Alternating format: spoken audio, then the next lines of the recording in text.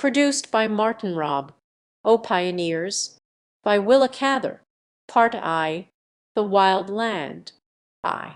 One January day, 30 years ago, the little town of Hanover, anchored on a windy Nebraska tableland, was trying not to be blown away. A mist of fine snowflakes was curling and eddying about the cluster of low drab buildings huddled on the gray prairie. Under a gray sky, the dwelling houses were set about haphazard on the tough prairie sod. Some of them looked as if they had been moved in overnight, and others as if they were straying off by themselves, headed straight for the open plain. None of them had any appearance of permanence, and the howling wind blew under them as well as over them. The main street was a deeply rutted road, now frozen hard, which ran from the squat red railway station and the grain elevator at the north end of the town to the lumber yard and the horse pond at the south end. On either side of this road straggled two uneven rows of wooden buildings: the general merchandise stores, the two banks, the drug store, the feed store, the saloon, the post office.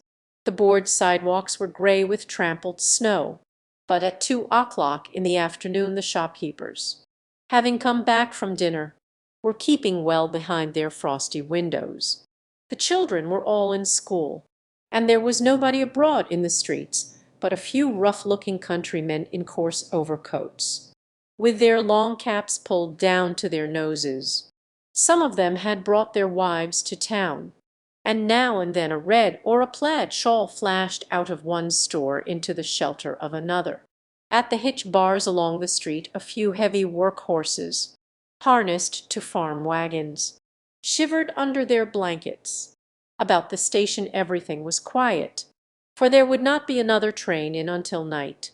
On the sidewalk in front of one of the stores sat a little Swede boy, crying bitterly. He was about 5 years old. His black cloth coat was much too big for him, and made him look like a little old man. His shrunken brown flannel dress had been washed many times and left a long stretch of stocking between the hem of his skirt and the tops of his clumsy, copper-toed shoes. His cap was pulled down over his ears. His nose and his chubby cheeks were chapped and red with cold. He cried quietly, and the few people who hurried by did not notice him. He was afraid to stop any one, afraid to go into the store and ask for help. So he sat wringing his long sleeves and looking up a telegraph pole beside him, whimpering, "My kitten, oh, my kitten, her will wheeze." At the top of the pole crouched a shivering gray kitten, mooing faintly and clinging desperately to the wood with her claws. The boy had been left at the store while his sister went to the doctor's office, and in her absence a dog had chased his kitten up the pole. The little creature had never been so high before, and she was too frightened to move. Her master was sunk in despair. He was a little country boy, and this village was to him a very strange and perplexing place, where people wore fine clothes and had hard hearts. He always felt shy and awkward here, and wanted to hide behind things for fear some one might laugh at him. Just now he was too unhappy to care who laughed. At last he seemed to see a ray of hope. His sister was coming, and he got up and ran toward her in his heavy shoes. His sister was a tall, strong girl, and she walked rapidly and resolutely, as if she knew exactly where she was going and what she was going to do next. She wore a man's long ulster, not as if it were an affliction, but as if it were very comfortable and belonged to her, carried it like a young soldier, and a round plush cap, tied down with a thick veil. She had a serious, thoughtful face, and her clear, deep blue eyes were fixed intently on the distance, without seeming to see anything, as if she were in trouble. She did not notice the little boy until he pulled her by the coat. Then she stopped short and stooped down to wipe his wet face. "Why, Emile, I told you to stay in the store and not to come out. What is the matter with you? My kitten, sister, my kitten." A man put her out, and a dog chased her up there. His forefinger, projecting from the sleeve of his coat, pointed up to the wretched little creature on the pole. Oh, Emile, didn't I tell you she'd get us into trouble of some kind? If you brought her, what made you tease me so? But there, I ought to have known better myself. She went to the foot of the pole and held out her arms, crying, "Kitty, kitty, kitty," but the kitten only mooed and faintly waved its tail. Alexandra turned away decidedly. "No, she won't come down. Somebody will have to go up after her. I saw the Lindströms' wagon in town. I'll go and see if I can find Karl. Maybe he can do something. Only you must stop crying, or I won't go a step. Where's your comforter? Did you leave it in the store? Never mind. Hold still, till I put this on you." She unwound the brown veil from her head and tied it about his throat. A shabby little travelling man, who was just then coming out of the store on his way to the saloon, stopped and gazed stupidly at the shining mass of hair she bared when she took off her veil. Two thick braids, pinned about her head in the German way, with a fringe of reddish-yellow curls blowing out from under her cap. He took his cigar out of his mouth and held the wet end between the fingers of his woolen glove. "My God, girl, what a head of hair!" he exclaimed, quite innocently and foolishly. She stabbed him with a glance of Amazonian fierceness and drew in her lower lip. Most unnecessary severity. It gave the little clothing drummer such a start that he actually let his cigar fall to the sidewalk and went off weakly in the teeth of the wind to the saloon. His hand was still unsteady when he took his glass from the bartender. His feeble flirtatious instincts had been crushed before, but never so mercilessly. He felt cheap and ill-used, as if some one had taken advantage of him, when a drummer had been knocking about in little drab towns and crawling across the wintry country in dirty smoking cars. Was he to be blamed if, when he chanced upon a fine human creature, he suddenly wished himself more of a man while the little drummer was drinking to recover his nerve? Alexandra hurried to the drug store as the most likely place to find Karl Lindström. There he was, turning over a portfolio of chromo studies which the druggist sold to the Hanover women who did china painting. Alexandra explained her predicament, and the boy followed her to the corner, where Emile still sat by the pole. "I'll have to go up after her, Alexandra. I think at the depot they have some spikes I can strap on my feet. Wait a minute." Karl thrust his hands into his pockets, lowered his head, and darted up the street against the north wind. He was a tall boy of 15, slight and narrow-chested, when he came back with the spikes. Alexandra asked him what he had done with his overcoat. "I left it in the drug store. I can't climb in it. Anyhow, catch me if I fall, Emile," he called back as he began his ascent. Alexandra watched him anxiously. The cold was bitter enough on the ground. The kitten would not budge an inch. Karl had to go to the very top of the pole, and then had some difficulty in tearing her from her hold. When he reached the ground, he handed the cat to her tearful little master. "Now go into the store with her, Emile, and get warm." He opened the door for the child. "Wait a minute, Alexandra. Why can't I drive for you as far as our place? It's getting colder every minute. Have you seen the doctor?" "Yes. He is coming over tomorrow, but he says father can't get better." "Can't get well." The girl's lip trembled. She looked fixedly up the bleak street as if she were gathering her strength to face something, as if she were trying with all her might to grasp a situation which, no matter how painful, must be met and dealt with somehow. The wind flapped the skirts of her heavy coat about her. Karl did not say anything, but she felt his sympathy. He, too, was lonely. He was a thin, frail boy, with brooding dark eyes, very quiet in all his movements. There was a delicate pallor in his thin face, and his mouth was too sensitive for a boy's. The lips had already a little curl of bitterness and skepticism. The two friends stood for a few moments on the windy street corner, not speaking a word, as two travelers, who have lost their way, sometimes stand and admit their perplexity in silence. When Karl turned away he said, "You'll see to your team."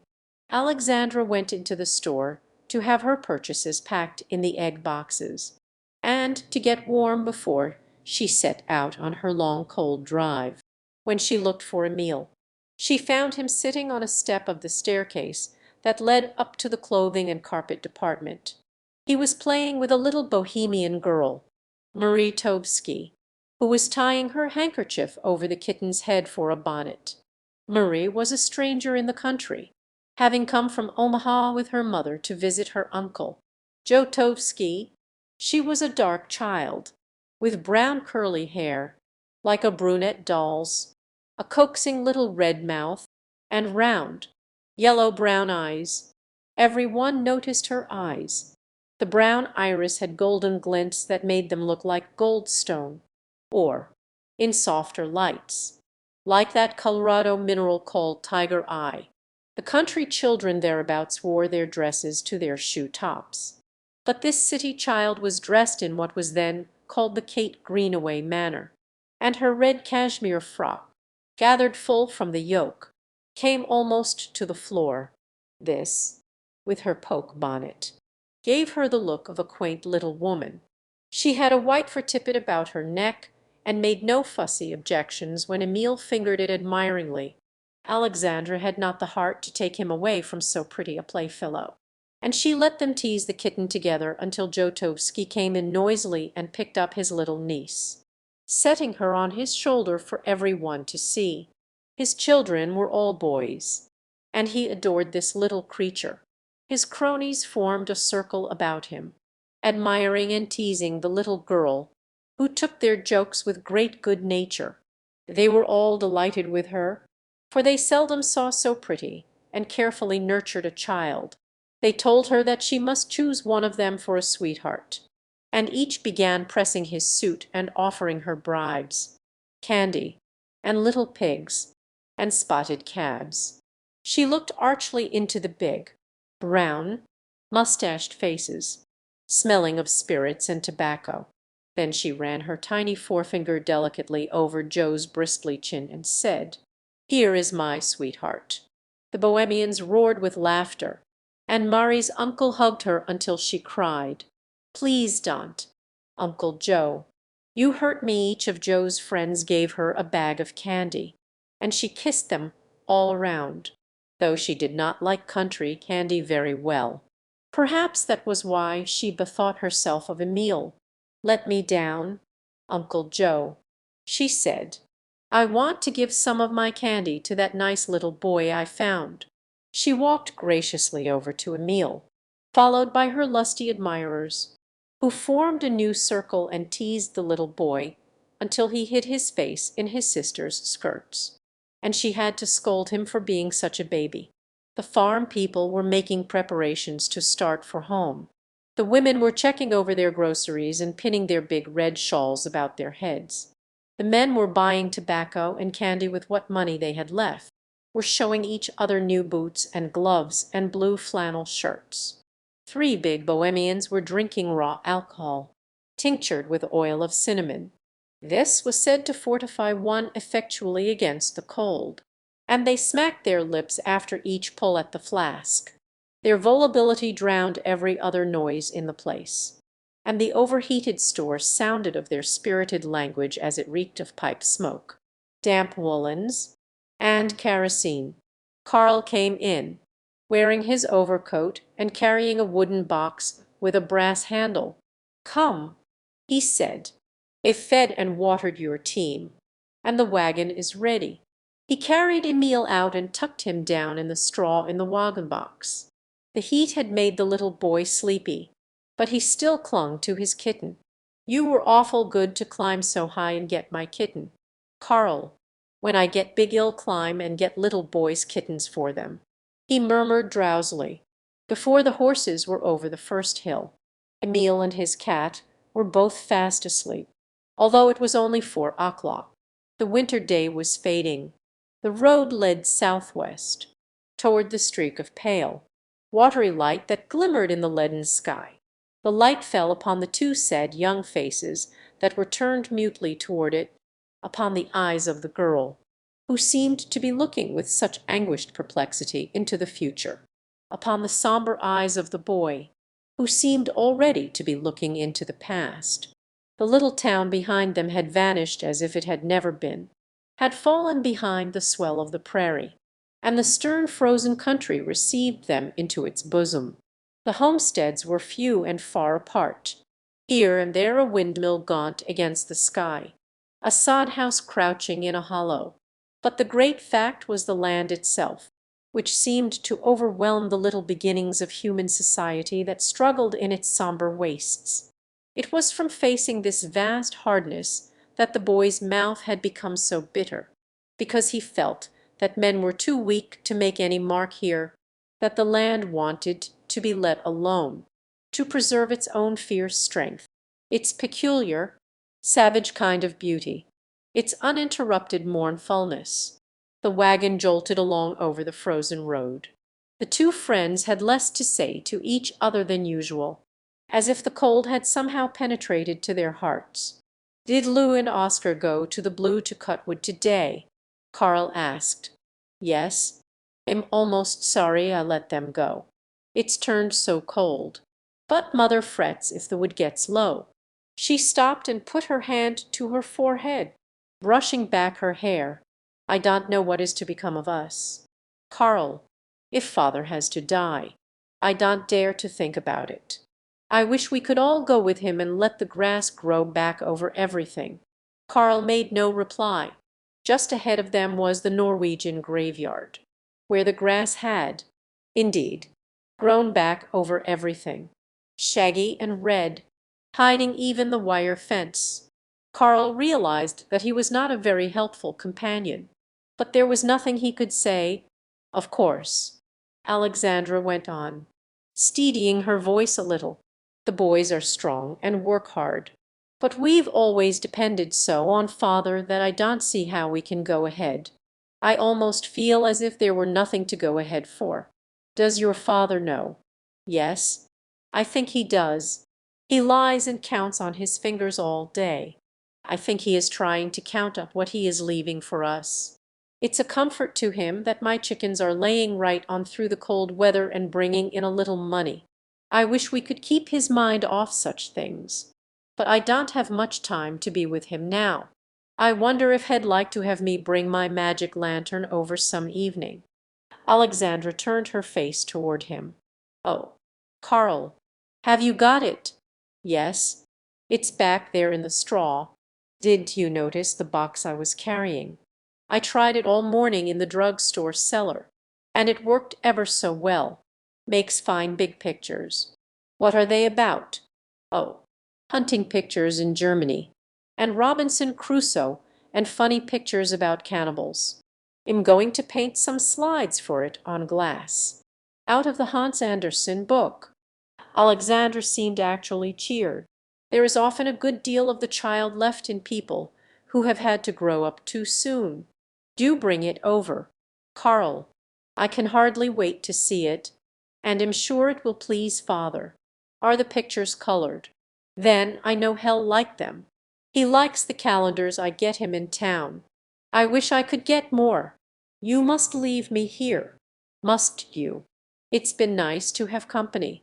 Karl stopped the horses and looked dubiously up at the black sky. "It's pretty dark.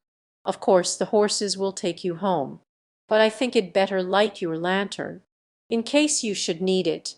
He gave her the reins and climbed back into the wagon box, where he crouched down and made a tent of his overcoat. After a dozen trials he succeeded in lighting the lantern, which he placed in front of Alexandra, half covering it with a blanket so that the light would not shine in her eyes. "Now, wait until I find my box. Yes, here it is. Good night, Alexandra. Try not to worry. Karl sprang to the ground and ran off across the fields toward the Lindstrom homestead. "Who? Who? Oh, oh, oh!" he called back as he disappeared over a ridge and dropped into a sand gully. The wind answered him like an echo. "Who? Who? Oh, oh, oh, oh, oh!" Alexandra drove off alone. The rattle of her wagon was lost in the howling of the wind, but her lantern, held firmly between her feet, made a moving point of light along the highway, going deeper and deeper into the dark country. Aye, on one of the ridges of that wintry waste stood the low log house in which John Bergson was dying. The Bergson homestead was easier to find than many another, because it overlooked Norway Creek, a shallow, muddy stream that sometimes flowed, and sometimes stood still, at the bottom of a winding ravine with steep, shelving sides overgrown with brush and cottonwoods and dwarf ash. This creek gave a sort of identity to the farms that bordered upon it. Of all the bewildering things about a new country, the absence of human landmarks is one of the most depressing and disheartening. The houses on the Divide were small and were usually tucked away in low places. You did not see them until you came directly upon them. Most of them were built of the sod itself, and were only the unescapable ground in another form. The roads were but faint tracks in the grass, and the fields were scarcely noticeable. The record of the plough was insignificant, like the feeble scratches on stone left by prehistoric races, so indeterminate that they may, after all, be only the markings of glaciers, and not a record of human strivings. In 11 long years John Bergson had made but little impression upon the wild land he had. It was still a wild thing that had its ugly moods, and no one knew when they were likely to come, or why. Mischance hung over it. Its genius was unfriendly to man. The sick man was feeling this as he lay looking out of the window, after the doctor had left him, on the day following Alexandra's trip to town. There it lay outside his door, the same land, the same lead-colored miles. He knew every ridge and draw and gully between him and the horizon. To the south, his ploughed fields; to the east, the sod stables, the cattle corral, the pond, and then the grass. Bergson went over in his mind the things that had held him back. One winter his cattle had perished in a blizzard. The next summer one of his plough horses broke its leg in a prairie hole and had to be shot. Another summer he lost his hogs from cholera, and a valuable stallion died from a rattlesnake. Time and again his crops had failed. He had lost 2 children, boys, that came between Lou and Emile, and there had been the cost of sickness and death. Now, when he had at last struggled out of debt, he was going to die himself. He was only 46, and had, of course, counted upon more time. Bergson had spent his first 5 years on the Divide getting into debt, and the last 6 getting out. He had paid off his mortgages, and had ended pretty much where he began, with the land. He owned exactly 640 acres of what stretched outside his door, his own original homestead and timber claim, making 320 acres, and the half section adjoining, the homestead of a younger brother who had given up the fight, gone back to Chicago to work in a fancy bakery and distinguish himself in a Swedish athletic club. So far John had not attempted to cultivate the second half section, but used it for pasture land, and one of his sons rode herd there in open weather. John Bergson had the old world belief that land, in itself, is desirable, but this land was an enigma. It was like a horse that no one knows how to break to harness, that runs wild and kicks things to pieces. He had an idea that no one understood how to farm it properly, and this he often discussed with Alexandra. Their neighbors, certainly, knew even less about farming than he did. Many of them had never worked on a farm until they took up their homesteads. They had been handworkers at home, tailors, locksmiths, joiners, cigar makers, etc. Bergson himself had worked in a shipyard. For weeks John Bergson had been thinking about these things. His bed stood in the sitting room, next to the kitchen, through the day, while the baking and washing and ironing were going on. The father lay and looked up at the roof beams that he himself had hewn, or out at the cattle in the corral. He counted the cattle over and over. It diverted him to speculate as to how much weight each of the steers would probably put on by spring. He often called his daughter in to talk to her about this. Before Alexandra was 12 years old she had begun to be a help to him, and as she grew older he had come to depend more and more upon her resourcefulness and good judgment. His boys were willing enough to work, but when he talked with them they usually irritated him. It was Alexandra who read the papers and followed the markets, and who learned by the mistakes of their neighbors. It was Alexandra who could always tell about what it had cost to fatten each steer, and who could guess the weight of a hog before it went on the scales closer than John Bergson himself. Lou and Oscar were industrious, but he could never teach them to use their heads about their work. Alexandra, her father often said to himself, was like her grandfather, which was his way of saying that she was intelligent. John Bergson's father had been a shipbuilder, a man of considerable force and of some fortune.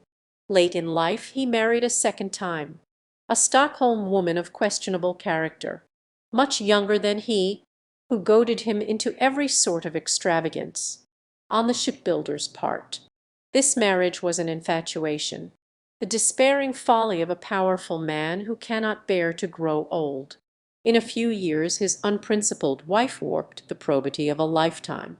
He speculated, lost his own fortune and funds entrusted to him by poor seafaring men, and died disgraced, leaving his children nothing.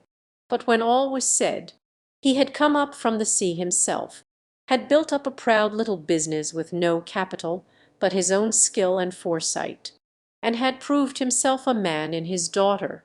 John Bergson recognized the strength of will, and the simple direct way of thinking things out, that had characterized his father in his better days. He would much rather, of course, have seen this likeness in one of his sons, but it was not a question of choice. As he lay there day after day, he had to accept the situation as it was, and to be thankful that there was one among his children to whom he could entrust the future of his family and the possibilities of his hard-won land. The winter twilight was fading. The sick man heard his wife strike a match in the kitchen, and the light of a lamp glimmered through the cracks of the door. It seemed like a light shining far away. He turned painfully in his bed and looked at his white hands, with all the work gone out of them. He was ready to give up. He felt, he did not know how it had come about, but he was quite willing to go deep under his fields and rest, where the plough could not find him. He was tired of making mistakes.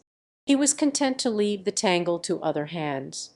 He thought of his Alexandra's strong ones. "Daughter," he called feebly. "Daughter." He heard her quick step and saw her tall figure appear in the doorway, with the light of the lamp behind her. He felt her youth and strength, how easily she moved and stooped and lifted. But he would not have had it again if he could. Not he. He knew the end too well to wish to begin again. He knew where it all went to, what it all became. His daughter came and lifted him up on his pillows. She called him by an old Swedish name that she used to call him when she was little, and took his dinner to him in the shipyard. "Tell the boys to come here. Daughter, I want to speak to them. They are feeding the horses. Father, they have just come back from the blue. Shall I call them?" He sighed. "No, no, wait until they come in. Alexandra, you will have to do the best you can for your brothers. Everything will come on you. I will do all I can. Father, don't let them get discouraged and go off like Uncle Otto. I want them to keep the land. We will. Father, we will never lose the land." There was a sound of heavy feet in the kitchen. Alexandra went to the door and beckoned to her brothers, two strapping boys of 17 and 19. They came in and stood at the foot of the bed. Their father looked at them searchingly, though it was too dark to see their faces. They were just the same boys. He told himself he had not been mistaken in them. The square head and heavy shoulders belonged to Oscar. The elder, the younger boy, was quicker, but vacillating.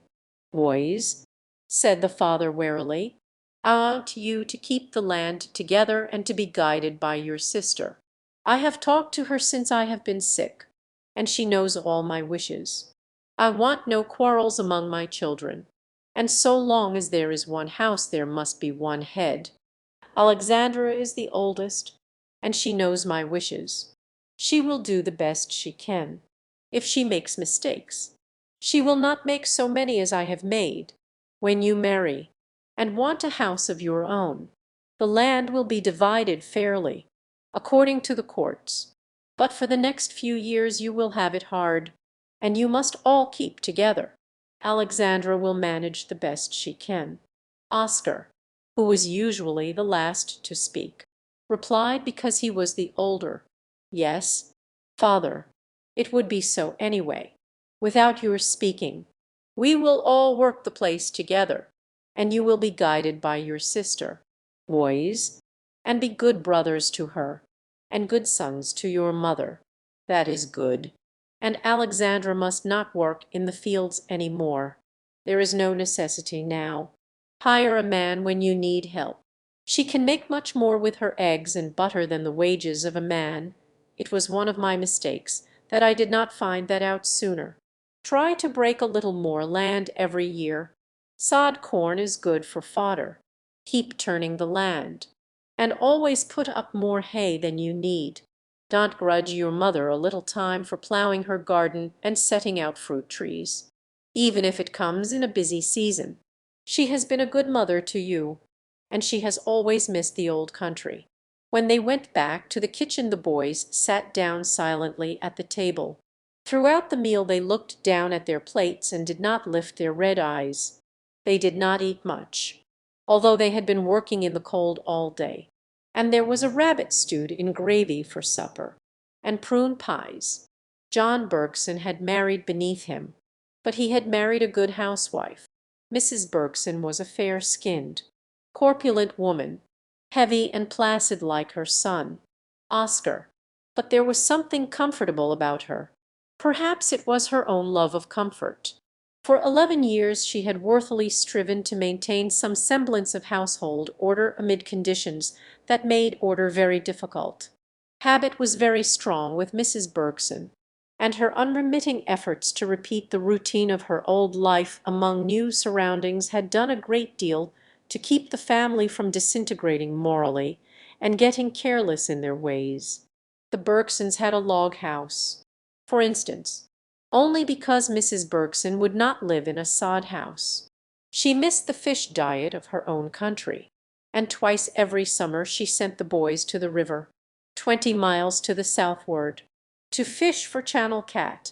When the children were little she used to load them all into the wagon, the baby in its crib, and go fishing herself.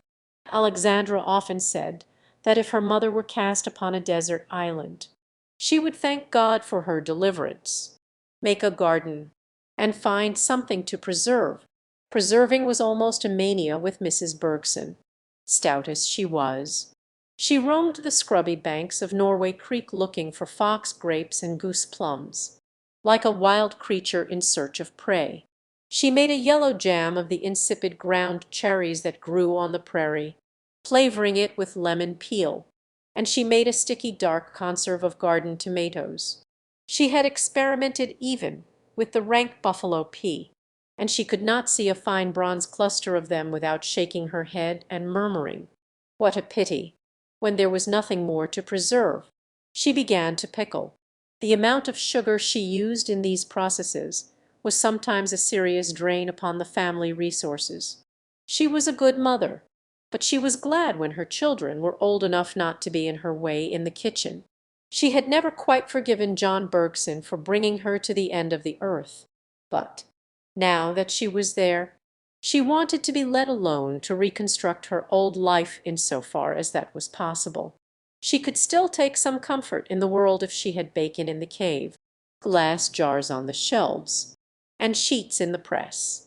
She disapproved of all her neighbors because of their slovenly housekeeping, and the women thought her very proud. Once when Mrs. Bergson, on her way to Norway Creek, stopped to see old Mrs. Lee, the old woman hid in the haymow for fear Miss Bergson would catch her barefoot. One Sunday afternoon in July, 6 months after John Bergson's death, Karl was sitting in the doorway of the Lindstrom kitchen, dreaming over an illustrated paper, when he heard the rattle of a wagon along the hill road. Looking up, he recognized the Bergsons' team, with 2 seats in the wagon, which meant they were off for a pleasure excursion. Oscar and Lou, on the front seat, wore their cloth hats and coats, never worn except on Sundays, and Emil, on the second seat with Alexandra, sat proudly in his new trousers, made from a pair of his father's, and a pink striped shirt, with a wide ruffled collar.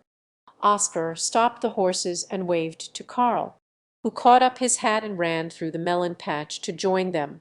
"Want to go with us?" Lou called. "We're going to Crazy Ivers to buy a hammock." "Sure." Karl ran up panting, and clambering over the wheel sat down beside Emil. "I've always wanted to see Ivers Pond. They say it's the biggest in all the country. Aren't you afraid to go to Ivers in that new shirt?" Emil: "He might want it and take it right off your back." Emil grinned. "I'd be awful scared to go," he admitted, "if you big boys weren't along to take care of me. Did you ever hear him howl?" Karl: "People say sometimes he runs about the country howling at night because he is afraid the Lord will destroy him. Mother thinks he must have done something awful wicked." Lou looked back and winked at Karl. "What would you do?" Emil: "If you was out on the prairie by yourself and seen him coming?" Emil stared. "Maybe I could hide in a badger hole," he suggested doubtfully. "But suppose there wasn't any badger hole?" Lou persisted. "Would you run?" "No, I'd be too scared to run," Emil admitted mournfully, twisting his fingers.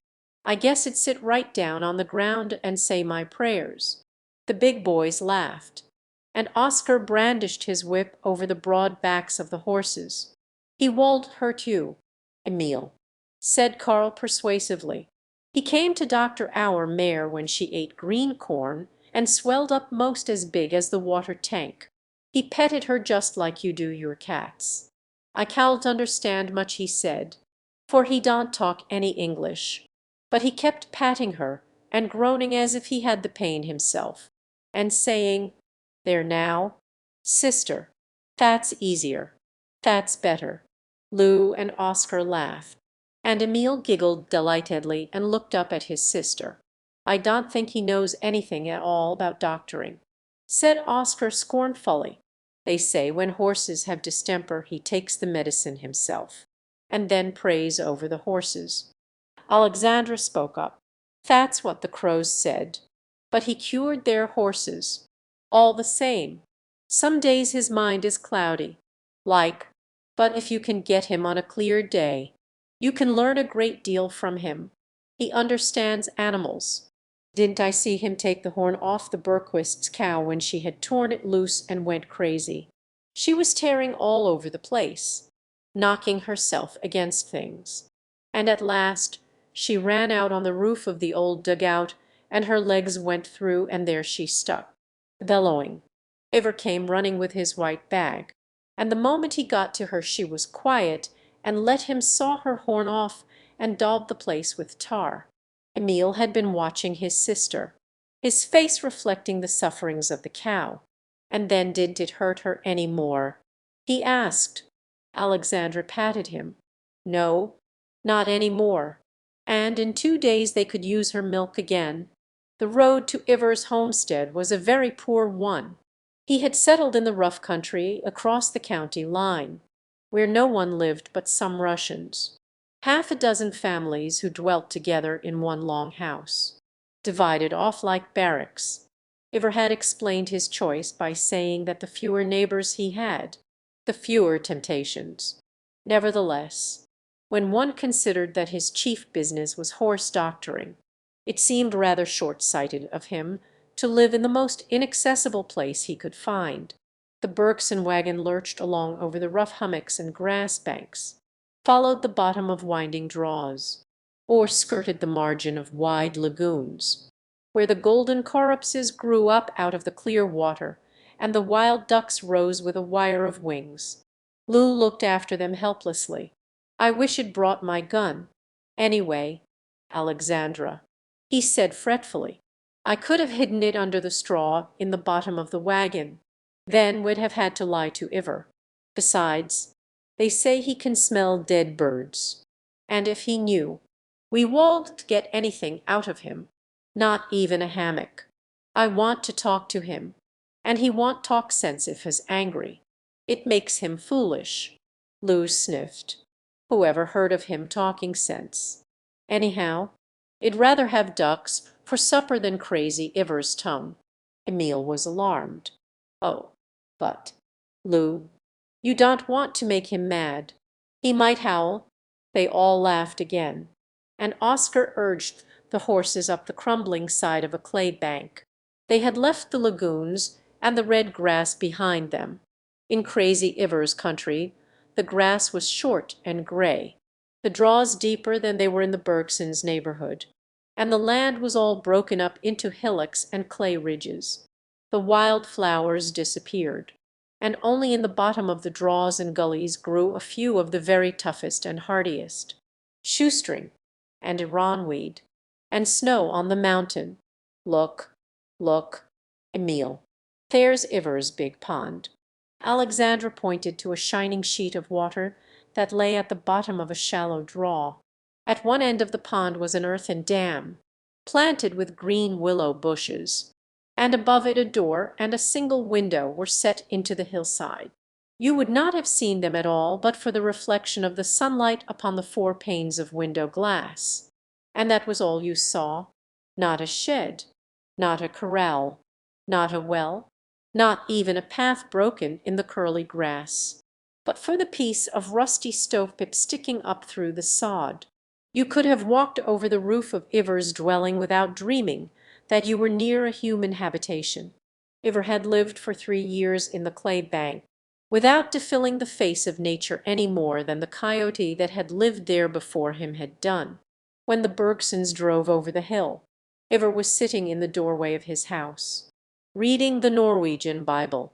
He was a curly-shaped old man with a thick, powerful body set on short bow legs, his shaggy white hair, falling in a thick mane about his ruddy cheeks, made him look older than he was. He was barefoot, but he wore a clean shirt of unbleached cotton, open at the neck.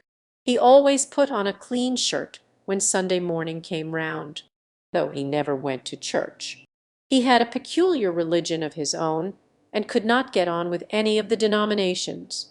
Often he did not see anybody from one week's end to another.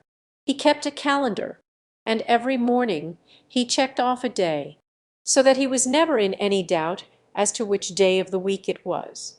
Iver hired himself out in threshing and corn husking time, and he doctored sick animals when he was sent for. When he was at home, he made hammocks out of twine and committed chapters of the Bible to memory. Iver found contentment in the solitude he had sought out for himself. He disliked the litter of human dwellings, the broken food, the bits of broken china, the old wash boilers and tea kettles thrown into the sunflower patch. He preferred the cleanness and tedience of the wild sod. He always said that the Badgers had cleaner houses than people, and that when he took a housekeeper her name would be Mrs. Badger. He best expressed his preference for his wild homestead by saying that his Bible seemed truer to him there. If one stood in the doorway of his cave and looked off at the rough land, the smiling sky, the curly grass white in the hot sunlight, if one listened to the rapturous song of the lark, the drumming of the quail, the burr of the locust against that vast silence, One understood what Iver meant. On this Sunday afternoon his face shone with happiness. He closed the book on his knee, keeping the place with his horny finger, and repeated softly, "He sendeth the springs into the valleys, which run among the hills. They give drink to every beast of the field. The wild asses quench their thirst. The trees of the Lord are full of sap, the cedars of Lebanon which he hath planted, where the birds make their nests. As for the stork, the fir trees are her house, the high hills are a refuge for the wild goats, and the rocks for the conies." Before he opened his Bible again, Iver heard the Bergsons' wagon approaching, and he sprang up and ran toward it. No guns, no guns. He shouted, waving his arms distractedly. "No, Iver, no guns." Alexandra called reassuringly. He dropped his arms and went up to the wagon, smiling amiably and looking at them out of his pale blue eyes. "We want to buy a hammock, if you have one," Alexandra explained, "and my little brother here wants to see your big pond, where so many birds come." Iver smiled foolishly, and began rubbing the horses' noses and feeling about their mouths behind the bits.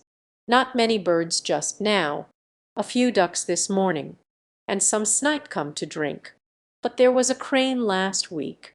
She spent one night and came back the next evening. I don't know why. It is not her season, of course. Many of them go over in the fall. Then the pond is full of strange voices every night. Alexandra translated for Karl, who looked thoughtful. "Ask him, Alexandra, if it is true that a seagull came here once. I have heard so." She had some difficulty in making the old man understand. He looked puzzled at first, then smote his hands together as he remembered. "Oh, yes, yes, a big white bird with long wings and pink feet. My, what a voice she had! She came in the afternoon and kept flying about the pond and screaming until dark. She was in trouble of some sort, but I could not understand her. She was going over to the other ocean, maybe, and did not know how far it was. She was afraid of never getting there. She was more mournful than our birds here. She cried in the night. She saw the light from my window and darted up to it. Maybe she thought my house was a boat.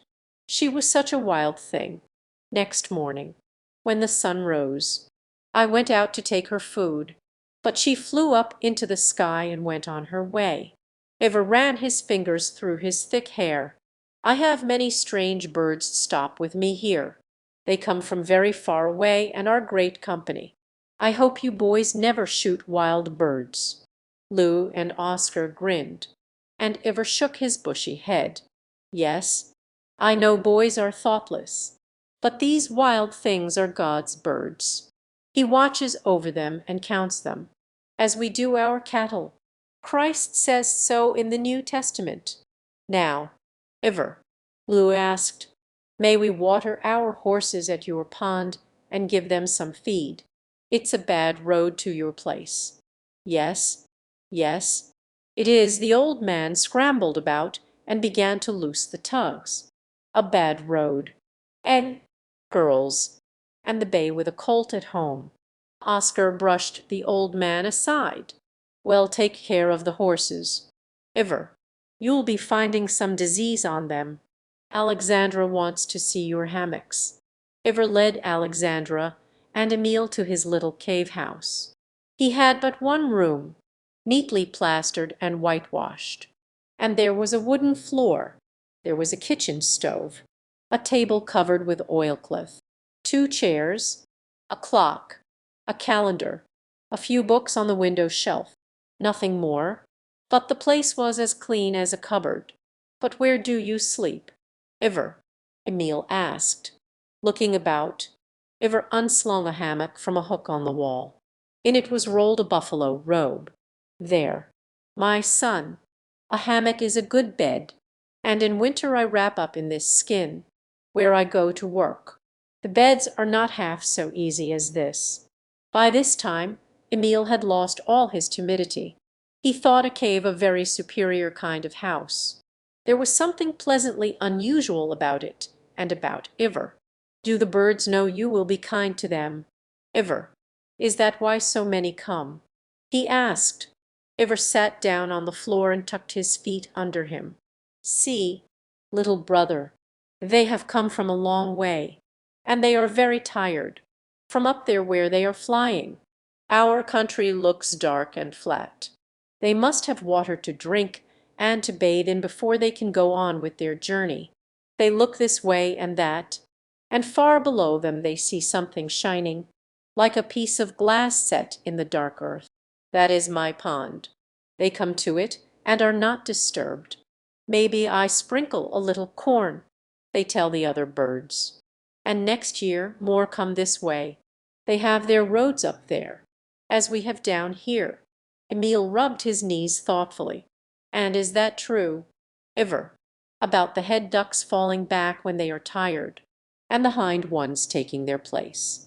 Yes, the point of the wedge gets the worst of it. They cut the wind. They can only stand it there a little while, half an hour, maybe. Then they fold back and the wedge splits a little, while the rear ones come up the middle to the front. Then it closes up and they fly on, with a new edge. They are always changing like that, up in the air, never any confusion, just like soldiers who have been drilled. Alexandra had selected her hammock by the time the boys came up from the pond. They would not come in, but sat in the shade of the bank outside while Alexandra and Iver talked about the birds and about his housekeeping, and why he never ate meat, fresh or salt. Alexandra was sitting on one of the wooden chairs, her arms resting on the table. Iver was sitting on the floor at her feet.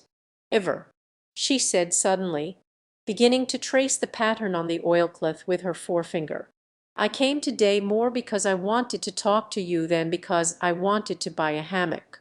Yes, the old man scraped his bare feet on the plank floor. We have a big bunch of hogs, Iver. I won't sell in the spring, when everybody advised me to. And now so many people are losing their hogs that I am frightened. What can be done? Iver's little eyes began to shine. They lost their vagueness. You feed them swill and such stuff, of course, and sour milk.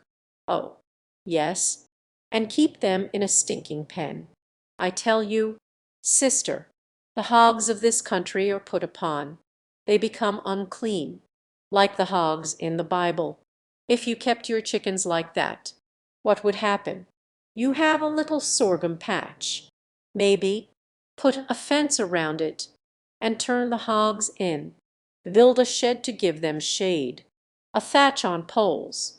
Let the boys haul water to them in barrels, clean water, and plenty. Get them off the old stinking ground, and do not let them go back there until winter. Give them only grain and clean feed, such as you would give horses or cattle. Hogs do not like to be filthy. The boys outside the door had been listening. Lou nudged his brother. Come, the horses are done eating. Let's hitch up and get out of here. Hell fill her full of notions. Shall be for having the pigs sleep with us. Next, Oscar grunted and got up. Karl, who could not understand what Iver said, saw that the two boys were displeased. They did not mind hard work, but they hated experiments and could never see the use of taking pains. Even Lou, who was more elastic than his older brother, disliked to do anything different from their neighbors.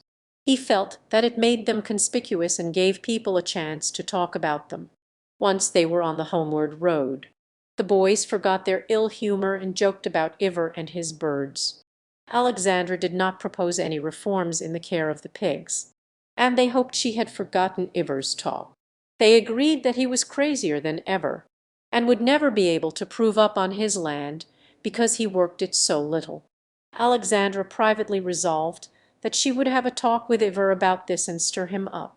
The boys persuaded Karl to stay for supper and go swimming in the pasture pond after dark.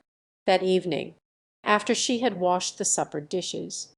Alexandra sat down on the kitchen doorstep while her mother was mixing the bread. It was a still, deep-breathing summer night, full of the smell of the hay fields. Sounds of laughter and splashing came up from the pasture, and when the moon rose rapidly above the bare rim of the prairie, the pond glittered like polished metal, and she could see the flash of white bodies as the boys ran about the edge, or jumped into the water.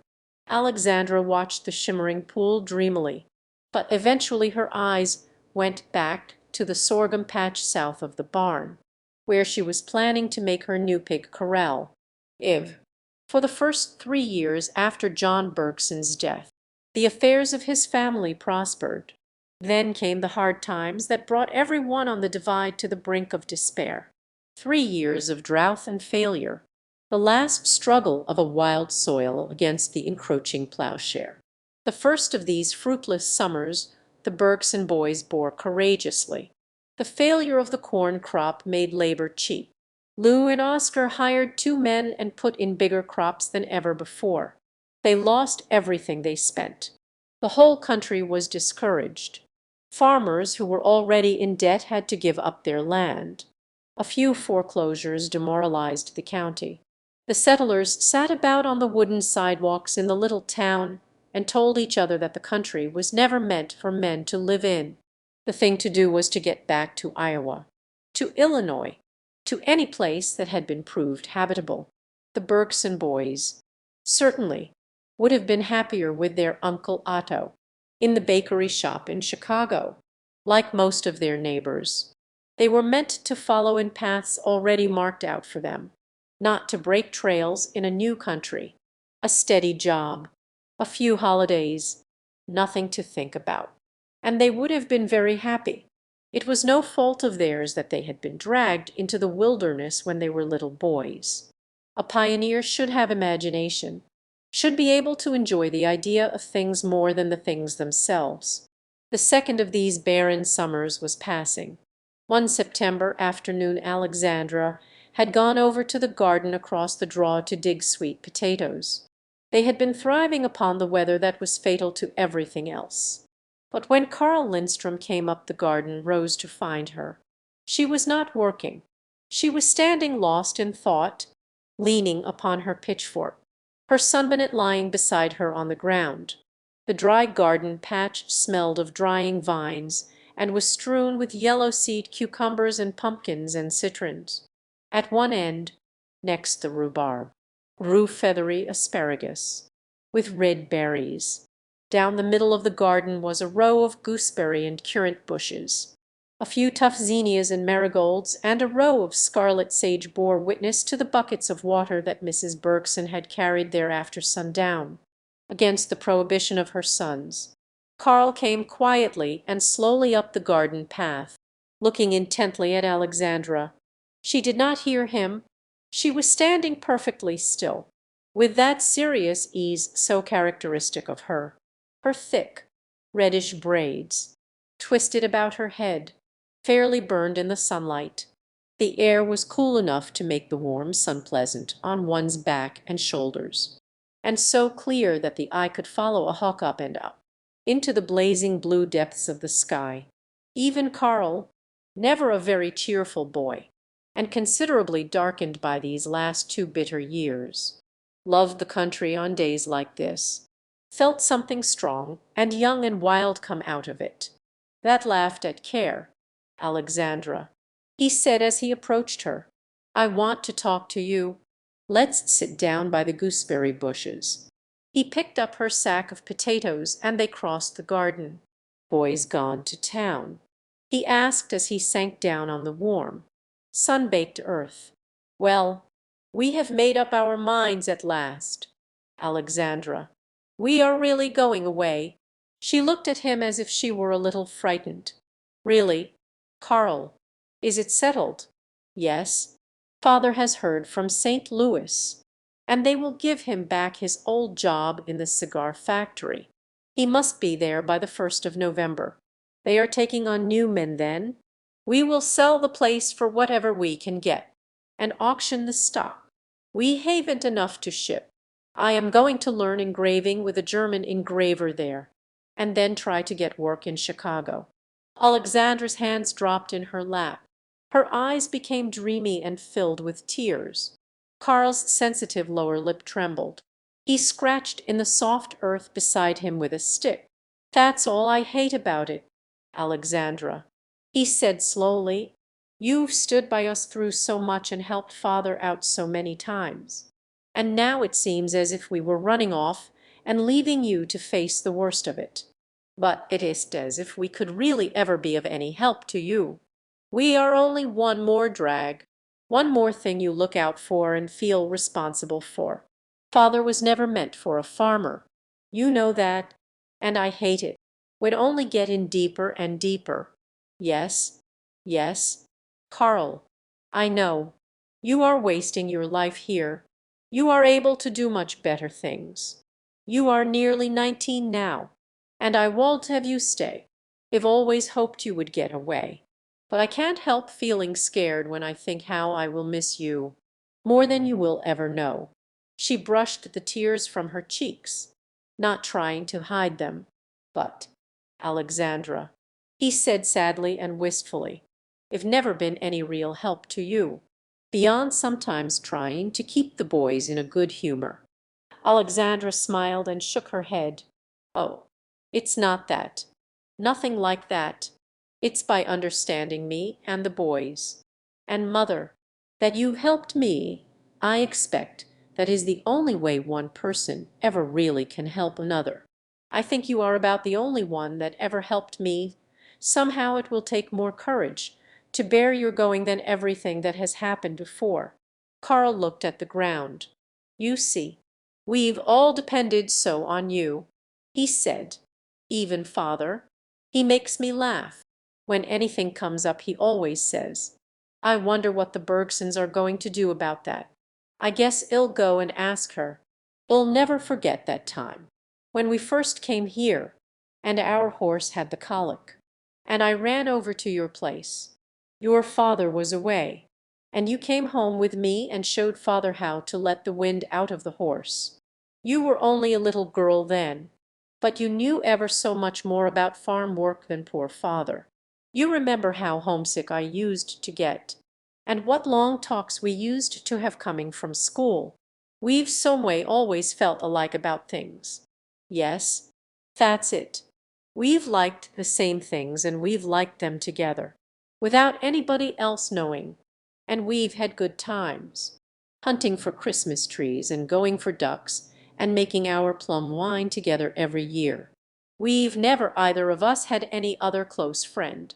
And now," Alexandra wiped her eyes with the corner of her apron, "and now I must remember that you are going where you will have many friends, and will find the work you were meant to do. But you'll write to me, Karl. That will mean a great deal to me here. I'll write as long as I live," cried the boy impetuously, "and I'll be working for you as much as for myself, Alexandra. I want to do something you'll like and be proud of.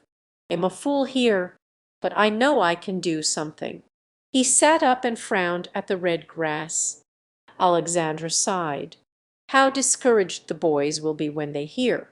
They always come home from town discouraged. Anyway, so many people are trying to leave the country, and they talk to our boys and make them low-spirited. I'm afraid they are beginning to feel hard toward me because I won't listen to any talk about going. Sometimes I feel like I'm getting tired of standing up for this country. I won't tell the boys yet, if you'd rather not. Oh, I'll tell them myself, tonight, when they come home.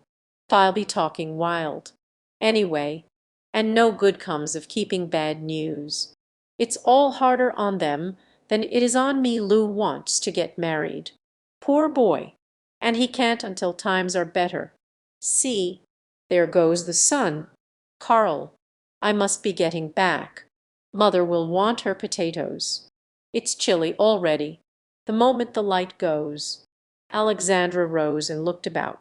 A golden afterglow throbbed in the west, but the country already looked empty and mournful. A dark moving mass came over the western hill.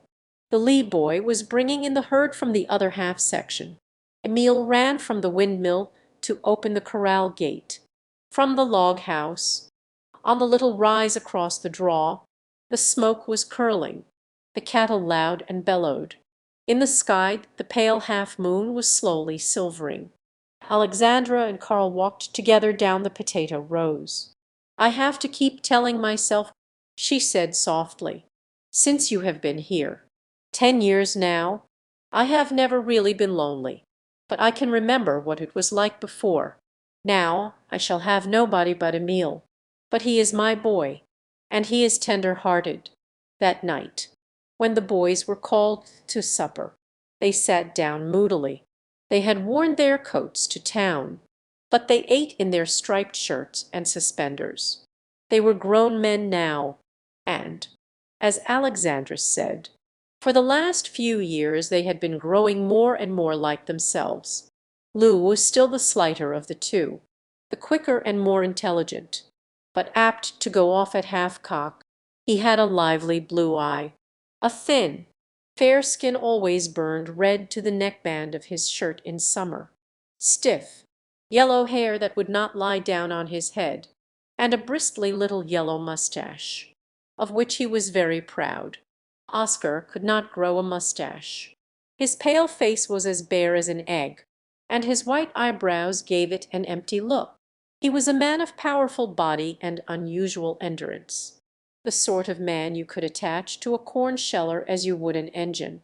He would turn it all day, without hurrying, without slowing down, but he was as indolent of mind as he was unsparing of his body. His love of routine amounted to a vice. He worked like an insect, always doing the same thing over in the same way, regardless of whether it was best or no. He felt that there was a sovereign virtue in mere bodily toil, and he rather liked to do things in the hardest way. If a field had once been in corn, he can't bear to put it into wheat. He liked to begin his corn planting at the same time every year, whether the season were backward or forward. He seemed to feel that by his own irreproachable regularity he would clear himself of blame and reprove the weather. When the wheat crop failed, he threshed the straw at a dead loss to demonstrate how little grain there was, and thus prove his case against Providence. Lou, on the other hand, was fussy and flighty, always planned to get through 2 days' work in one, and often got only the least important things done. He liked to keep the place up, but he never got round to doing odd jobs until he had to neglect more pressing work to attend to them. In the middle of the wheat harvest, when the grain was overripe, he would stop to mend fences or to patch the harness, then dash down to the field and overwork and be laid up in bed for a week. The two boys balanced each other, and they pulled well together. They had been good friends since they were children. One seldom went anywhere, even to town, without the other. To-night, after they sat down to supper, Oscar kept looking at Lou as if he expected him to say something, and Lou blinked his eyes and frowned at his plate. It was Alexandra herself who at last opened the discussion. "The Lindstroms," she said calmly, as she put another plate of hot biscuit on the table, "are going back to St. Louis. The old man is going to work in the cigar factory again." At this Lou plunged in. "You see, Alexandra, everybody who can crawl out is going away. There's no use of us trying to stick it out, just to be stubborn. There's something in knowing when to quit. Where do you want to go, Lou?" "Any place where things will grow," said Oscar grimly. Lou reached for a potato. "Chris Arnson has traded his half-section for a place down on the river." "Who did he trade with?" "Charlie Fuller, in town. Fuller, the real estate man, you see, Lou. That Fuller has a head on him, as buying and trading for every bit of land he can get up here. It'll make him a rich man some day. As rich now. That's why he can take a chance. Why can't we? Well, live longer than he will. Some day the land itself will be worth more than all we can ever raise on it. Lou laughed. It could be worth that, and still not be worth much. Why, Alexandra, you don't know what you're talking about. Our place won't bring now what it would 6 years ago. The fellows that settled up here just made a mistake. Now they're beginning to see this high land was never meant to grow nothing on, and everybody who ain't fixed to graze cattle is trying to crawl out. It's too high to farm up here. All the Americans are skinning out. That man Percy Adams, north of town, told me that he was going to let Fuller take his land and stuff for $400 and a ticket to Chicago. There's Fuller again, Alexandra exclaimed. I wish that man would take me for a partner, as feathering his nest.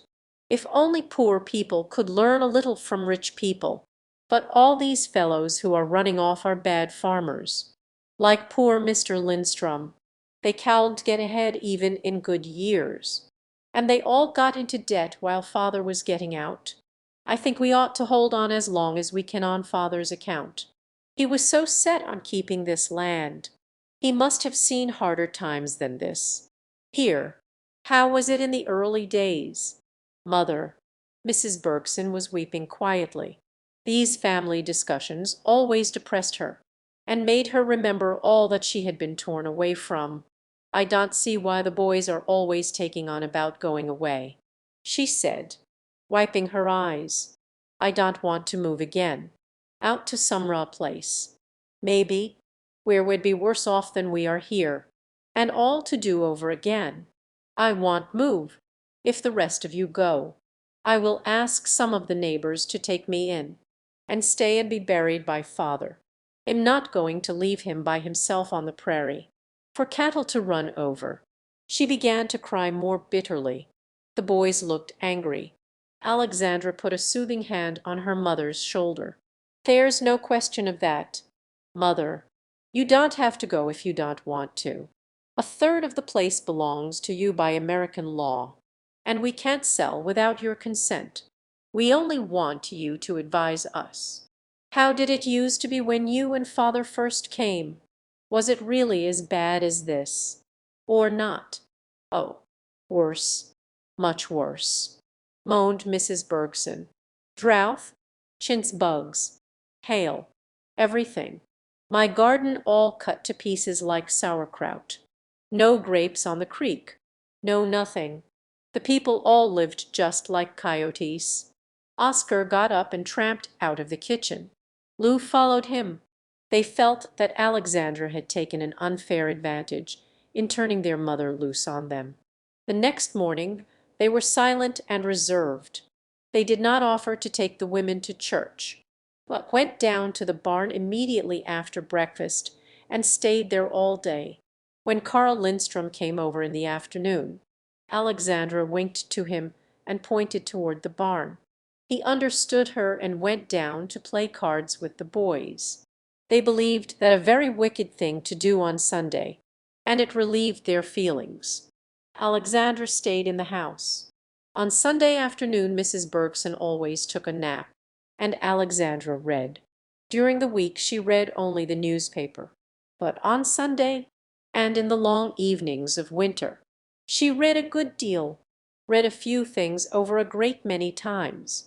She knew long portions of the Fritjof saga by heart, and, like most Swedes who read at all, she was fond of Longfellow's verse, the ballads and the Golden Legend and the Spanish Student. Today she sat in the wooden rocking chair with the Swedish Bible open on her knees. But she was not reading. She was looking thoughtfully away at the point where the upland road disappeared over the rim of the prairie. Her body was in an attitude of perfect repose, such as it was apt to take when she was thinking earnestly. Her mind was slow, truthful, steadfast. She had not the least spark of cleverness. All afternoon the sitting-room was full of quiet and sunlight.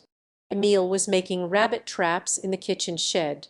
The hens were clucking and scratching brown holes in the flower beds, and the wind was teasing the prince's feather by the door.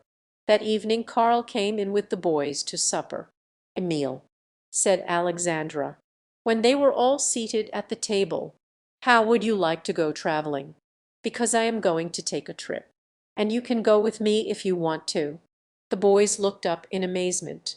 They were always afraid of Alexandra's schemes. Karl was interested. "I've been thinking, boys," she went on, "that maybe I am too set against making a change. I'm going to take Brigham and the buckboard to-morrow and drive down to the river country and spend a few days looking over what I've got down there. If I find anything good, you boys can go down and make a trade."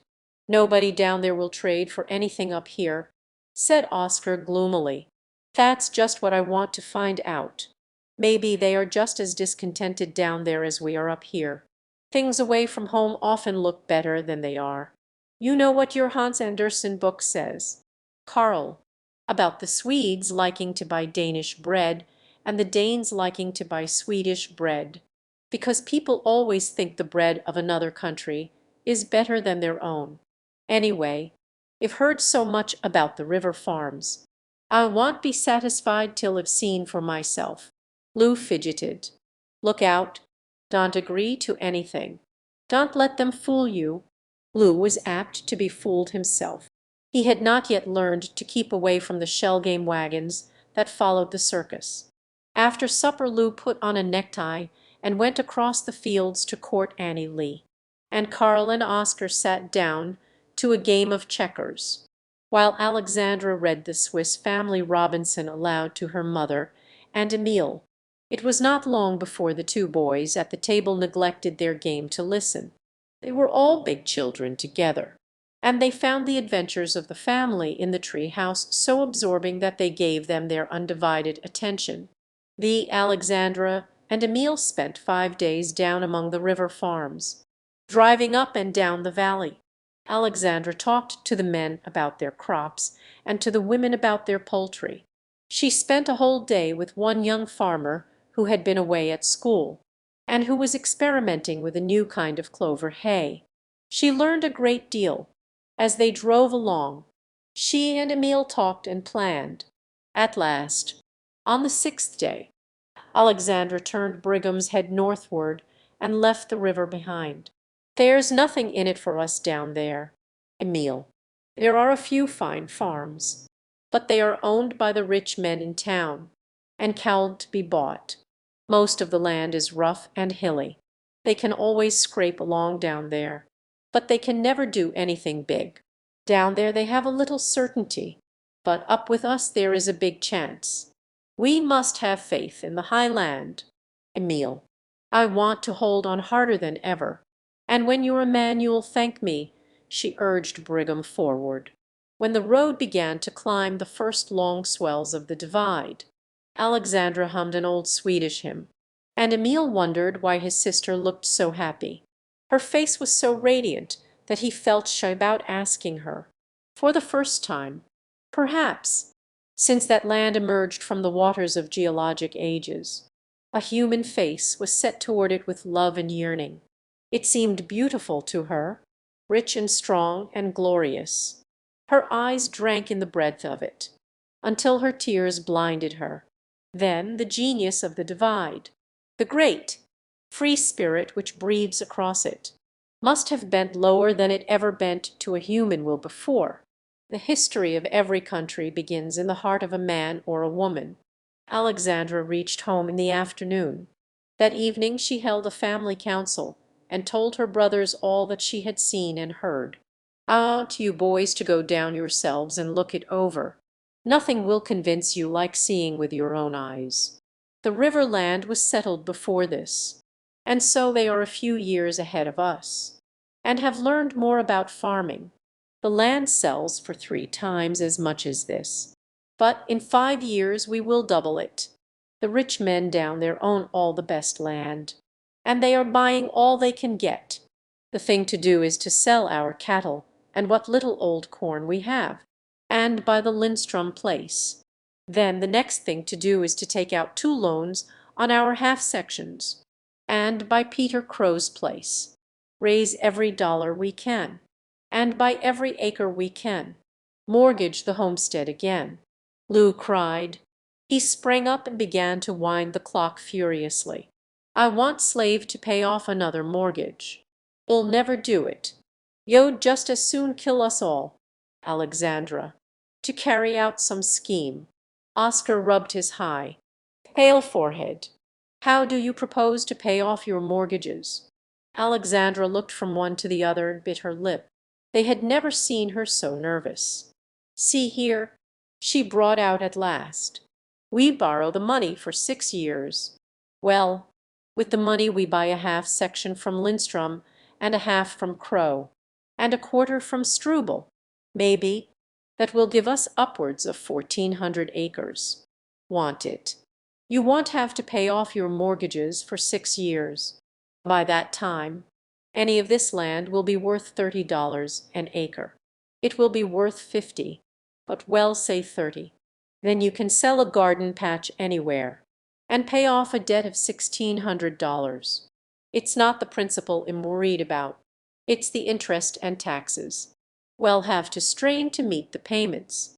But as sure as we are sitting here tonight, we can sit down here 10 years from now independent landowners, not struggling farmers any longer. The chance that father was always looking for has come." Lou was pacing the floor. "But how do you know that land is going to go up enough to pay the mortgages and make us rich besides?" Alexandra put in firmly.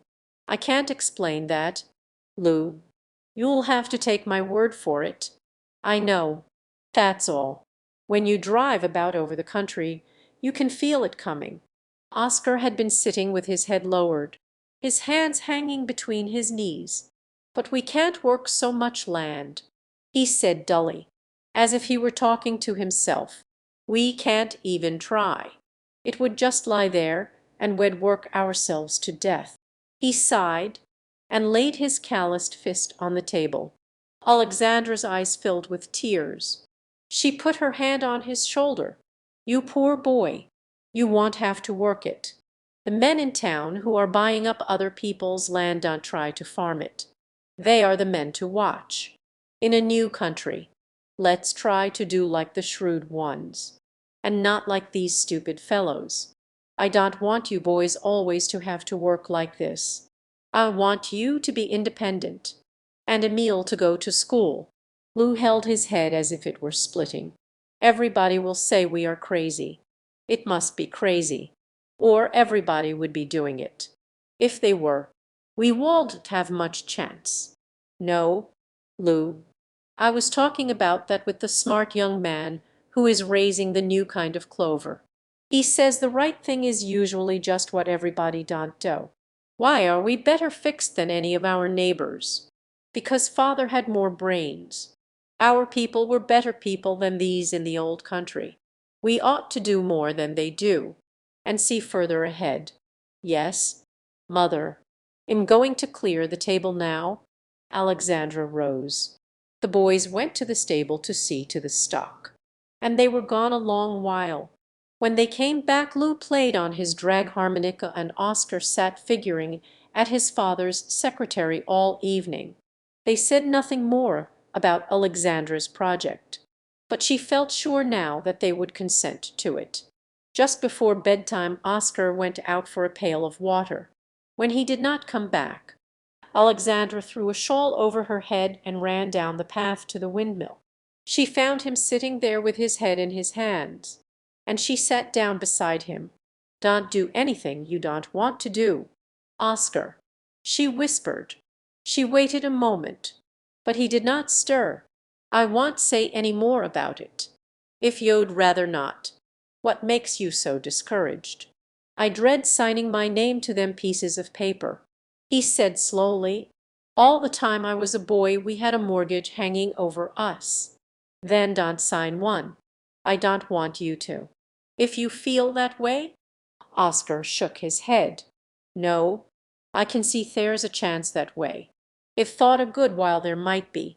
We're in so deep now. We might as well go deeper. But it's hard work pulling out of debt. Like pulling a threshing machine out of the mud. Breaks your back. Me and Louse worked hard, and I can't see it's got us ahead much. Nobody knows about that as well as I do. Oscar. That's why I want to try an easier way.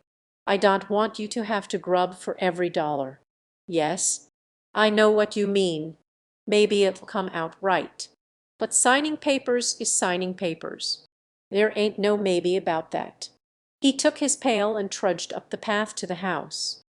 Alexandra drew her shawl closer about her and stood leaning against the frame of the mill, looking at the stars which glittered so keenly through the frosty autumn air.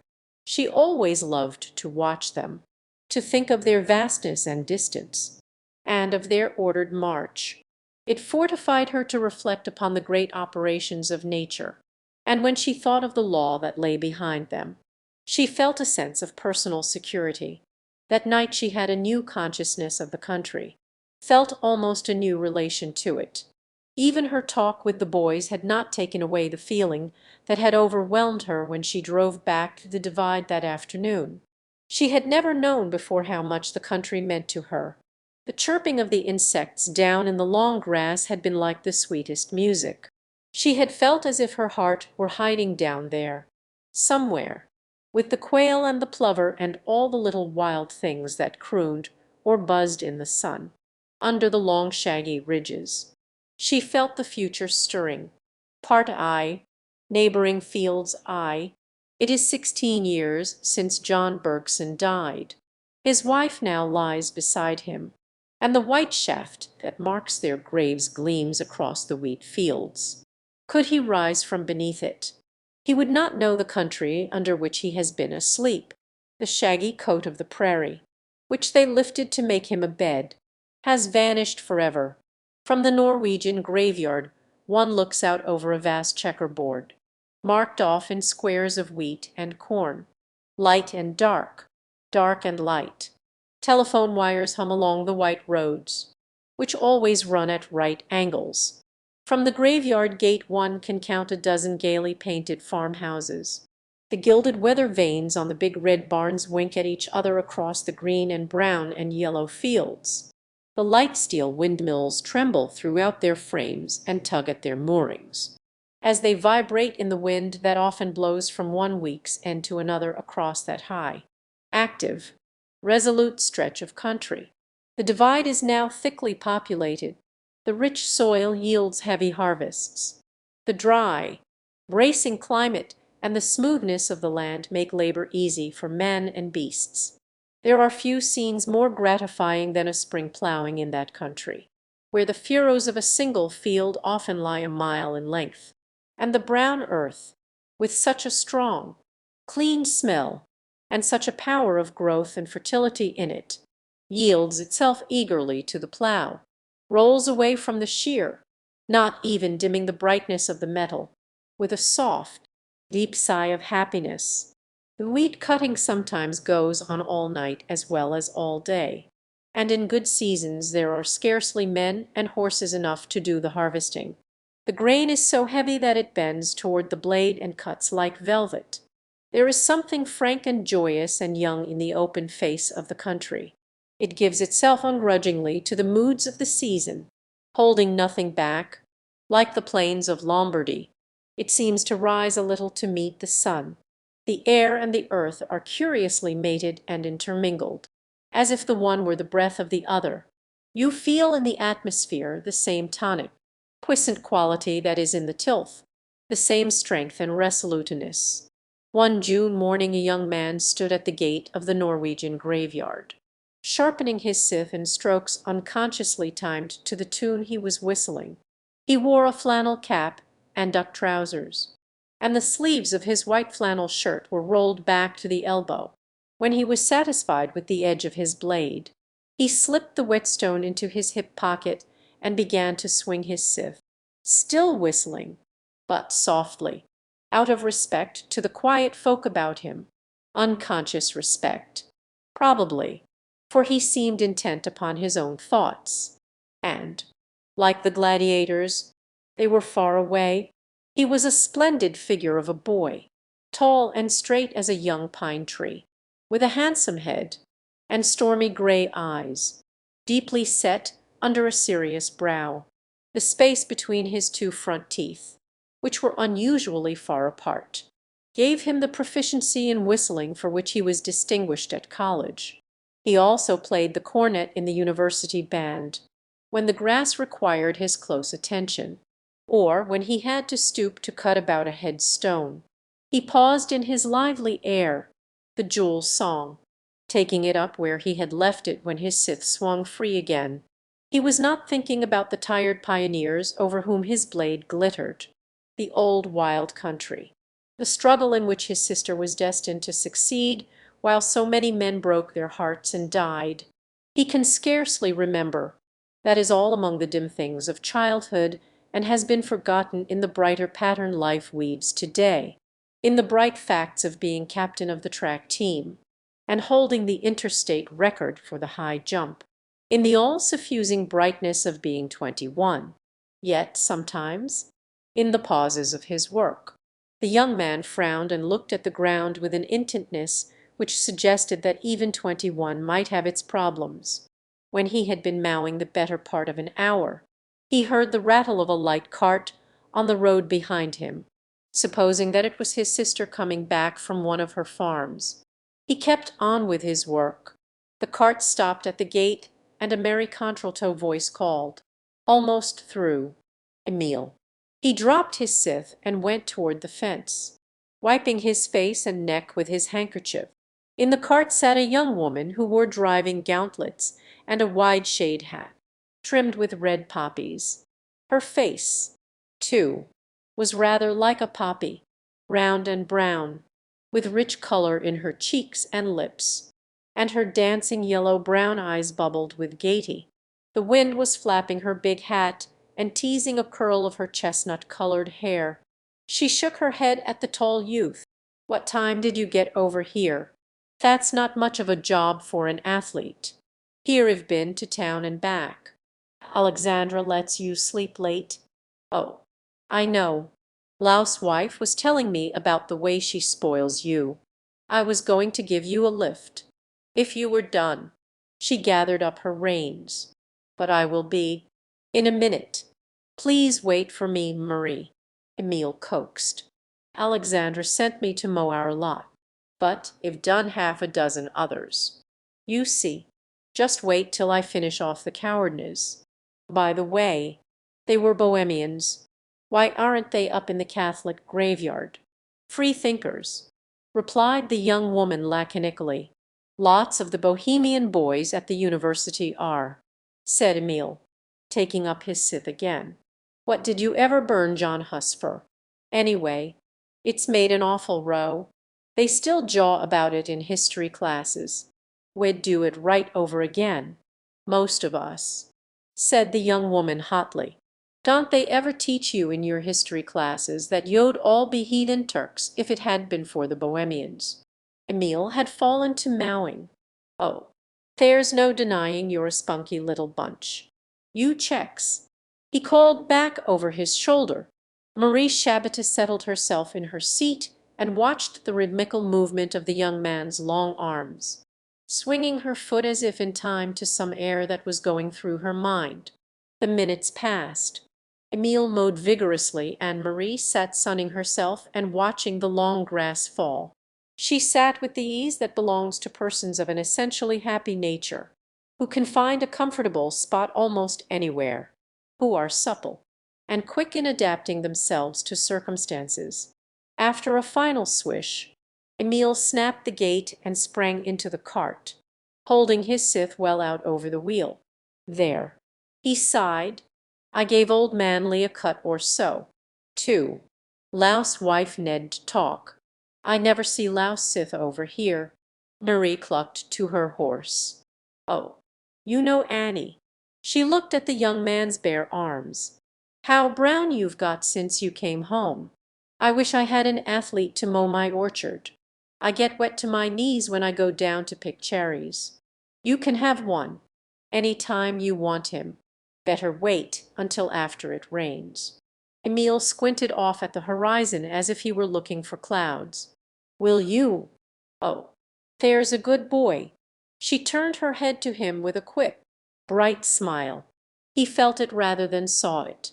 Indeed, He had looked away with the purpose of not seeing it.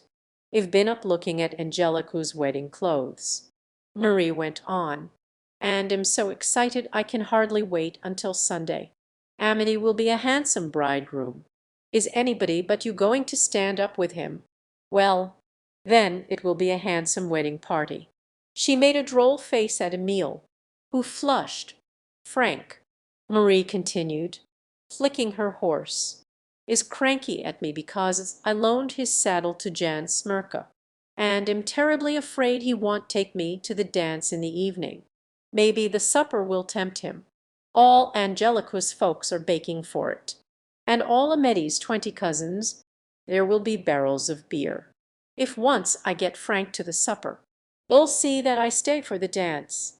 And by the way, Emile, you must dance with me but once or twice. You must dance with all the French girls. It hurts their feelings if you don't. They think you're proud because you've been away to school or something." Emile sniffed. "How do you know they think that?" "Well, you didn't dance with them much at Roll Marcel's party, and I could tell how they took it by the way they looked at you and at me. All right," said Emile shortly, studying the glittering blade of his scythe. They drove westward toward Norway Creek, and toward a big white house that stood on a hill, several miles across the fields. There were so many sheds and outbuildings grouped about it that the place looked not unlike a tiny village. A stranger, approaching it, could not help noticing the beauty and fruitfulness of the outlying fields. There was something individual about the great farm, a most unusual trimness and care for detail. On either side of the road, for a mile before you reached the foot of the hill, stood tall osage orange hedges, their glossy green marking off the yellow fields. South of the hill, in a low, sheltered swale, surrounded by a mulberry hedge, was the orchard, its fruit trees knee-deep in timothy grass. Any one thereabouts would have told you that this was one of the richest farms on the Divide, and that the farmer was a woman, Alexandra Bergson. If you go up the hill and enter Alexandra's big house, you will find that it is curiously unfinished and uneven in comfort. One room is papered, carpeted, over-furnished. The next is almost bare. The pleasantest rooms in the house are the kitchen, where Alexandra's 3 young Swedish girls chatter and cook and pickle and preserve all summer long, and the sitting room, in which Alexandra has brought together the old homely furniture that the Bergsons used in their first log house, the family portraits, and the few things her mother brought from Sweden. When you go out of the house into the flower garden, there you feel again the order and fine arrangement manifest all over the great farm, in the fencing and hedging, in the windbricks and sheds, in the symmetrical pasture ponds, planted with scrub willows to give shade to the cattle in fly time. There is even a white row of beehives in the orchard, under the walnut trees. You feel that, properly, Alexandra's house is the big out of doors, and that it is in the soil that she expresses herself best. Ay, Emile reached home a little past noon, and when he went into the kitchen Alexandra was already seated at the head of the long table, having dinner with her men, as she always did unless there were visitors. He slipped into his empty place at his sister's right. The 3 pretty young Swedish girls who did Alexandra's housework refilling coffee cups, placing platters of bread and meat and potatoes upon the red tablecloth, and continually getting in each other's way between the table and the stove. To be sure, they always wasted a good deal of time getting in each other's way and giggling at each other's mistakes. But, as Alexandra had pointedly told her sisters-in-law, it was to hear them giggle that she kept 3 young things in her kitchen, the work she could do herself, if it were necessary. These girls, with their long letters from home, their finery, and their love affairs, afforded her a great deal of entertainment, and they were company for her when Emile was away at school. Of the youngest girl, Signe, who has a pretty figure, mottled pink cheeks, and yellow hair. Alexandra is very fond, though she keeps a sharp eye upon her. Signa is apt to be skittish at mealtime, when the men are about, and to spill the coffee or upset the cream. It is supposed that Nels Jensen, one of the 6 men at the dinner table, is courting Signa, though he has been so careful not to commit himself that no one in the house, least of all Signa, can tell just how far the matter has progressed. Nels watches her glumly as she waits upon the table, and in the evening he sits on a bench behind the stove with his drag harmonica, playing mournful airs and watching her as she goes about her work. When Alexandra asked Signa whether she thought Nels was in earnest, the poor child hid her hands under her apron and murmured, "I don't know, Mom, but he scolds me about everything," like as if he wanted to have me. At Alexandra's left sat a very old man barefoot and wearing a long blue blouse, open at the neck. His shaggy head is scarcely whiter than it was 16 years ago, but his little blue eyes have become pale and watery, and his ruddy face is withered, like an apple that has clung all winter to the tree, when Iver lost his land through mismanagement a dozen years ago. Alexandra took him in, and he has been a member of her household ever since. He is too old to work in the fields, but he hitches and unhitches the work teams and looks after the health of the stock. Sometimes of a winter evening Alexandra calls him into the sitting room to read the Bible aloud to her, for he still reads very well. He dislikes human habitations, so Alexandra has fitted him up a room in the barn, where he is very comfortable, being near the horses and, as he says, further from temptations. No one has ever found out what his temptations are. In cold weather he sits by the kitchen fire and makes hammocks or mends harness until it is time to go to bed. Then he says his prayers at great length behind the stove, puts on his buffalo skin coat, and goes out to his room in the barn. Alexandra herself has changed very little. Her figure is fuller, and she has more color. She seems sunnier and more vigorous than she did as a young girl, but she still has the same calmness and deliberation of manner, the same clear eyes, and she still wears her hair in 2 braids wound round her head. It is so curly that fiery ends escape from the braids and make her head look like one of the big double sunflowers that fringe her vegetable garden. Her face is always tanned in summer, for her sunbonnet is oftener on her arm than on her head, but where her collar falls away from her neck, or where her sleeves are pushed back from her wrist. The skin is of such smoothness and whiteness as none but Swedish women ever possess, skin with the freshness of the snow itself. Alexandra did not talk much at the table, but she encouraged her men to talk, and she always listened attentively, even when they seemed to be talking foolishly. Today Barney Flynn, the big red-headed Irishman who had been with Alexandra for 5 years and who was actually her foreman, though he had no such title, was grumbling about the new silo she had put up that spring. It happened to be the first silo on the divide, and Alexandra's neighbors and her men were skeptical about it. To be sure, if the thing don't work, we'll have plenty of feed without it. Indeed, Barney conceded. Nels Jensen, Signa's gloomy suitor, had his word. Lou, he says he won't have no silo on his place if you'd give it to him. He says the feed out'n it gives the stock the bloat. He heard of somebody lost 4 head of horses, feedin' 'em that stuff. Alexandra looked down the table from one to another. Well, the only way we can find out is to try. Lou and I have different notions about feeding stock, and that's a good thing. It's bad if all the members of a family think alike. They never get anywhere. Lou can learn by my mistakes, and I can learn by his. Isn't that fair, Barney? The Irishman laughed. He had no love for Lou, who was always uppish with him, and who said that Alexandra paid her hands too much, if no thought but to give the thing an honest try. Mum, 'T would be only right. after puttin' so much expense into it. Maybe Emil will come out and have a look at it with me."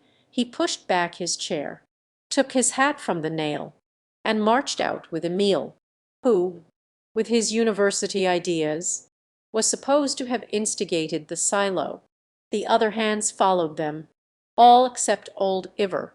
He had been depressed throughout the meal, and had paid no heed to the talk of the men, even when they mentioned cornstalk bloat, upon which he was sure to have opinions. "Did you want to speak to me, Iver?" Alexandra asked as she rose from the table. "Come into the sitting-room." The old man followed Alexandra, but when she motioned him to a chair he shook his head. She took up her work-basket and waited for him to speak. He stood looking at the carpet, his bushy head bowed, his hands clasped in front of him, Iver's bandy legs, and they were completely misfitted to his broad, thick body and heavy shoulders. "Well, Iver, what is it?" Alexandra asked after she had waited longer than usual. Iver had never learned to speak English, and his Norwegian was quaint and grave, like the speech of the more old-fashioned people. He always addressed Alexandra in terms of the deepest respect, hoping to set a good example to the kitchen girls, whom he thought too familiar in their manners. "Mistress," he began faintly, without raising his eyes, "the folk have been looking coldly at me of late. You know there has been talk." "Talk about what?" "Iver, about sending me away." "To the asylum?" Alexandra put down her sewing-basket. "Nobody has come to me with such talk," she said decidedly. "Why need you listen? You know I would never consent to such a thing." Iver lifted his shaggy head and looked at her out of his little eyes. "They say that you cannot prevent it if the folk complain of me, if your brothers complain to the authorities. They say that your brothers are afraid, God forbid, that I may do you some injury when my spells are on me, mistress. How can any one think that? That I could bite the hand that fed me?" The tears trickled down on the old man's beard. Alexandra frowned. "Iver, I wonder at you, that you should come bothering me with such nonsense. I am still running my own house, and other people have nothing to do with either you or me so long as I am suited with you. There is nothing to be said." Iver pulled a red handkerchief out of the breast of his blouse and wiped his eyes and beard. "But I should not wish you to keep me if, as they say, it is against your interests. And if it is hard for you to get hands because I am here." Alexandra made an impatient gesture, but the old man put out his hand and went on earnestly. "Listen, mistress. It is right that you should take these things into account. You know that my spells come from God, and that I would not harm any living creature. You believe that every one should worship God in the way revealed to him, but that is not the way of this country. The way here is for all to do alike. I am despised because I do not wear shoes, because I do not cut my hair, and because I have visions. At home, in the old country, there were many like me who had been touched by God, or who had seen things in the graveyard at night, and were different afterward. We thought nothing of it, and let them alone. But here, if a man is different in his feet or in his head, they put him in the asylum. Look at Peter Kralik. When he was a boy, drinking out of a creek, he swallowed a snake, and always after that he could eat only such food as the creature liked. For when he ate anything else, it became enraged and gnawed him, when he felt it whipping about in him. He drank alcohol to stupefy and get some ease for himself. He could work as good as any man, and his head was clear. But they locked him up for being different in his stomach. That is the way. They have built the asylum for people who are different, and they will not even let us live in the holes with the badgers. Only your great prosperity has protected me so far. If you had had ill fortune, they would have taken me to Hastings long ago." As Iver talked, his gloom lifted. Alexandra had found that she could often break his fasts and long penances by talking to him and letting him pour out the thoughts that troubled him. Sympathy always cleared his mind, and ridicule was poison to him. There is a great deal in what you say. Ever, like as not they will be wanting to take me to Hastings because I have built a silo. And then I may take you with me, but at present I need you here. Only don't come to me again telling me what people say. Let people go on talking as they like, and we will go on living as we think best. You have been with me now for 12 years, and I have gone to you for advice oftener than I have ever gone to any one. That ought to satisfy you. Ever bowed humbly. Yes, mistress. I shall not trouble you with their talk again. And as for my feet, I have observed your wishes all these years, though you have never questioned me washing them every night, even in winter. Alexandra laughed. Oh, never mind about your feet, Ever.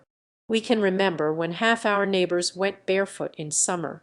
I expect old Mrs. Lee would love to slip her shoes off now sometimes, if she dared. Am glad am not louse mother-in-law. Ever looked about mysteriously and lowered his voice almost to a whisper. You know what they have over at Louse House. A great white tub, like the stone water troughs in the old country, to wash themselves in. When you sent me over with the strawberries, they were all in town but the old woman Lee and the baby. She took me in and showed me the thing, and she told me it was impossible to wash yourself clean in it, because, in so much water, you could not make a strong suds. So when they fill it up and send her in there, she pretends, and makes a splashing noise. Then, when they are all asleep, she washes herself in a little wooden tub she keeps under her bed. Alexandra shook with laughter. Poor old Mrs. Lee. They won't let her wear nightcaps. Either, never mind. When she comes to visit me, she can do all the old things in the old way, and have as much beer as she wants. Well, start an asylum for old-time people. Ever folded his big handkerchief carefully and thrust it back into his blouse. This is always the way, mistress. I come to you sorrowing, and you send me away with a light heart. And will you be so good as to tell the Irishman that he is not to work the brown gelding until the sore on its shoulder is healed? That I will. Now go and put Emil's mare to the cart. I am going to drive up to the north quarter to meet the man from town who is to buy my alfalfa hay. Alexandra was to hear more of Ivar's case. However, on Sunday her married brothers came to dinner. She had asked them for that day because Emile, who hated family parties, would be absent, dancing at Amity Chevalier's wedding, up in the French country. The table was set for company in the dining-room, where highly varnished wood and colored glass and useless pieces of china were conspicuous enough to satisfy the standards of the new prosperity. Alexandra had put herself into the hands of the Hanover furniture dealer, and he had conscientiously done his best to make her dining-room look like his display window. She said frankly that she knew nothing about such things, and she was willing to be governed by the general conviction that the more useless and utterly unusable objects were, the greater their virtue as ornament. That seemed reasonable enough, since she liked plain things herself. It was all the more necessary to have jars and punch bowls and candlesticks in the company rooms for people who did appreciate them. Her guests liked to see about them these reassuring emblems of prosperity. The family party was complete except for Emile, and Oscar's wife who, in the country phrase, was not going anywhere just now. Oscar sat at the foot of the table, and his four tow-headed little boys, aged from 12 to 5, were ranged at one side. Neither Oscar nor Lou has changed much. They have simply, as Alexandra said of them long ago, grown to be more and more like themselves. Lou now looks the older of the two. His face is thin and shrewd and wrinkled about the eyes, while Oscar's is thick and dull, for all his dullness. However, Oscar makes more money than his brother, which adds to Lou's sharpness and uneasiness and tempts him to make a show. The trouble with Lou is that he is tricky, and his neighbors have found out that, as Iver says, he has not a fox face for nothing, politics being the natural field for such talents. He neglects his farm to attend conventions and to run for county offices. Louse wife, formerly Annie Lee, has grown to look curiously like her husband. Her face has become longer, sharper, more aggressive. She wears her yellow hair in a high pompadour, and is bedecked with rings and chains and beauty pins. Her tight, high-heeled shoes give her an awkward walk, and she is always more or less preoccupied with her clothes. As she sat at the table, she kept telling her youngest daughter to be careful now, and not drop anything on mother. The conversation at the table was all in English. Oscar's wife, from the malaria district of Missouri, was ashamed of marrying a foreigner, and his boys do not understand a word of Swedish. Annie and Lou sometimes speak Swedish at home, but Annie is almost as much afraid of being caught at it as ever her mother was of being caught barefoot. Oscar still has a thick accent, but Lou speaks like anybody from Iowa. When I was in Hastings to attend the convention, he was saying, I saw the superintendent of the asylum, and I was telling him about Iver's symptoms.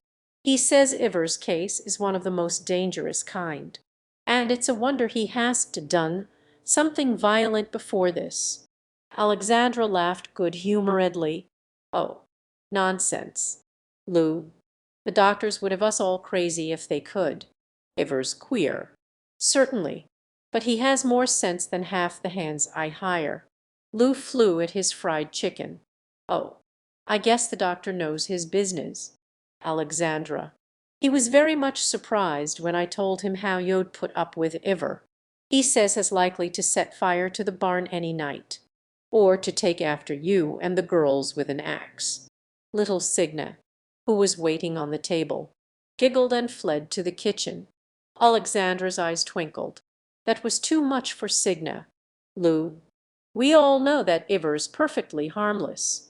The girls would as soon expect me to chase them with an axe. Lou flushed and signaled to his wife. All the same, the neighbors will be having a say about it before long. He may burn anybody's barn. It's only necessary for one property owner in the township, and he'll be taken up by force. You'd better send him yourself. Alexandra helped one of her little nephews to gravy. Well, Lou, if any of the neighbors try that, I'll have myself appointed Iver's guardian and take the case to court. That's all. I am perfectly satisfied with him. Pass the preserves, Lou, said Annie in a warning tone. She had reasons for not wishing her husband to cross Alexandra too openly. But don't you sort of hate to have people see him around here, Alexandra? She went on with persuasive smoothness. He is a disgraceful object, and you're fixed up so nice now. It sort of makes people distant with you, when they never know when they'll hear him scratching about. My girls are afraid as death of him. Aren't you, Milly, dear? Milly was 15, fat and jolly and pompadoured, with a creamy complexion, square white, and a short upper lip. She looked like her grandmother Bergson, and had her comfortable and comfort-loving nature.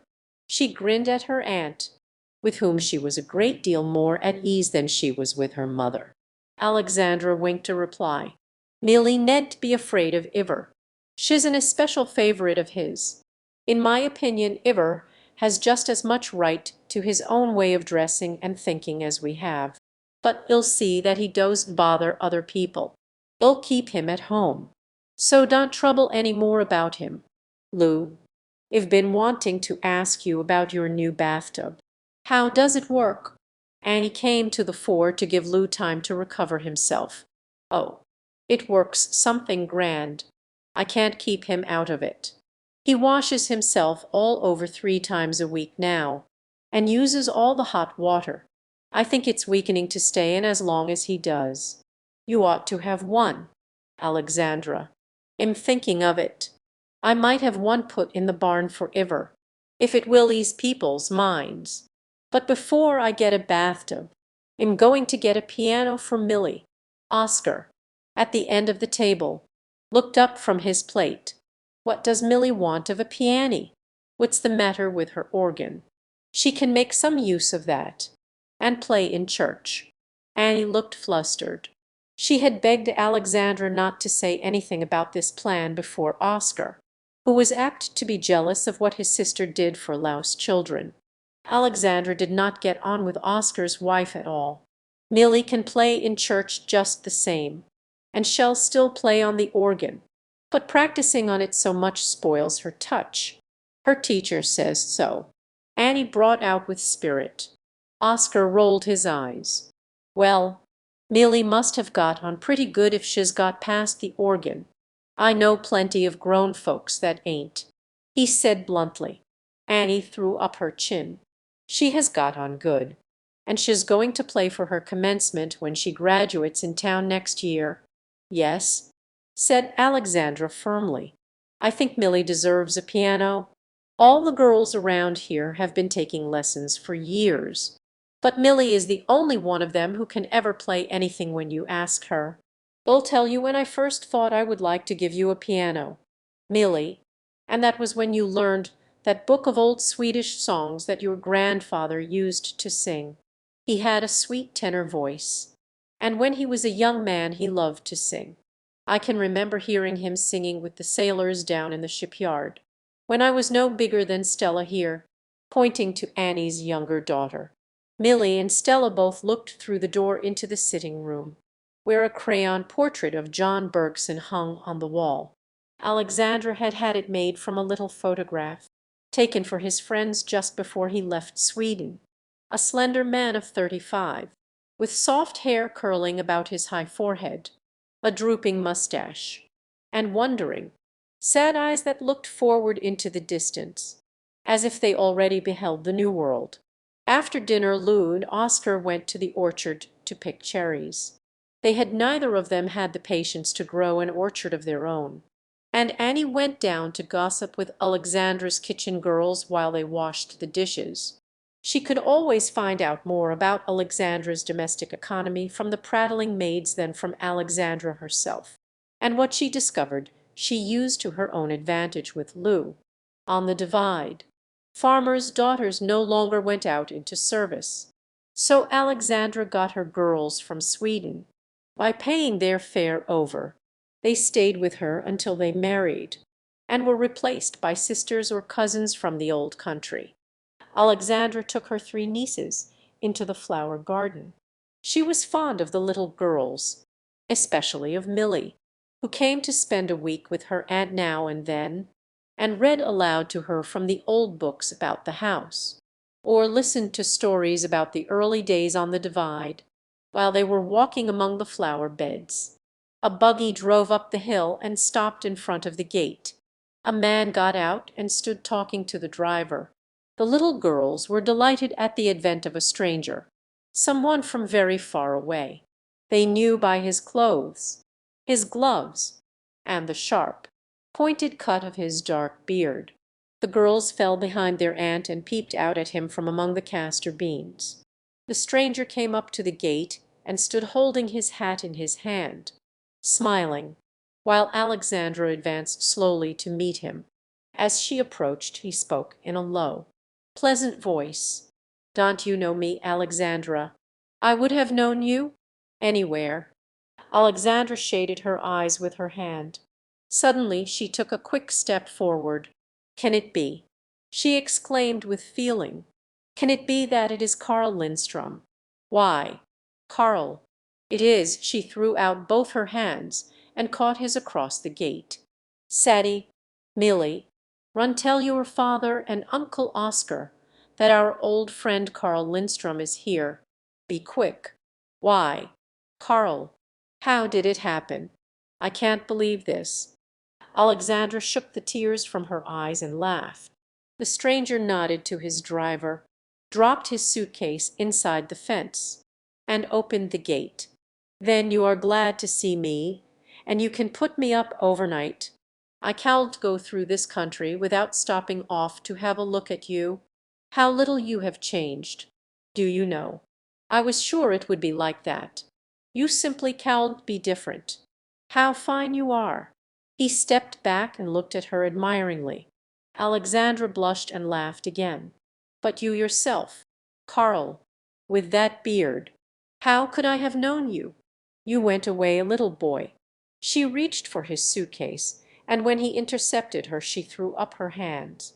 "You see, I give myself away. I have only women come to visit me, and I do not know how to behave. Where is your trunk?" "It's in Hanover. I can stay only a few days. I am on my way to the coast." They started up the path. A few days. After all these years. Alexandra shook her finger at him. "See this. You have walked into a trap. You do not get away so easy." She put her hand affectionately on his shoulder. "You owe me a visit for the sake of old times. Why must you go to the coast at all?" "Oh, I must. I am a fortune hunter. From Seattle I go on to Alaska." "Alaska." She looked at him in astonishment. "Are you going to paint the Indians?" "Paint." The young man frowned. "Oh, am not a painter, Alexandra. Am an engraver. I have nothing to do with painting. But on my parlor wall I have the paintings." He interrupted nervously. "Oh, watercolor sketches. Done for amusement. I sent them to remind you of me, not because they were good. What a wonderful place you have made of this, Alexandra." He turned and looked back at the wide, map-like prospect of field and hedge and pasture. "I would never have believed it could be done. Am disappointed in my own eye, in my imagination." At this moment Lou and Oscar came up the hill from the orchard. They did not quicken their pace when they saw Karl. Indeed, they did not openly look in his direction. They advanced distrustfully, and as if they wished the distance were longer. Alexandra beckoned to them. "They think I am trying to fool them. Come, boys. It's Karl Lindstrom, our old Karl." Lou gave the visitor a quick, sidelong glance and thrust out his hand. "Glad to see you." Oscar followed with "How-de-do." Karl could not tell whether their offishness came from unfriendliness or from embarrassment. He and Alexandra led the way to the porch. "Karl," Alexandra explained, "is on his way to Seattle. He is going to Alaska." Oscar studied the visitor's yellow shoes. "Got business there?" he asked. Karl laughed. "Yes, very pressing business. Am going there to get rich. Engraving's a very interesting profession, but a man never makes any money at it. So am going to try the gold fields." Alexandra felt that this was a tactful speech, and Lou looked up with some interest. "Ever done anything in that line before?" "No, but am going to join a friend of mine who went out from New York. He has offered to break me in. Terrible cold winters." "There, I hear," remarked Oscar. "I thought people went up there in the spring." "They do. But my friend is going to spend the winter in Seattle, and I am to stay with him there and learn something about prospecting before we start north next year." Lou looked skeptical. "Let's see. How long have you been away from here?" 16 years. You ought to remember that, Lou, for you were married just after we went away. Going to stay with us some time?" Oscar asked. "A few days. If Alexandra can keep me. I expect you'll be wanting to see your old place." Lou observed more cordially.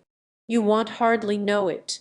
But there's a few chunks of your old sod house left. Alexandra won't never let Frank Shabata plow over it." Annie Lee, who, ever since the visitor was announced, had been touching up her hair and settling her lace, and wishing she had worn another dress, now emerged with her 3 daughters and introduced them.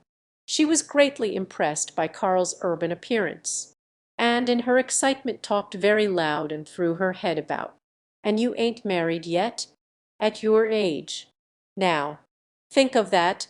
You'll have to wait for Millie." "Yes, we've got a boy, too. The youngest is at home with his grandma. You must come over to see mother and hear Milly play. She's the musician of the family. She does pyrography, too. That's burnt wood. You know. You won't believe what she can do with her poker. Yes, she goes to school in town, and she is the youngest in her class by 2 years. Milly looked uncomfortable, and Karl took her hand again. He liked her creamy skin and happy, innocent eyes, and he could see that her mother's way of talking distressed her. "I'm sure she's a clever little girl," he murmured, looking at her thoughtfully. "Let me see. Ah, it's your mother that she looks like. Alexandra. Mrs. Bergson must have looked just like this when she was a little girl. Does Milly run about over the country as you and Alexandra used to?" Annie. Milly's mother protested. "Oh, my, no. Things has changed since we was girls. Milly has it very different. We are going to rent the place and move into town as soon as the girls are old enough to go out into company. A good many are doing that here now. Lou is going into business." Lou grinned. "That's what she says. You better go get your things on. Iver's hitching up." He added, turning to Annie, "Young farmers seldom address their wives by name. It is always you, or she." Having got his wife out of the way, Lou sat down on the step and began to whittle. "Well, what do folks in New York think of William Jennings Bryan?" Lou began to bluster, as he always did when he talked politics. "We gave Wall Street a scare in '96. All right, and we're fixing another to hand them. Silver wasn't the only issue." He nodded mysteriously. "There's a good many things got to be changed. The West is going to make itself heard." Karl laughed. "But surely it did do that, if nothing else." Lau's thin face reddened up to the roots of his bristly hair. "Oh, we've only begun. We're waking up to a sense of our responsibilities out here, and we ain't afraid, neither. You fellows back there must be a tame lot. If you had any nerve you'd get together and march down to Wall Street and blow it up. Dynamite it, I mean," with a threatening nod. He was so much in earnest that Karl scarcely knew how to answer him. That would be a waste of powder. The same business would go on in another street. The street doesn't matter. But what have you fellows out here got to kick about? You have the only safe place. There is Morgan himself can't touch you. One only has to drive through this country to see that you're all as rich as barons." "We have a good deal more to say than we had when we were poor," said Lou threateningly. "We're getting on to a whole lot of things." As Iver drove a double carriage up to the gate, Annie came out in a hat that looked like the model of a battleship. Karl rose and took her down to the carriage, while Lou lingered for a word with his sister. "What do you suppose has come for?" he asked, jerking his head toward the gate. "Why, to pay us a visit. I've been begging him to for years." Oscar looked at Alexandra. "He didn't let you know he was coming?" "No. Why should he? I told him to come at any time." Lou shrugged his shoulders.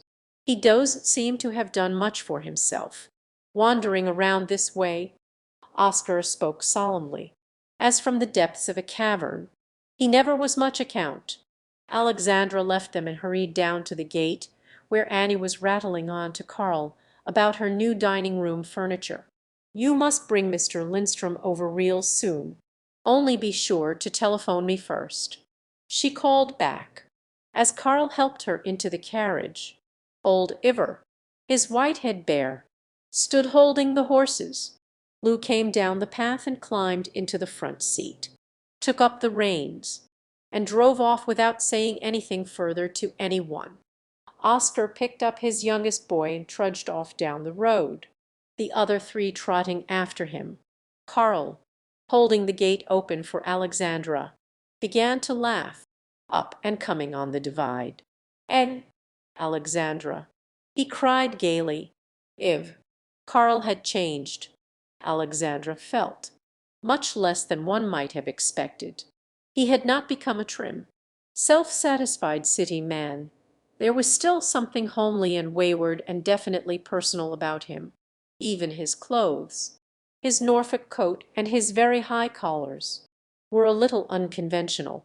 He seemed to shrink into himself, to hold himself away from things, as if he were afraid of being hurt. In short, he was more self-conscious than a man of 35 is expected to be. He looked older than his years and not very strong. His black hair, which still hung in a triangle over his pale forehead, was thin at the crown, and there were fine, relentless lines about his eyes. His back, with its high, sharp shoulders, looked like the back of an overworked German professor off on his holiday. His face was intelligent, sensitive, unhappy. That evening after supper, Karl and Alexandra were sitting by the clump of castor beans in the middle of the flower garden. The gravel paths glittered in the moonlight, and below them the fields lay white and still. "Do you know, Alexandra," he was saying, "I've been thinking how strangely things work out. I've been away engraving other men's pictures, and you've stayed at home and made your own."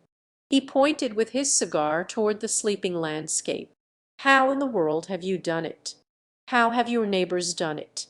We hadn't any of us much to do with it. Karl, the land did it. It had its little joke. It pretended to be poor because nobody knew how to work it right. And then, all at once, it worked itself. It woke up out of its sleep and stretched itself. And it was so big, so rich, that we suddenly found we were rich, just from sitting still. As for me, you remember when I began to buy land. For years after that I was always squeezing and borrowing until I was ashamed to show my face in the banks. And then, all at once, men began to come to me offering to lend me money, and I did need it. Then I went ahead and built this house.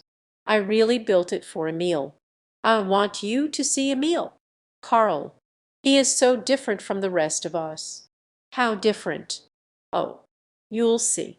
I'm sure it was to have sons like Emil, and to give them a chance, that father left the old country. It's curious, too. On the outside Emil is just like an American boy. He graduated from the State University in June, you know, but underneath he is more Swedish than any of us. Sometimes he is so like father that he frightens me. He is so violent in his feelings like that. Is he going to farm here with you?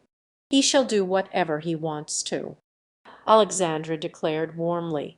"He is going to have a chance, a whole chance. That's what I've worked for. Sometimes he talks about studying law, and sometimes, just lately, has been talking about going out into the sand hills and taking up more land. He has his sad times, like father, but I hope he won't do that. We have land enough, at last." Alexandra laughed. "How about Lou and Oscar? I've done well, haven't they?" "Yes, very well, but they are different, and now that they have farms of their own I do not see so much of them. We divided the land equally when Lou married. They have their own way of doing things, and they do not altogether like my way, I am afraid. Perhaps they think me too independent, but I have had to think for myself a good many years, and am not likely to change. On the whole, though, we take as much comfort in each other as most brothers and sisters do. And I am very fond of Lau's oldest daughter. I think I like the old Lou and Oscar better, and they probably feel the same about me. If you can keep a secret." Karl leaned forward and touched her arm, smiling. "I even think I like the old country better. This is all very splendid in its way, but there was something about this country when it was a wild old beast that has haunted me all these years. Now, when I come back to all this milk and honey, I feel like the old German song, 'Wo bist du? Wo bist du? Mein geliebtes Land.' Do you ever feel like that? I wonder—" "Yes," Sometimes, when I think about father and mother and those who are gone. So many of our old neighbors. Alexandra paused and looked up thoughtfully at the stars. We can remember the graveyard when it was wild prairie. Karl. And now, and now the old story has begun to write itself over there, said Karl softly. Isn't it queer? There are only 2 or 3 human stories, and they go on repeating themselves as fiercely as if they had never happened before, like the larks in this country, that have been singing the same 5 notes over for thousands of years. Oh, yes, the young people, they live so hard, and yet I sometimes envy them. There is my little neighbor. Now, the people who bought your old place. I wouldn't have sold it to any one else. But I was always fond of that girl. You must remember her, little Marie Tovsky, from Omaha, who used to visit here.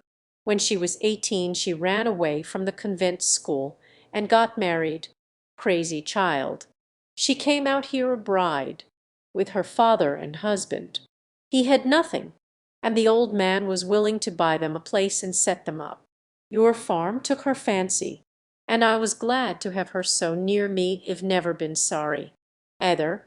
I even try to get along with Frank on her account. Is Frank her husband?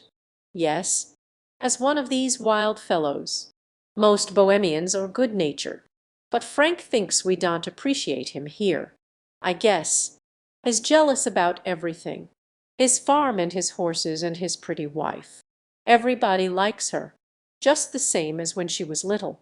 Sometimes I go up to the Catholic church with Emile, and it's funny to see Marie standing there laughing and shaking hands with people, looking so excited and gay, with Frank sulking behind her as if he could eat everybody alive.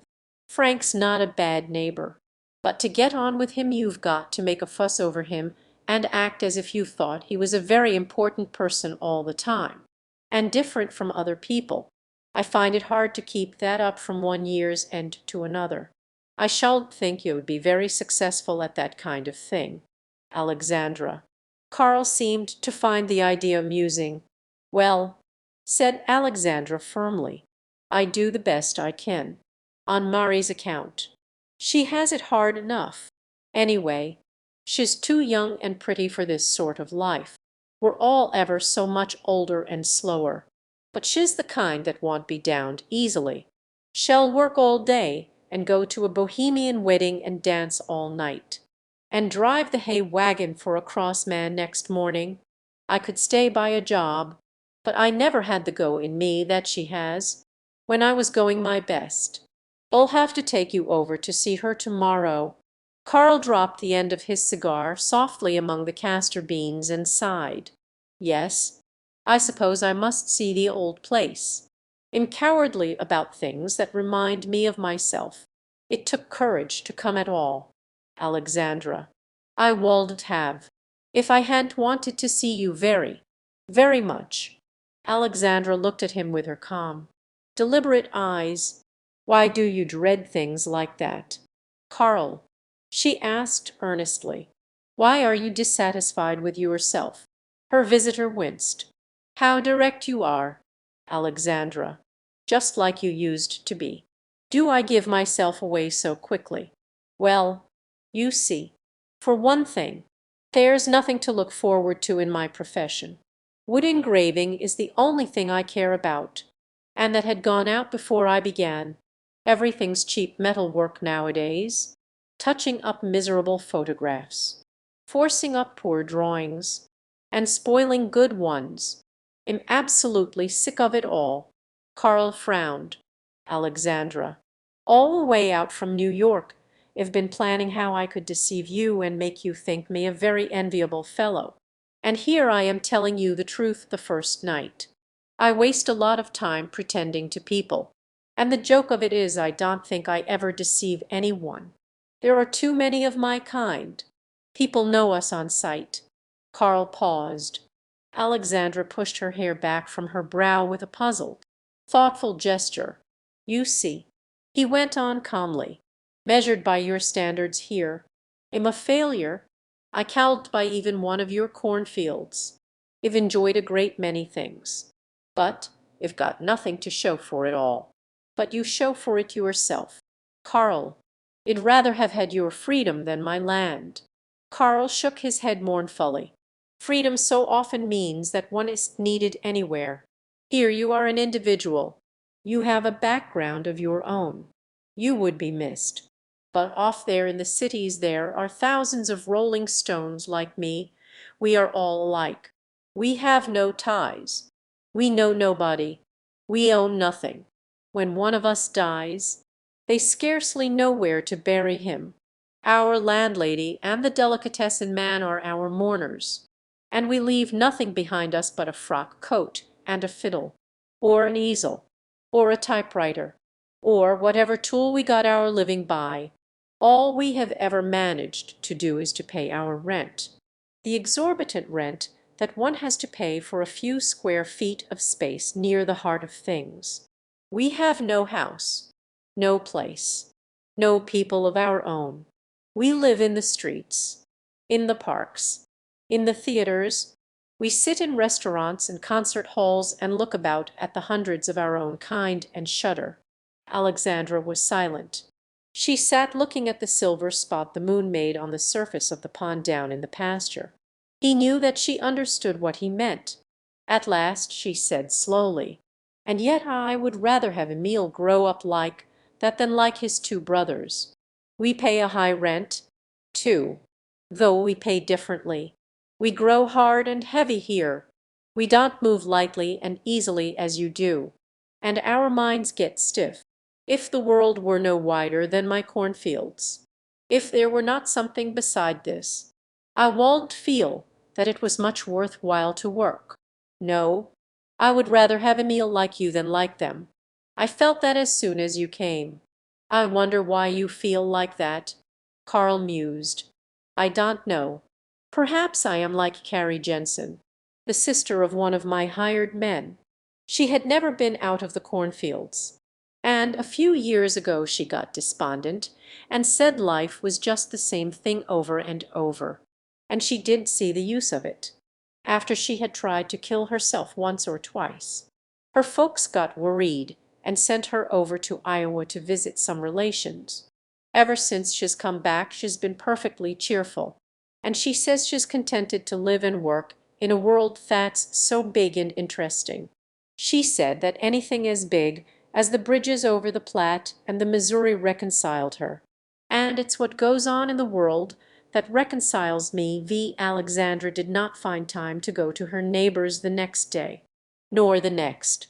It was a busy season on the farm, with the corn plowing going on, and even Emile was in the field with a team and cultivator. Karl went about over the farms with Alexandra in the morning, and in the afternoon and evening they found a great deal to talk about. Emile, for all his track practice, did not stand up under farm work very well, and by night he was too tired to talk or even to practice on his cornet. On Wednesday morning Karl got up before it was light, and stole downstairs and out of the kitchen door just as old Ivar was making his morning ablutions at the pump.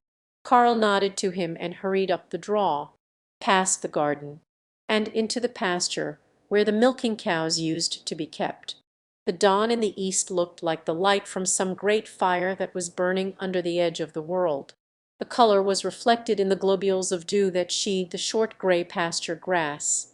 Karl walked rapidly until he came to the crest of the second hill, where the Bergson pasture joined the one that had belonged to his father. There he sat down and waited for the sun to rise. It was just there that he and Alexandra used to do their milking together, he on his side of the fence, she on hers. He could remember exactly how she looked when she came over the close-cropped grass, her skirts pinned up, her head bare, a bright tin pail in either hand, and the milky light of the early morning all about her, even as a boy he used to feel when he saw her coming with her free step, her upright head and calm shoulders, that she looked as if she had walked straight out of the morning itself. Since then, when he had happened to see the sun come up in the country or on the water, he had often remembered the young Swedish girl and her milking pails. Karl sat musing until the sun leaped above the prairie, and in the grass about him all the small creatures of day began to tune their tiny instruments. Birds and insects without number began to chirp, to twitter, to snap and whistle, to make all manner of fresh shrill noises. The pasture was flooded with light. Every clump of ironweed and snow on the mountain threw a long shadow, and the golden light seemed to be rippling through the curly grass like the tide racing in. He crossed the fence into the pasture that was now the Shabbatis, and continued his walk toward the pond. He had not gone far, however, when he discovered that he was not the only person abroad. In the draw below, his gun in his hands, was Emile, advancing cautiously, with a young woman beside him. They were moving softly, keeping close together, and Karl knew that they expected to find ducks on the pond. At the moment when they came in sight of the bright spot of water, he heard a wire of wings and the ducks shot up into the air. There was a sharp crack from the gun, and 5 of the birds fell to the ground.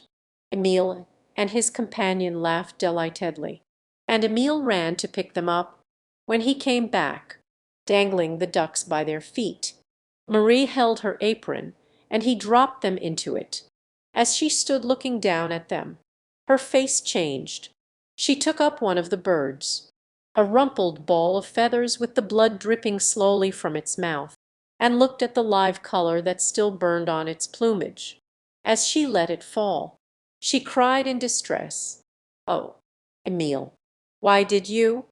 "I like that," the boy exclaimed indignantly. "Why, Marie, you asked me to come yourself." "Yes, yes, I know," she said tearfully, "but I did think. I hate to see them when they are first shot. They were having such a good time, and we've spoiled it all for them." Emile gave a rather sore laugh. "I should say we had. I'm not going hunting with you any more. You're as bad as ever. Here, let me take them." He snatched the ducks out of her apron. "Don't be cross, Emile. Only, Ever's right about wild things. Fire too happy to kill. You can tell just how they felt when they flew up. They were scared, but they didn't really think anything could hurt them. No, we won't do that any more." "All right," Emile assented. "I'm sorry I made you feel bad." As he looked down into her tearful eyes, there was a curious, sharp young bitterness in his own. Karl watched them as they moved slowly down the draw. They had not seen him at all. He had not overheard much of their dialogue, but he felt the import of it. It made him, somehow, unreasonably mournful to find 2 young things abroad in the pasture in the early morning. He decided that he needed his breakfast. Why, at dinner that day Alexandra said she thought they must really manage to go over to the Shabbatis that afternoon. "It's not often I let 3 days go by without seeing Marie. She will think I have forsaken her, now that my old friend has come back." After the men had gone back to work, Alexandra put on a white dress and her sun hat, and she and Karl set forth across the fields. "You see, we have kept up the old path, Karl. It has been so nice for me to feel that there was a friend at the other end of it again." Karl smiled a little ruefully. "All the same, I hope it hasn't been quite the same." Alexandra looked at him with surprise. "Why, no, of course not. Not the same. She could not very well take your place." "If that's what you mean. I'm friendly with all my neighbors, I hope. But Marie is really a companion, someone I can talk to quite frankly. You won't want me to be more lonely than I have been, would you?" Karl laughed and pushed back the triangular lock of hair with the edge of his hat. "Of course I don't. I ought to be thankful that this path hasn't been worn by, well, by friends with more pressing errands than your little bohemian is likely to have." He paused to give Alexandra his hand as she stepped over the stile. "Are you the least bit disappointed in our coming together again?" he asked abruptly. Is it the way you hoped it would be?" Alexandra smiled at this. "Only better, when I've thought about your coming. I've sometimes been a little afraid of it. You have lived where things move so fast. And everything is slow here. The people slowest of all. Our lives are like the years, all made up of weather and crops and cows. How you hated cows!" She shook her head and laughed to herself. "I did when we milked together. I walked up to the pasture corners this morning. I wonder whether I shall ever be able to tell you all that I was thinking about up there. It's a strange thing, Alexandra. I find it easy to be frank with you about everything under the sun except yourself. You are afraid of hurting my feelings. Perhaps." Alexandra looked at him thoughtfully. "No, I'm afraid of giving you a shock. You've seen yourself for so long in the dull minds of the people about you, that if I were to tell you how you seem to me, it would startle you. But you must see that you astonish me. You must feel when people admire you." Alexandra blushed and laughed with some confusion. "I felt that you were pleased with me, if you mean that." "And you felt when other people were pleased with you?" he insisted. "Well, sometimes. The men in town, at the banks and the county offices, seem glad to see me, I think. Myself, it is more pleasant to do business with people who are clean and healthy looking," she admitted blandly. Karl gave a little chuckle as he opened the Shabbatus gate for her. "Oh, do you?" he asked dryly. There was no sign of life about the Shabbatus house except a big yellow cat, sunning itself on the kitchen doorstep. Alexandra took the path that led to the orchard. "She often sits there and sews. I did telephone her we were coming, because I didn't want her to go to work and bake cake and freeze ice cream. She'll always make a party if you give her the least excuse. Do you recognize the apple trees?" Karl Lindstrom looked about him. "I wish I had $1 for every bucket of water if carried for those trees. Poor father! He was an easy man, but he was perfectly merciless when it came to watering the orchard. That's one thing I like about Germans. They make an orchard grow if they can't make anything else. I'm so glad these trees belong to someone who takes comfort in them. When I rented this place, the tenants never kept the orchard up, and Emile and I used to come over and take care of it ourselves. It needs mowing now. There she is down in the corner. Maria, she called. A recumbent figure started up from the grass and came running toward them through the flickering screen of light and shade. "Look at her. Isn't she like a little brown rabbit?" Alexandra laughed. Maria ran up panting and threw her arms about Alexandra. "Oh, I had begun to think you were not coming at all. Maybe. I knew you were so busy. Yes. Emile told me about Mr. Lindstrom being here. Want you come up to the house. Why not sit down there in your corner? Karl wants to see the orchard. He kept all these trees alive for years, watering them with his own back." Marie turned to Karl. "Then I'm thankful to you. Mr. Lindstrom would never have bought the place if it hadn't been for this orchard. And then I would have had Alexandra. Either." She gave Alexandra's arm a little squeeze as she walked beside her. "How nice your dress smells, Alexandra.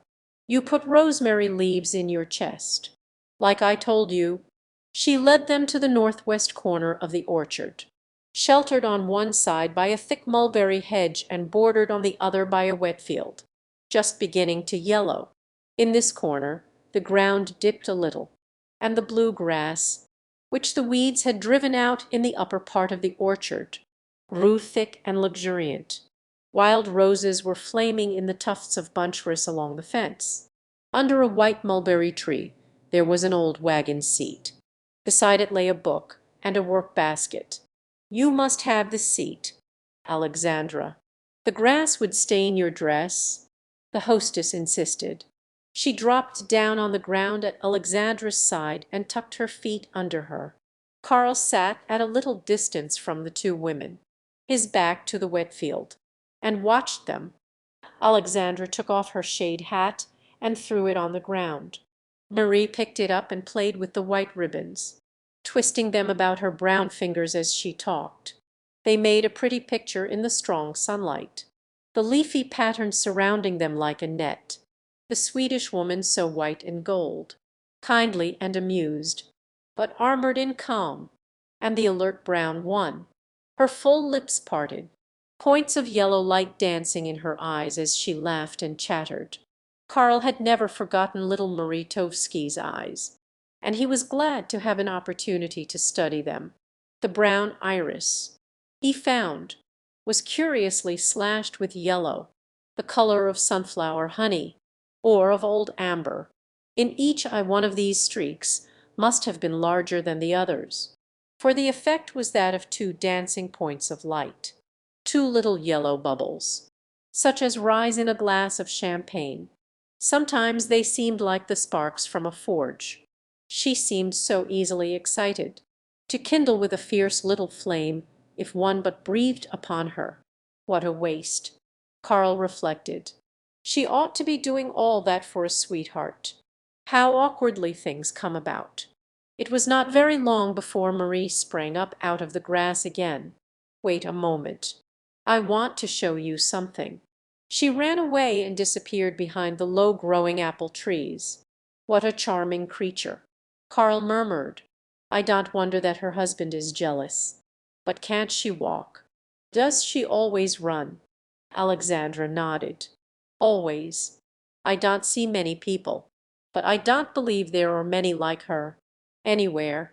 Marie came back with a branch she had broken from an apricot tree, laden with pale yellow, pink-cheeked fruit. She dropped it beside Karl. Did you plant those, too? They are such beautiful little trees. Karl fingered the blue-green leaves, porous like blotting paper and shaped like birch leaves, hung on waxen red stems. Yes, I think I did. Are these the circus trees? Alexandra. Shall I tell her about them? Alexandra asked. Sit down like a good girl, Marie, and don't ruin my poor hat. And I'll tell you a story. A long time ago, when Karl and I were, say, 16 and 12, a circus came to Hanover, and we went to town in our wagon, with Lou and Oscar, to see the parade. We had money enough to go to the circus. We followed the parade out to the circus grounds and hung around until the show began and the crowd went inside the tent. Then Lou was afraid we looked foolish standing outside in the pasture. So we went back to Hanover feeling very sad. There was a man in the streets selling apricots, and we had never seen any before. He had driven down from somewhere up in the French country, and he was selling them 25 cents a peck. We had a little money our fathers had given us for candy, and I bought 2 pecks and Karl bought 1. They cheered us a good deal, and we saved all the seeds and planted them, up to the time Karl went away. They hadn't borne at all, and now has come back to eat them, cried Marie, nodding at Karl. That is a good story. I can remember you a little. Mr. Lindstrom, I used to see you in Hanover sometimes, when Uncle Joe took me to town. I remember you because you were always buying pencils and tubes of paint at the drug store. Once, when my uncle left me at the store, you drew a lot of little birds and flowers for me on a piece of wrapping paper. I kept them for a long while. I thought you were very romantic because you could draw and had such black eyes. Karl smiled. Yes, I remember that time. Your uncle bought you some kind of a mechanical toy, a Turkish lady sitting on an ottoman and smoking a hookah, wasn't it? And she turned her head backwards and forwards. Oh, yes, wasn't she splendid? I knew well enough I ought not to tell Uncle Joe I wanted it, for he had just come back from the saloon and was feeling good. You remember how he laughed. She tickled him, too. But when we got home, and scolded him for buying toys when she needed so many things. We wound Our Lady up every night. and when she began to move her head my aunt used to laugh as hard as any of us. It was a music box, you know, and the Turkish lady played a tune while she smoked. That was how she made you feel so jolly. As I remember her, she was lovely, and had a gold crescent on her turban. Half an hour later, as they were leaving the house, Karl and Alexandra were met in the path by a strapping fellow in overalls and a blue shirt. He was breathing hard, as if he had been running, and was muttering to himself. Marie ran forward, and, taking him by the arm, gave him a little push toward her guests. "Frank, this is Mr. Lindstrom." Frank took off his broad straw hat and nodded to Alexandra. When he spoke to Karl, he showed a fine set of white teeth. He was burned a dull red down to his neckband, and there was a heavy 3 days' stubble on his face. Even in his agitation he was handsome, but he looked a rash and violent man, barely saluting the callers. He turned at once to his wife and began, in an outraged tone, "I have to leave my team to drive the old woman Hiller's hogs out of my wheat. I go to take dat old woman to de court if she ain't careful. I tell you," his wife spoke soothingly, "but, Frank, she has only her lame boy to help her. She does the best she can." Alexandra looked at the excited man and offered a suggestion. "Why don't you go over there some afternoon and hog-tight her fences? You'd save time for yourself in the end." Frank's neck stiffened. "Not a much. I keep my hogs home. Other people's can do like me see. If that Lewis can mend shoes, he can mend fence." "Maybe," said Alexandra placidly. "But if found it sometimes pays to mend other people's fences. Good-bye, Marie. Come to see me soon." Alexandra walked firmly down the path and Karl followed her. Frank went into the house and threw himself on the sofa, his face to the wall, his clenched fist on his hip. Marie, having seen her guests off, came in and put her hand coaxingly on his shoulder. "Poor Frank, you've run until you've made your head ache. Now, haven't you? Let me make you some coffee. What else am I to do?" He cried hotly in Bohemian. "Am I to let any old woman's hogs root up my wheat? Is that what I work myself to death for? Don't worry about it, Frank. We'll speak to Mrs. Hiller again. But, really," she almost cried last time they got out. She was so sorry. Frank bounced over on his other side. "That's it. You always side with them against me. They all know it.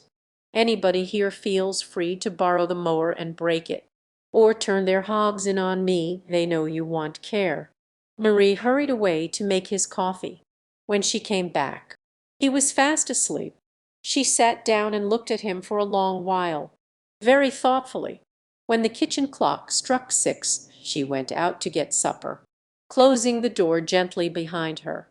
She was always sorry for Frank when he worked himself into one of these rages, and she was sorry to have him rough and quarrelsome with his neighbors. She was perfectly aware that the neighbors had a good deal to put up with, and that they bore with Frank for her sake. Vi, Marie's father, Albert Tovsky, was one of the more intelligent Bohemians who came west in the early 70s. He settled in Omaha and became a leader and adviser among his people there. Marie was his youngest child, by a second wife, and was the apple of his eye. She was barely 16, and was in the graduating class of the Omaha High School, when Frank Shabbat arrived from the old country, and set all the Bohemian girls in a flutter. He was easily the buck of the beer gardens, and on Sunday he was a sight to see, with his silk hat and tucked shirt and blue frock coat, wearing gloves and carrying a little wisp of a yellow cane. He was tall and fair, with splendid teeth and close-cropped yellow curls, and he wore a slightly disdainful expression, proper for a young man with high connections, whose mother had a big farm in the Elbe Valley. There was often an interesting discontent in his blue eyes. and every Bohemian girl he met imagined herself the cause of that unsatisfied expression. He had a way of drawing out his cambric handkerchief slowly, by one corner, from his breast pocket, that was melancholy and romantic in the extreme.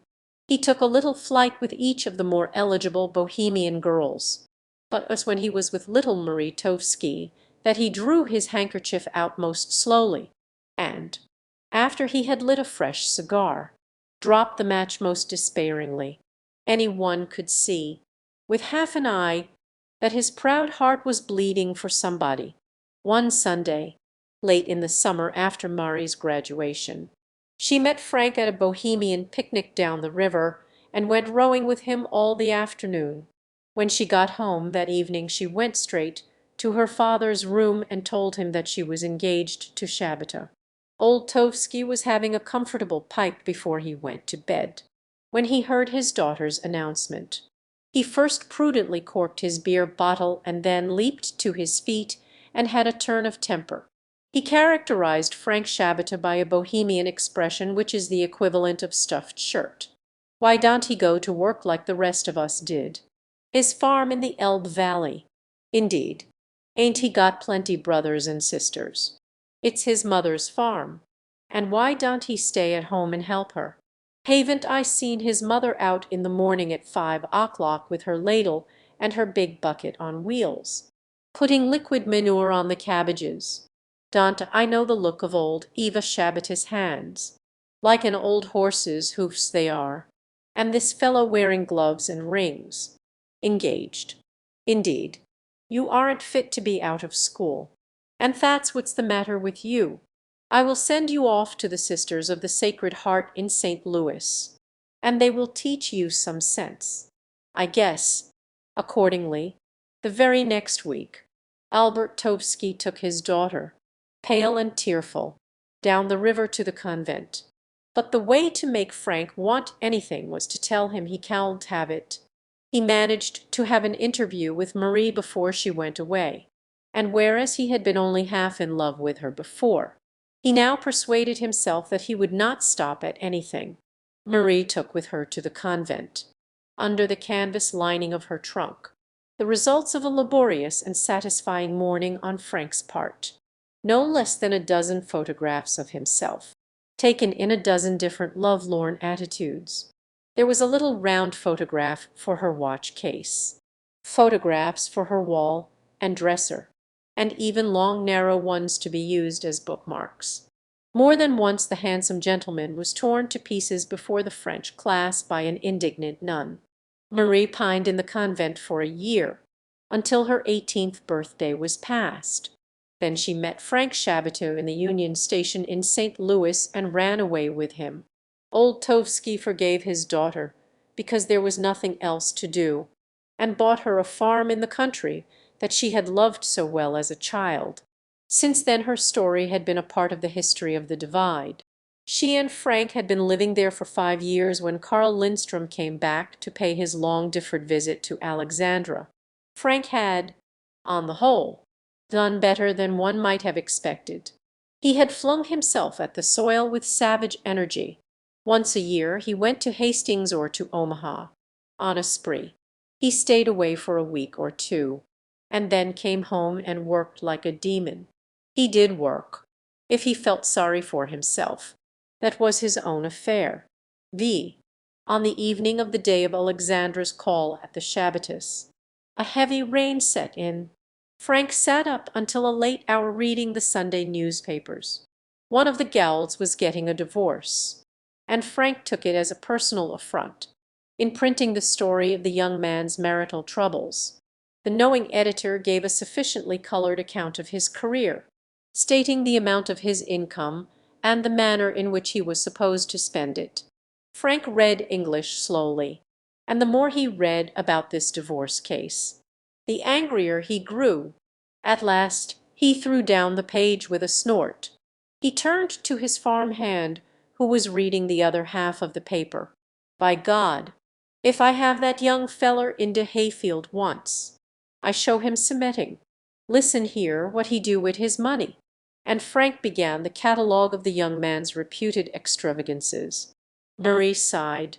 She thought it hard that the Gowls, for whom she had nothing but good-will, should make her so much trouble. She hated to see the Sunday newspapers come into the house. Frank was always reading about the doings of rich people and feeling outraged. He had an inexhaustible stock of stories about their crimes and follies, how they bribed the courts and shot down their butlers with impunity whenever they chose. Frank and Lou Bergson had very similar ideas, and they were two of the political agitators of the county. The next morning broke clear and brilliant, but Frank said the ground was too wet to plough, so he took the cart and drove over to St. Agnes to spend the day at Moses Marcel's saloon. After he was gone, Marie went out to the back porch to begin her butter making. A brisk wind had come up and was driving puffy white clouds across the sky. The orchard was sparkling and rippling in the sun. Marie stood looking toward it wistfully, her hand on the lid of the churn, when she heard a sharp ring in the air, the merry sound of the whetstone on the scythe. That invitation decided her. She ran into the house, put on a short skirt and a pair of her husband's boots, caught up a tin pail, and started for the orchard. Emile had already begun work and was mowing vigorously. When he saw her coming, he stopped and wiped his brow. His yellow canvas leggings and khaki trousers were splashed to the knees. "Don't let me disturb you, Emile. I'm going to pick cherries. Ist everything beautiful after the rain? Oh, but I'm glad to get this place mowed. When I heard it raining in the night, I thought maybe you would come and do it for me today. The wind wakened me, didn't it blow dreadfully? Just smell the wild roses. They are always so spicy after a rain. We never had so many of them in here before. I suppose it's the wet season.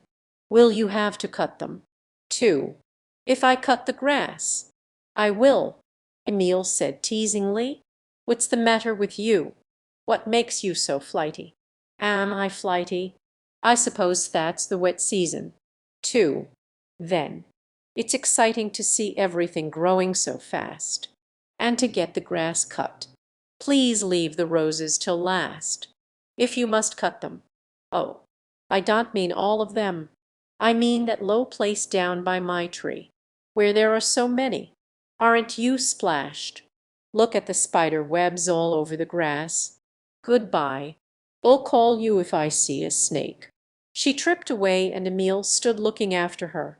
In a few moments he heard the cherries dropping smartly into the pail, and he began to swing his scythe with that long, even stroke that few American boys ever learn. Marie picked cherries and sang softly to herself, stripping one glittering branch after another, shivering when she caught a shower of raindrops on her neck and hair. And Emile mowed his way slowly down toward the cherry trees. That summer the rains had been so many and opportune that it was almost more than Chabaton and his man could do to keep up with the corn. The orchard was a neglected wilderness. All sorts of weeds and herbs and flowers had grown up there, splotches of wild larkspur, pale green and white spikes of horehound, plantations of wild cotton, tangles of foxtail and wild wheat. South of the apricot trees, cornering on the wet field, was Frank's alfalfa, where myriads of white and yellow butterflies were always fluttering above the purple blossoms. When Emile reached the lower corner by the hedge, Marie was sitting under her white mulberry tree, the pailful of cherries beside her, looking off at the gentle, tireless swelling of the wheat. "Emile," she said suddenly.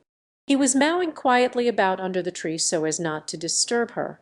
"What religion did the Swedes have away back, before they were Christians?"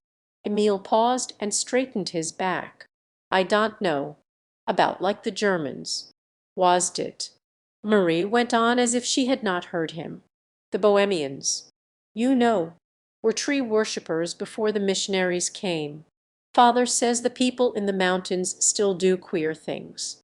Sometimes they believe that trees bring good or bad luck." Emile looked superior. "Do they?" Well, which are the lucky trees? I'd like to know. I don't know all of them, but I know lindens are. The old people in the mountains plant lindens to purify the forest, and to do away with the spells that come from the old trees they say have lasted from heathen times. I'm a good Catholic, but I think I could get along with caring for trees, if I hadn't anything else. That's a poor saying, said Emile, stooping over to wipe his hands in the wet grass. Why is it?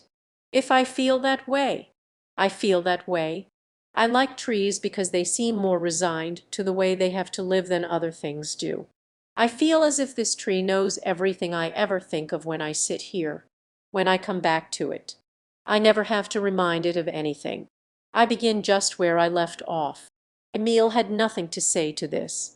He reached up among the branches and began to pick the sweet, insipid fruit, long ivory-colored berries, tipped with faint pink, like white coral, that fall to the ground unheeded all summer.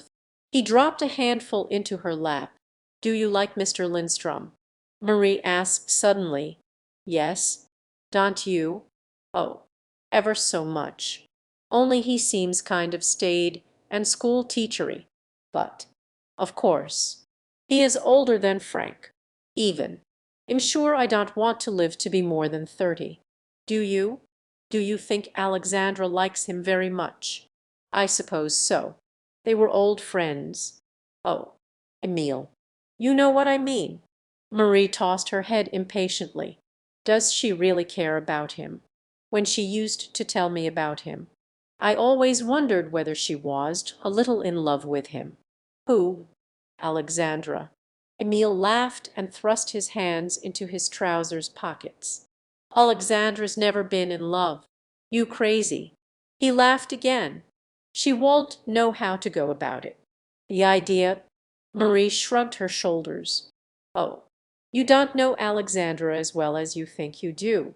If you had any eyes, you would see that she is very fond of him. It would serve you all right if she walked off with Karl.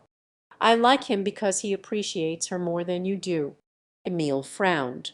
"What are you talking about?" "Marie, Alexandra's all right. She and I have always been good friends. What more do you want? I like to talk to Karl about New York and what a fellow can do there."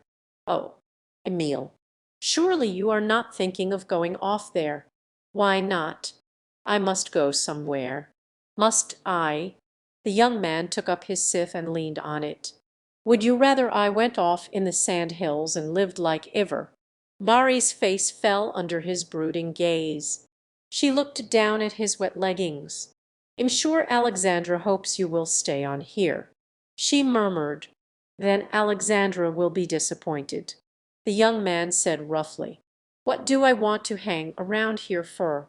Alexandra can run the farm all right. Without me, I don't want to stand around and look on. I want to be doing something on my own account." "That's so."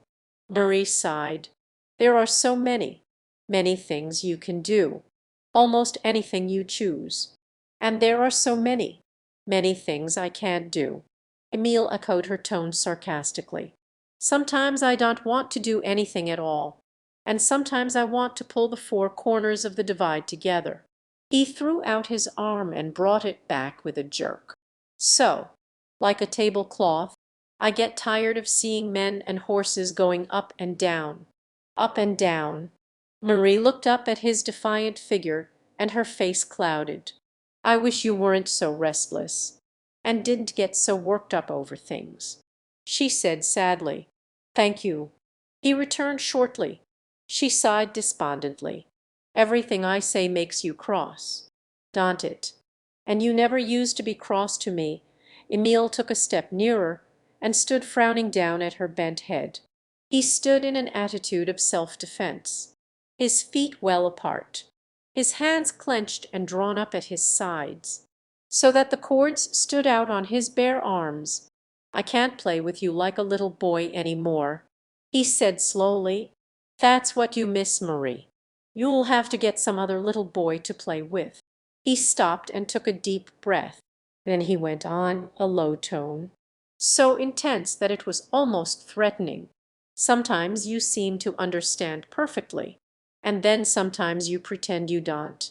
You don't help things any by pretending. It's then that I want to pull the corners of the divide together. If you want to understand, you know, I could make you. Marie clasped her hands and started up from her seat. She had grown very pale, and her eyes were shining with excitement and distress. But, Emile, if I understand, then all our good times are over. We can never do nice things together any more. We shall have to behave like Mr. Lindstrom. And, anyhow, there's nothing to understand. She struck the ground with her little foot fiercely. That won't last. It will go away, and things will be just as they used to. I wish you were a Catholic. The Church helps people. Indeed it does. I pray for you. But that's not the same as if you prayed yourself. She spoke rapidly and pleadingly, looked entreatingly into his face. Emile stood defiant, gazing down at her. I can't pray to have the things I want, he said slowly, and I won't pray not to have them. Not if I'm damned for it. Marie turned away, wringing her hands. Oh, Emile, you won't try. Then all our good times are over. Yes, over. I never expect to have any more. Emile gripped the handholds of his scythe and began to mow. Marie took up her cherries and went slowly toward the house, crying bitterly. X. On Sunday afternoon, a month after Karl Lindstrom's arrival, he rode with Emile up into the French country to attend a Catholic fair. He sat for most of the afternoon in the basement of the church, where the fair was held, talking to Marie Shabata, or strolled about the gravel terrace, thrown up on the hillside in front of the basement doors, where the French boys were jumping and wrestling and throwing the discus. Some of the boys were in their white baseball suits. They had just come up from a Sunday practice game down in the ball grounds. Amity, the newly married, Emil's best friend, was their pitcher, renowned among the country towns for his dash and skill. Amity was a little fellow, a year younger than Emile, and much more boyish in appearance, very lithe and active, and neatly made, with a clear brown and white skin, and flashing white teeth. The St. Agnes boys were to play the Hastings 9 in a fortnight, and Amedee's lightning balls were the hope of his team. The little Frenchman seemed to get every ounce there was in him behind the ball as it left his hand. "You'd have made the battery at the university for sure, Meddy," Emile said as they were walking from the ball grounds back to the church on the hill. "You're pitching better than you did in the spring." Amity grinned. "Sure. A married man don't lose his head no more." He slapped Emile on the back as he caught step with him. "Oh, Emile, you want to get married right off? It's the greatest thing ever." Emile laughed. "How am I going to get married without any girl?" Amity took his arm. "Pooh, there are plenty girls will have you. You want to get some nice French girl. Now, she treat you well. Always be jolly. See," he began checking off on his fingers. "There is Severin, and Alphonsine, and Josephine, and Hectorine, and Louise, and Malvina. Why, I could love any of them girls. Why don't you get after them? Are you stuck up, Emile? Or is anything the matter with you? I never did know a boy 22 years old before that didn't have no girl. You want to be a priest. Maybe. Not a for me," Amity swaggered. "I bring many good Catholics into this world, I hope, and that's a way I help the church." Emile looked down and patted him on the shoulder. "Now you're windy. Meddy, you Frenchies like to brag." But Amity had the zeal of the newly married, and he was not to be lightly shaken off. "Honest and true, Emile, don't you want any girl? Maybe there's some young lady in Lincoln. Now, very grand." Amity waved his hand languidly before his face to denote the fan of heartless beauty. "And you lost your heart up there. Is that it? Maybe, said Emile. But Amity saw no appropriate glow in his friend's face. Bah! He exclaimed in disgust. I tell all the French girls to keep way from you. You got a rock in there, thumping Emile on the ribs, when they reached the terrace at the side of the church. Amity, who was excited by his success on the ball grounds, challenged Emile to a jumping match, though he knew he would be beaten. They belted themselves up, and Raoul Marcel, the choir tenor and Father Duchess's pet, and Jean Bordelais held the string over which they vaulted. All the French boys stood round, cheering and humping themselves up when Emile or Amity went over the wire, as if they were helping in the lift.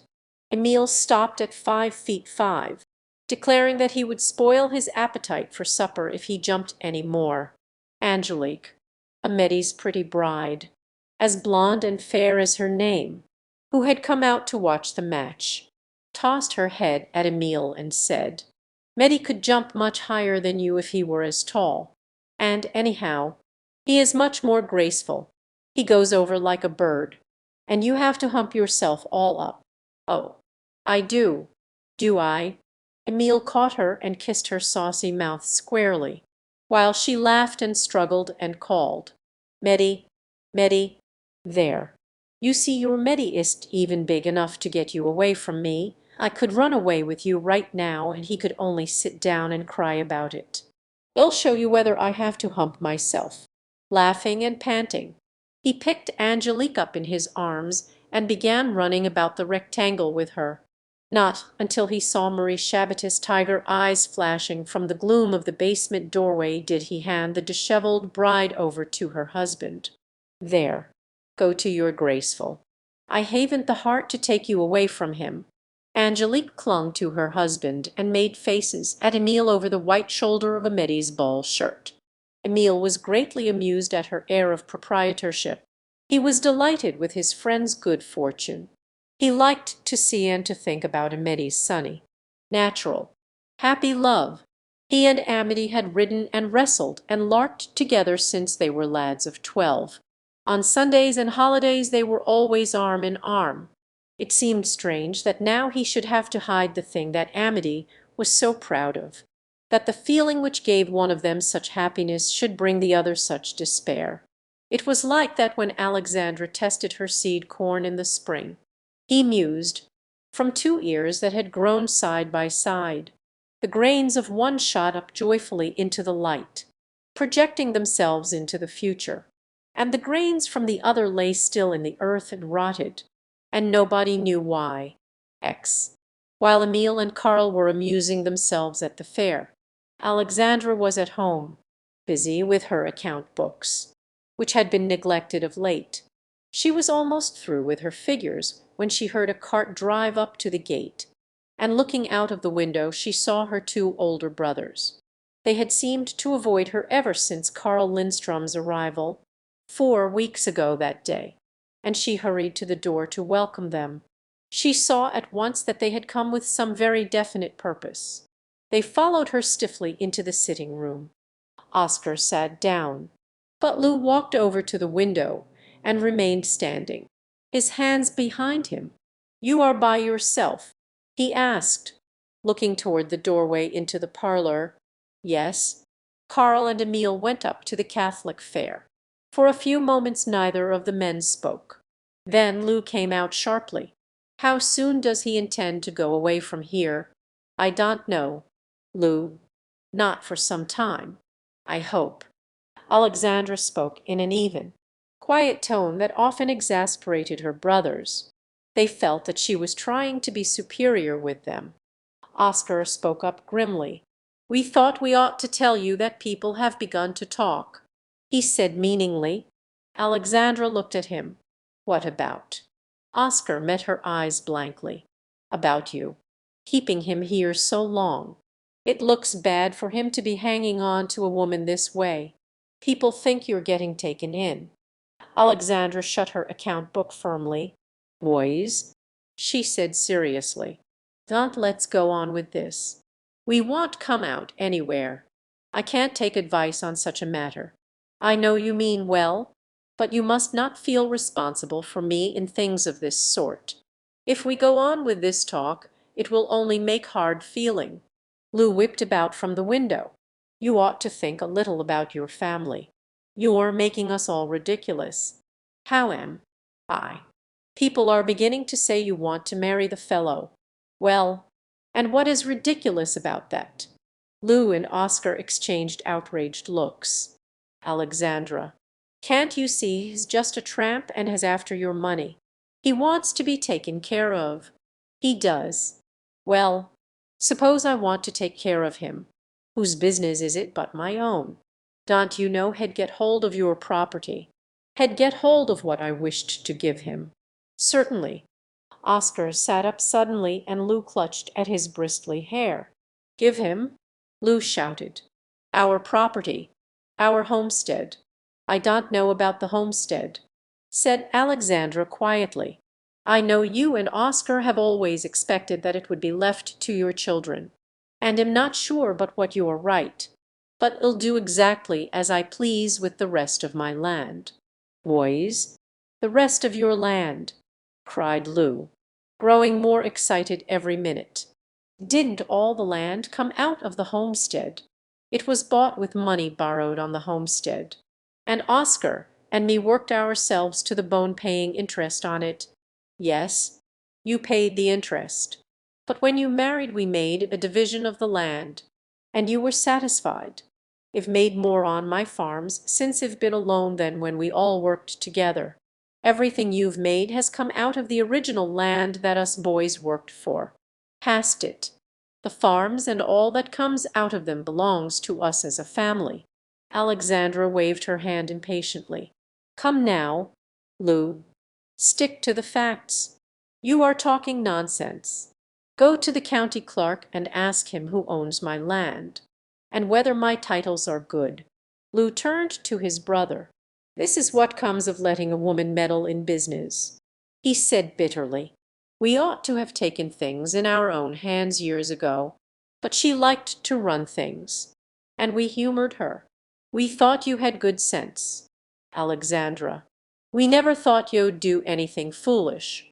Alexandra rapped impatiently on her desk with her knuckles. "Listen, Lou, don't talk wild. You say you ought to have taken things into your own hands years ago.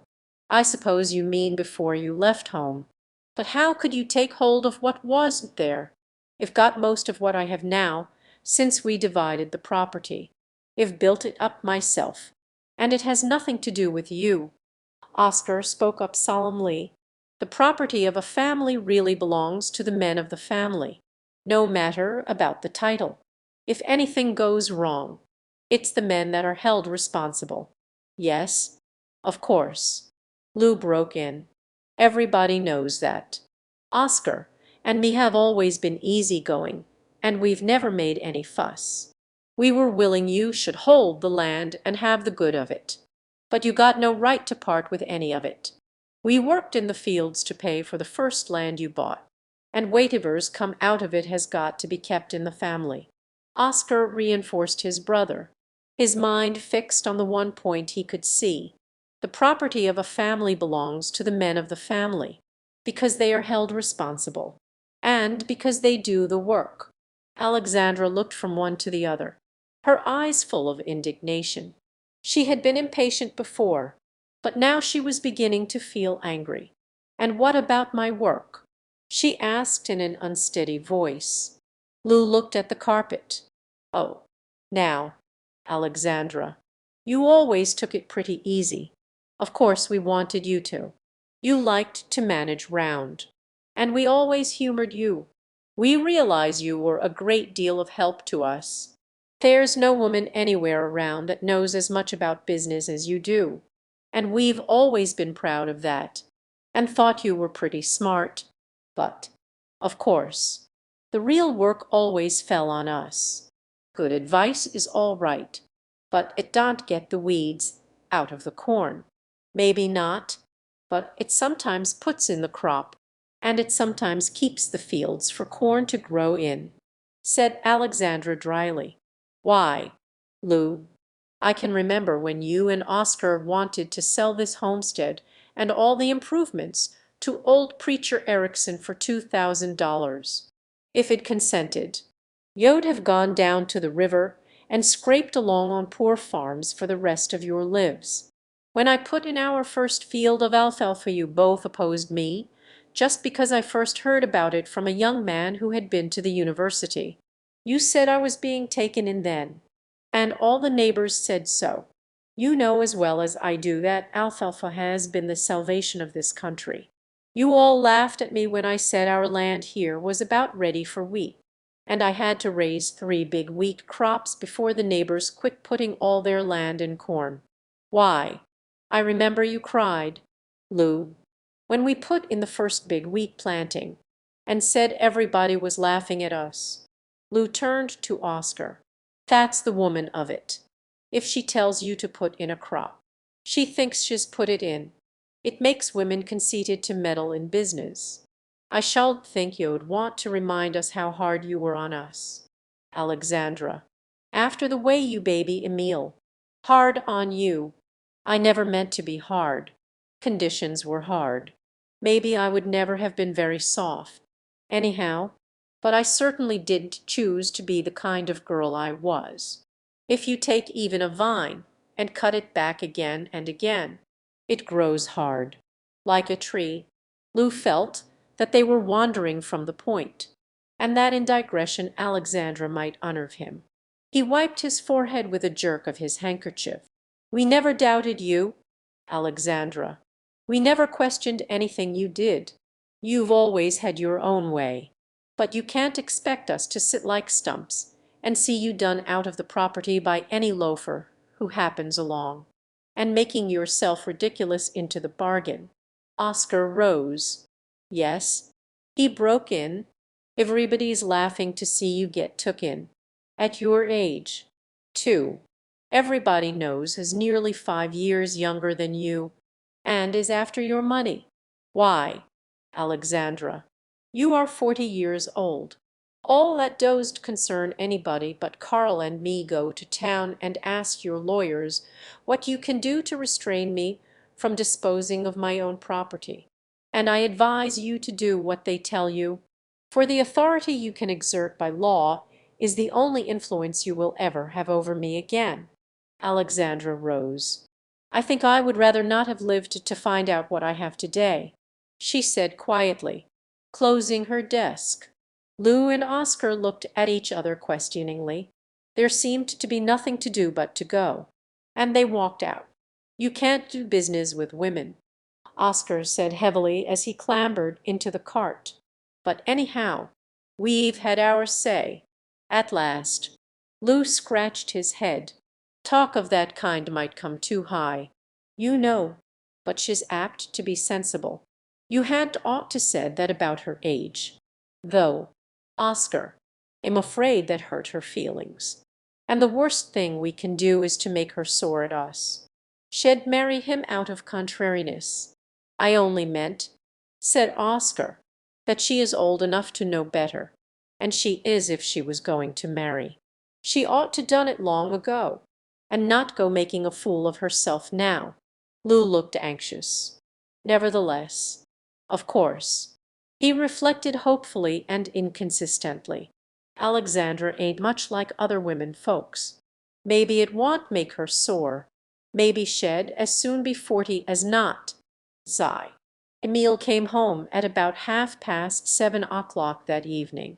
Old Iver met him at the windmill and took his horse, and the young man went directly into the house. He called to his sister, and she answered from her bedroom, behind the sitting-room, saying that she was lying down. Emile went to her door. "Can I see you for a minute?" he asked. "I want to talk to you about something before Karl comes." Alexandra rose quickly and came to the door. "Where is Karl?" "Lou and Oscar met us and said they wanted to talk to him. So he rode over to Oscar's with them." "Are you coming out?" Emile asked impatiently. "Yes." "Sit down. You'll be dressed in a moment." Alexandra closed her door, and Emile sank down on the old slat lounge and sat with his head in his hands. When his sister came out, he looked up, not knowing whether the interval had been short or long, and he was surprised to see that the room had grown quite dark. That was just as well. It would be easier to talk if he were not under the gaze of those clear, deliberate eyes that saw so far in some directions and were so blind in others. Alexandra, too, was glad of the dusk. Her face was swollen from crying. Emile started up and then sat down again. Alexandra, he said slowly, in his deep young baritone, I don't want to go away to law school this fall. Let me put it off another year. I want to take a year off and look around. It's awfully easy to rush into a profession you don't really like, and awfully hard to get out of it. Lindstrom and I have been talking about that. Very well, Emile. Only don't go off looking for land. She came up and put her hand on his shoulder. I've been wishing you could stay with me this winter. That's just what I don't want to do. Alexandra, I'm restless. I want to go to a new place.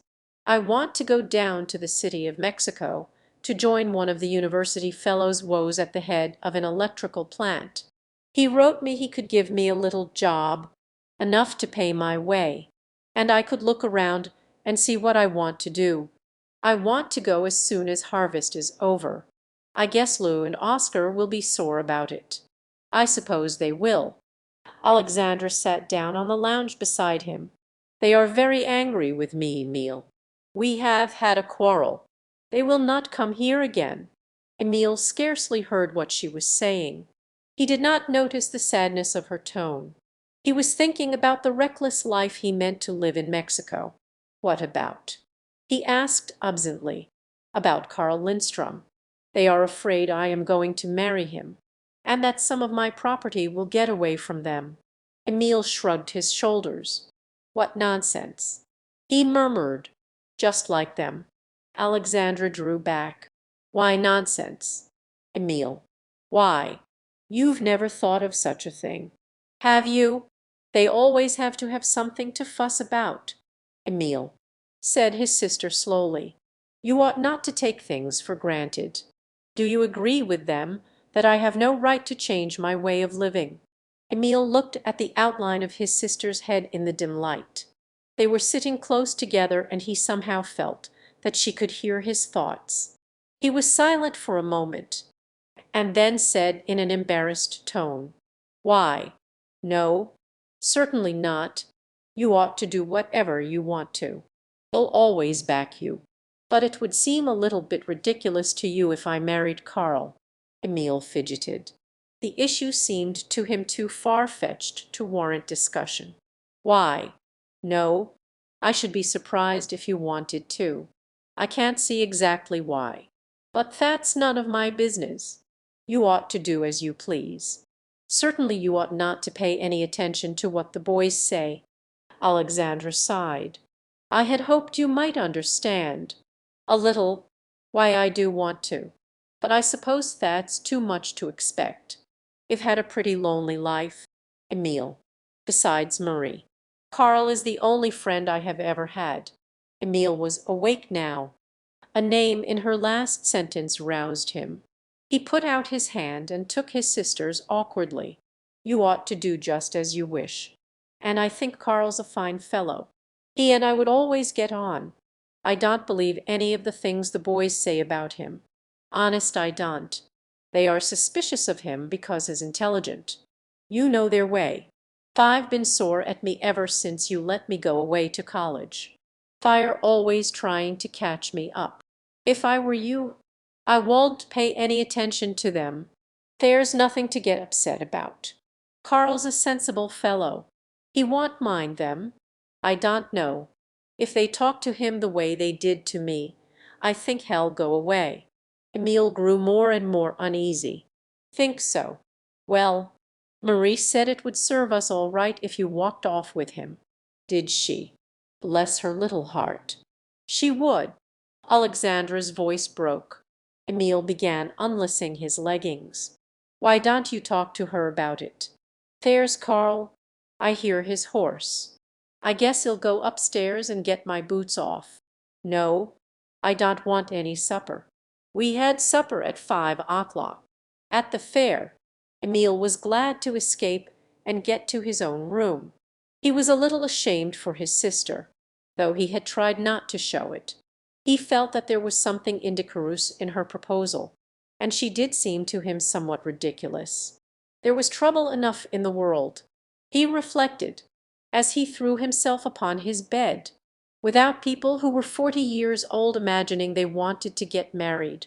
In the darkness and silence Emil was not likely to think long about Alexandra. Every image slipped away but one. He had seen Marie in the crowd that afternoon. She sold candy at the fair. Why had she ever run away with Frank Shabata? And how could she go on laughing and working and taking an interest in things? Why did she like so many people? And why had she seemed pleased when all the French and Bohemian boys, and the priest himself, crowded round her candy stand? Why did she care about any one but him? Why could he never find the thing he looked for in her playful, affectionate eyes? Then he fell to imagining that he looked once more and found it there, and what it would be like if she loved him, she who, as Alexandra said, could give her whole heart. In that dream he could lie for hours, as if in a trance. His spirit went out of his body and crossed the fields to Marie Shabata. At the university dances the girls had often looked wonderingly at the tall young Swede with the fine head, leaning against the wall and frowning, his arms folded, his eyes fixed on the ceiling or the floor. All the girls were a little afraid of him. He was distinguished looking, and not the jollying kind. They felt that he was too intense and preoccupied. There was something queer about him. Emil's fraternity rather prided itself upon its dances, and sometimes he did his duty and danced every dance. But whether he was on the floor or brooding in a corner, he was always thinking about Marie Shabata. For 2 years the storm had been gathering in him. See, Karl came into the sitting room while Alexandra was lighting the lamp. She looked up at him as she adjusted the shade. His sharp shoulders stooped as if he were very tired. His face was pale, and there were bluish shadows under his dark eyes. His anger had burned itself out and left him sick and disgusted. "You have seen Lou and Oscar?" Alexandra asked. Yes. His eyes avoided hers. Alexandra took a deep breath. "And now you are going away." "I thought so." Karl threw himself into a chair and pushed the dark lock back from his forehead with his white, nervous hand. "What a hopeless position you are in, Alexandra!" he exclaimed feverishly. "It is your fate to be always surrounded by little men, and I am no better than the rest. I am too little to face the criticism of even such men as Lou and Oscar. Yes, I am going away. To-morrow. I cannot even ask you to give me a promise until I have something to offer you. I thought, perhaps, I could do that, but I find I can't. What good comes of offering people things they don't need?" Alexandra asked sadly. "I don't need money, but I have needed you for a great many years. I wonder why I have been permitted to prosper. If it is only to take my friends away from me, I don't deceive myself." Karl said frankly, "I know that I am going away on my own account. I must make the usual effort. I must have something to show for myself. To take what you would give me, I should have to be either a very large man or a very small one, and I am only in the middle class." Alexandra sighed. "I have a feeling that if you go away, you will not come back. Something will happen to one of us, or to both. People have to snatch at happiness when they can.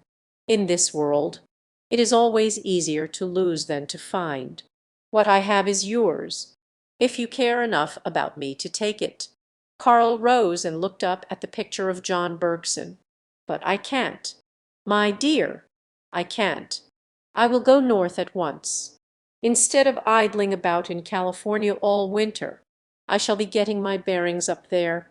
I won't waste another week. Be patient with me, Alexandra. Give me a year, as you will," said Alexandra wearily. "All at once.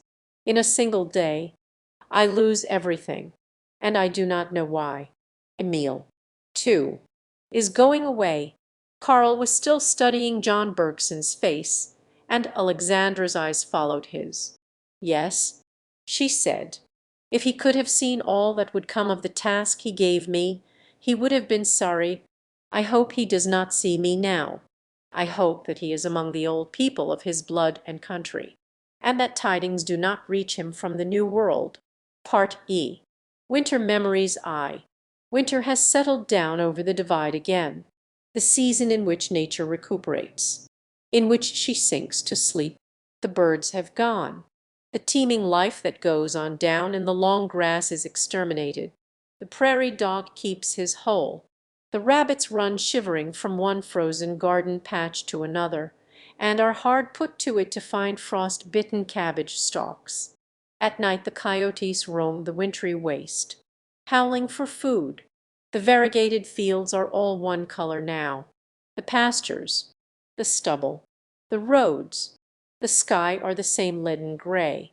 The hedgerows and trees are scarcely perceptible against the bare earth, whose slaty hue they have taken on. The ground is frozen so hard that it bruises the foot to walk in the roads or in the plowed fields. It is like an iron country, and the spirit is oppressed by its rigor and melancholy. One could easily believe that in that dead landscape the germs of life and fruitfulness were extinct forever. Alexandra has settled back into her old routine. There are weekly letters from Emil. Lou and Oscar she has not seen since Karl went away, to avoid awkward encounters in the presence of curious spectators. She has stopped going to the Norwegian church and drives up to the Reformed church at Hanover, or goes with Marie Shabata to the Catholic church, locally known as the French church. She has not told Marie about Karl, or her differences with her brothers. She was never very communicative about her own affairs, and when she came to the point, an instinct told her that about such things she and Marie would not understand one another.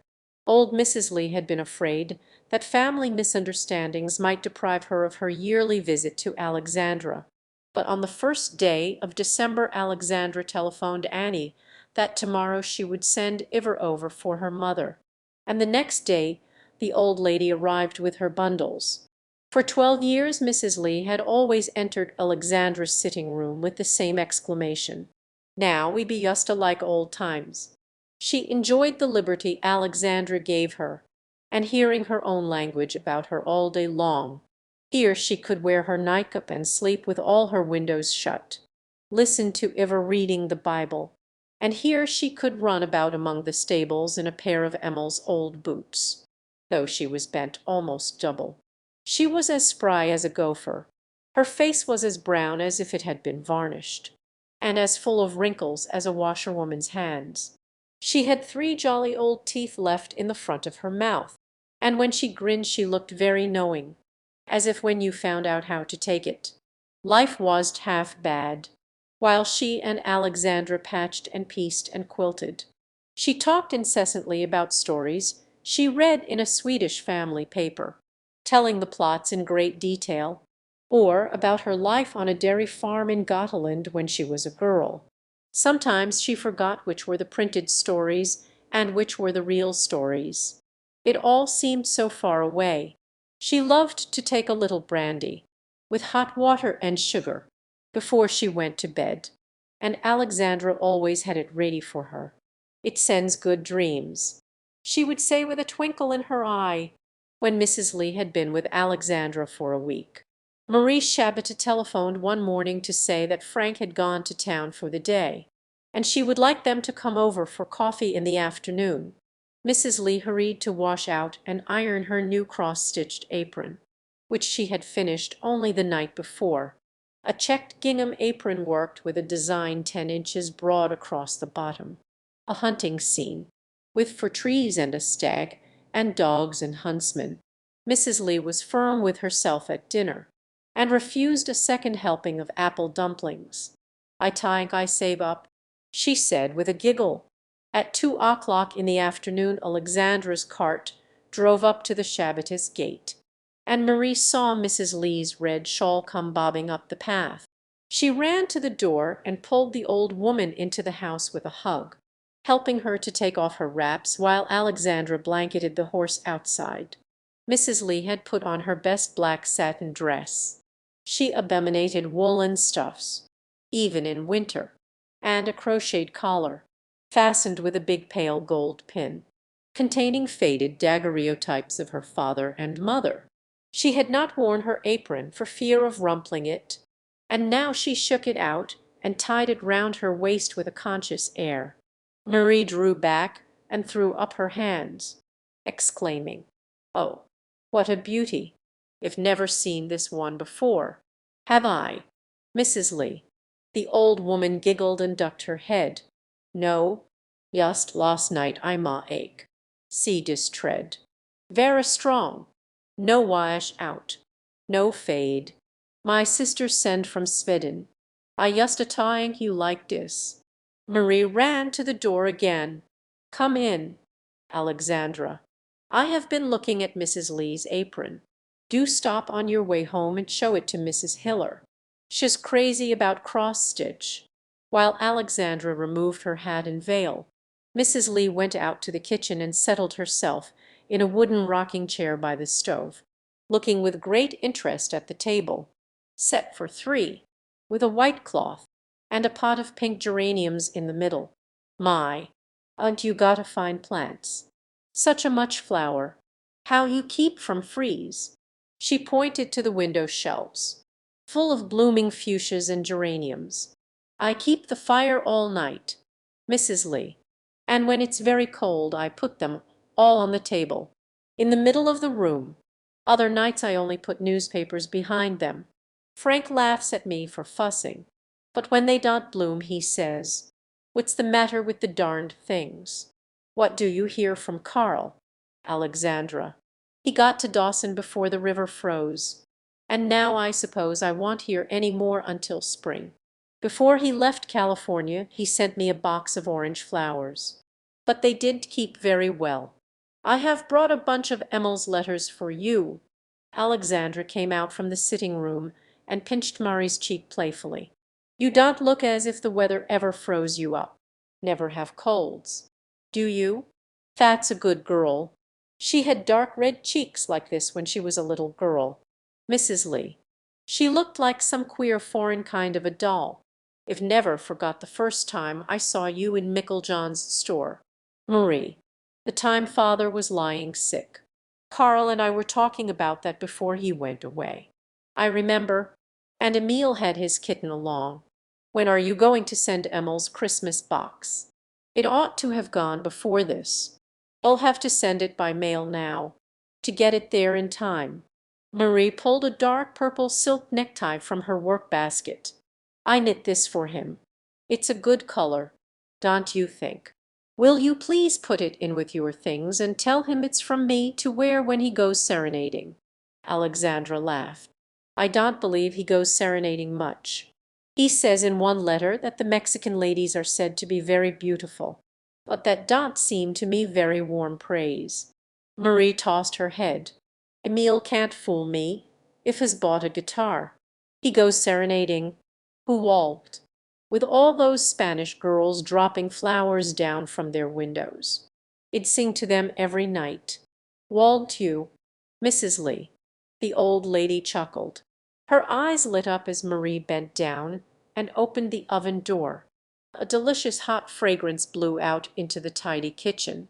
"My, cementing smell good." She turned to Alexandra with a wink, her three yellow teeth making a brave show. "I think dat stop my yaw from ache no more," she said contentedly.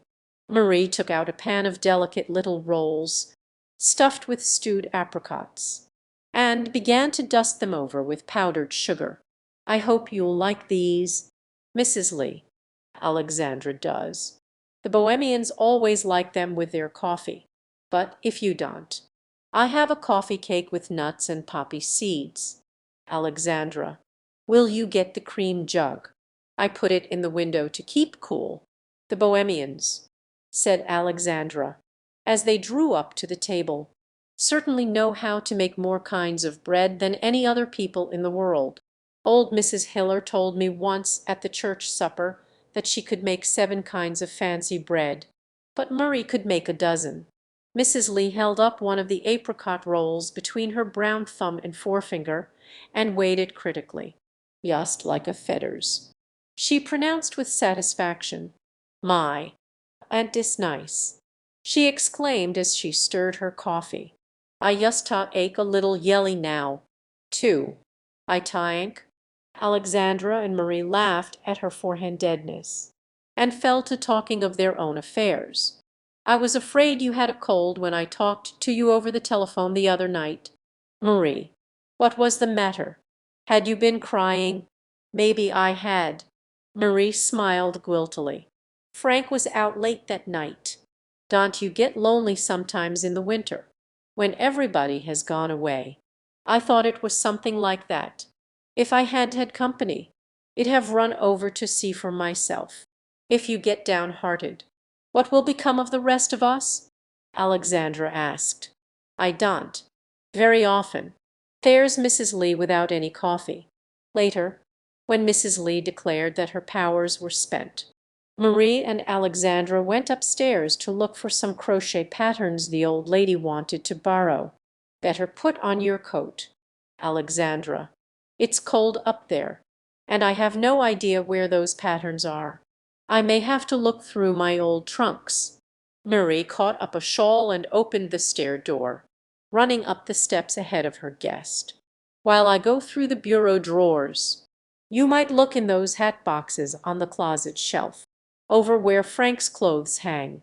There are a lot of odds and ends in them." She began tossing over the contents of the drawers, and Alexandra went into the clothes closet. Presently she came back, holding a slender elastic yellow stick in her hand. "What in the world is this?" "Marie, you don't mean to tell me Frank ever carried such a thing?" Marie blinked at it with astonishment and sat down on the floor. "Where did you find it?" "I didn't know he had kept it. I haven't seen it for years." "It really is a cane, then?" "Yes, one he brought from the old country. He used to carry it when I first knew him. Isn't it foolish? Poor Frank!" Alexandra twirled the stick in her fingers and laughed. "He must have looked funny." Marie was thoughtful. "No, he didn't. Really, it did seem out of place. He used to be awfully gay like that when he was a young man. I guess people always get what's hardest for them, Alexandra." Marie gathered the shawl closer about her and still looked hard at the cane. "Frank would be all right in the right place," she said reflectively. "He ought to have a different kind of wife. For one thing, do you know, Alexandra, I could pick out exactly the right sort of woman for Frank. Now, the trouble is you almost have to marry a man before you can find out the sort of wife he needs. And usually it's exactly the sort you are not. Then what are you going to do about it?" she asked candidly. Alexandra confessed she didn't know. However, she added, "It seems to me that you get along with Frank about as well as any woman I've ever seen or heard of could." Marie shook her head, pursing her lips and blowing her warm breath softly out into the frosty air. "No, I was spoiled at home. I like my own way, and I have a quick tongue. When Frank brags, I say sharp things, and he never forgets. He goes over and over it in his mind. I can feel him. Then I'm too giddy. Frank's wife ought to be timid, and she ought not to care about another living thing in the world but just Frank. I didn't, when I married him, but I suppose I was too young to stay like that." Marie sighed. Alexandra had never heard Marie speak so frankly about her husband before, and she felt that it was wiser not to encourage her. No good, she reasoned, ever came from talking about such things. And while Murray was thinking aloud, Alexandra had been steadily searching the hat boxes. "Aren't these the patterns? Maria, Maria sprang up from the floor. Sure enough, we were looking for patterns, weren't we? It forgot about everything but Frank's other wife. We'll put that away. She poked the cane behind Frank's Sunday clothes. And though she laughed, Alexandra saw there were tears in her eyes. When they went back to the kitchen, the snow had begun to fall, and Marie's visitors thought they must be getting home. She went out to the cart with them, and tucked the robes about old Mrs. Lee while Alexandra took the blanket off her horse. As they drove away, Marie turned and went slowly back to the house. She took up the package of letters Alexandra had brought, but she did not read them. She turned them over and looked at the foreign stamps, and then sat watching the flying snow while the dusk deepened in the kitchen and the stove sent out a red glow. Marie knew perfectly well that Emil's letters were written more for her than for Alexandra. They were not the sort of letters that a young man writes to his sister. They were both more personal and more painstaking, full of descriptions of the gay life in the old Mexican capital in the days when the strong hand of Porfirio Diaz was still strong. He told about bullfights and cockfights, churches and fistus, the flower markets and the fountains, the music and dancing, the people of all nations he met in the Italian restaurants on San Francisco Street. In short, they were the kind of letters a young man writes to a woman when he wishes himself and his life to seem interesting to her, when he wishes to enlist her imagination in his behalf. Marie, when she was alone or when she sat sewing in the evening, often thought about what it must be like down there where Emile was, where there were flowers and street bands everywhere, and carriages rattling up and down, and where there was a little blind bootblack in front of the cathedral who could play any tune you asked for by dropping the lids of blacking boxes on the stone steps. When everything is done and over for one at 23, it is pleasant to let the mind wander forth and follow a young adventurer who has life before him.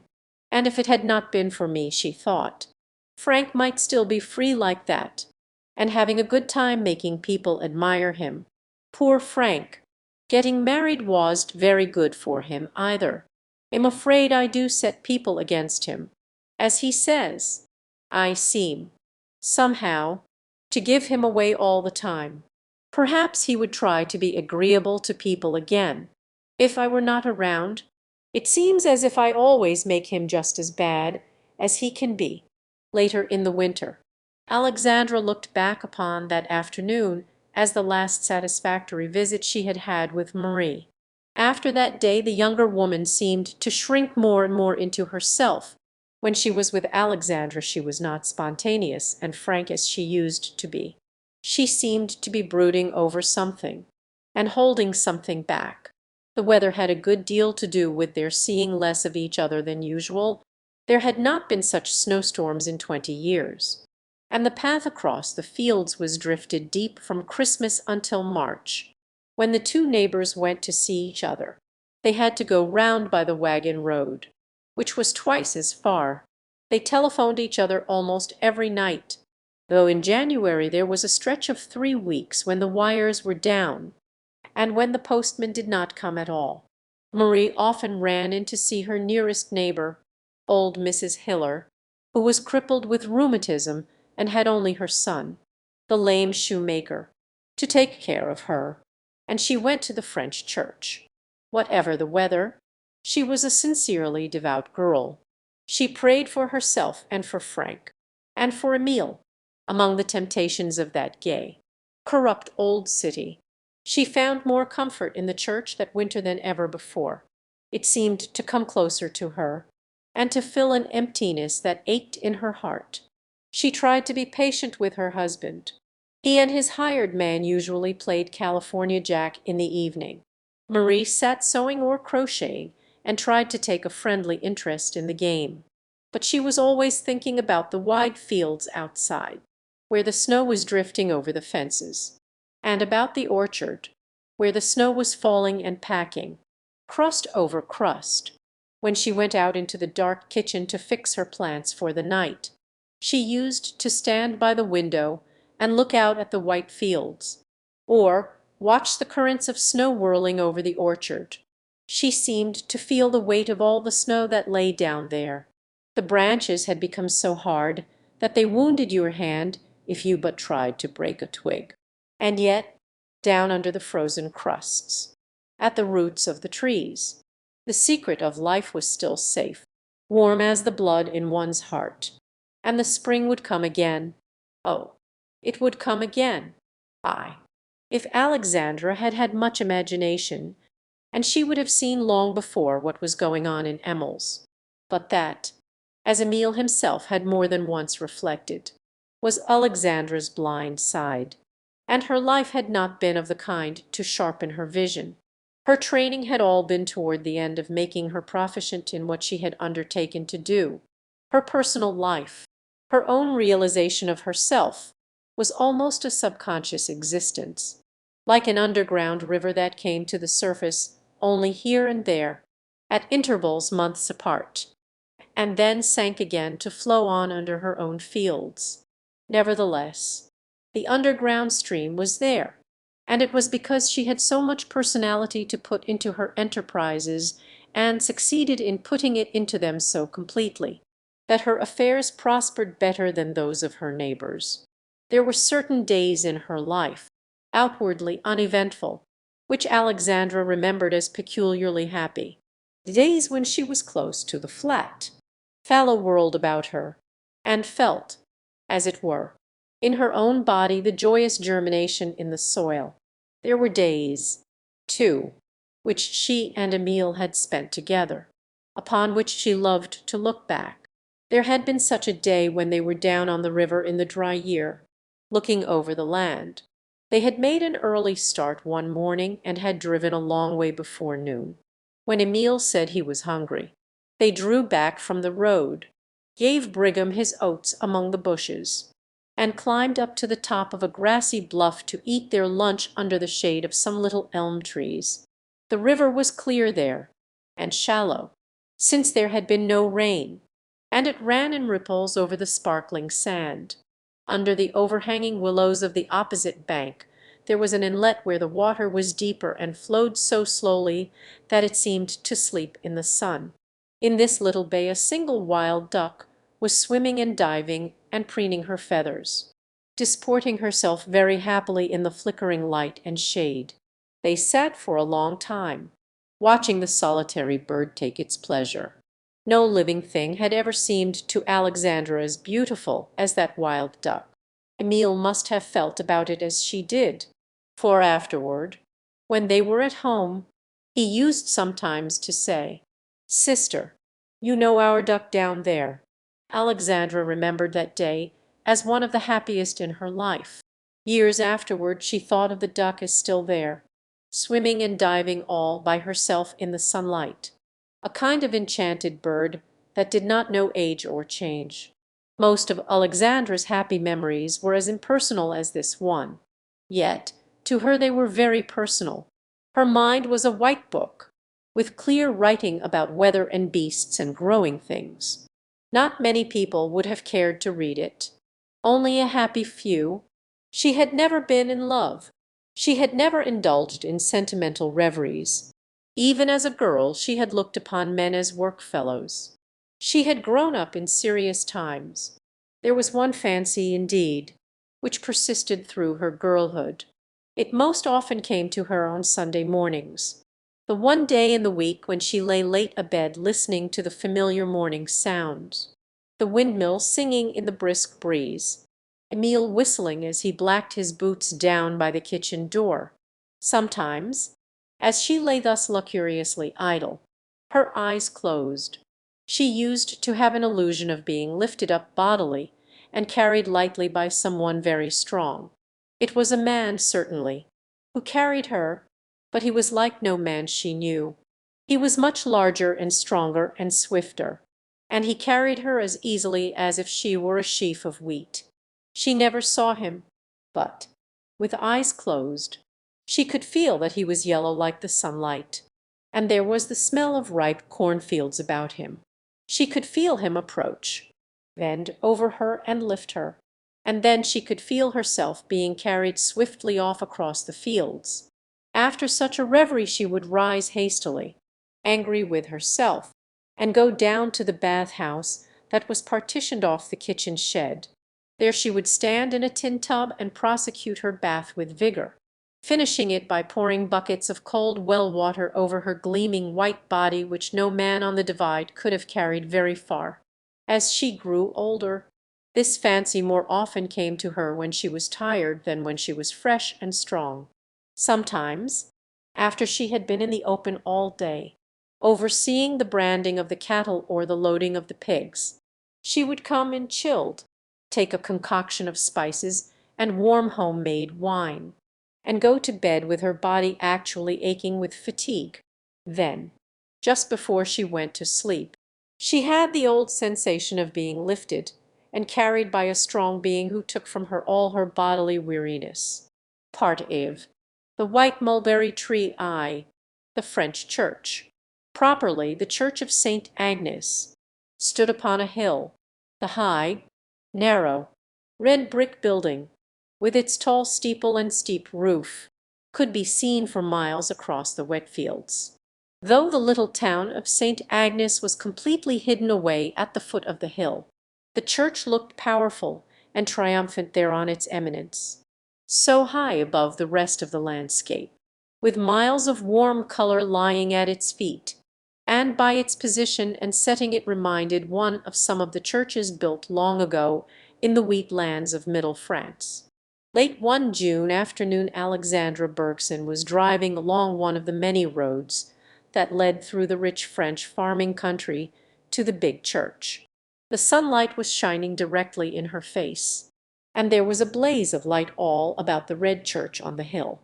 Beside Alexandra lounged a strikingly exotic figure in a tall Mexican hat, a silk sash, and a black velvet jacket sewn with silver buttons. Emile had returned only the night before, and his sister was so proud of him that she decided at once to take him up to the church supper, and to make him wear the Mexican costume he had brought home in his trunk. All the girls who have stands are going to wear fancy costumes, she argued, and some of the boys. Marie is going to tell fortunes, and she sent to Omaha for a bohemian dress her father brought back from a visit to the old country. If you wear those clothes, they will all be pleased, and you must take your guitar.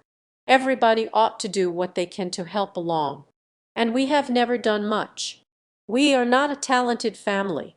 The supper was to be at 6 o'clock, in the basement of the church, and afterward there would be a fair, with charades and an auction.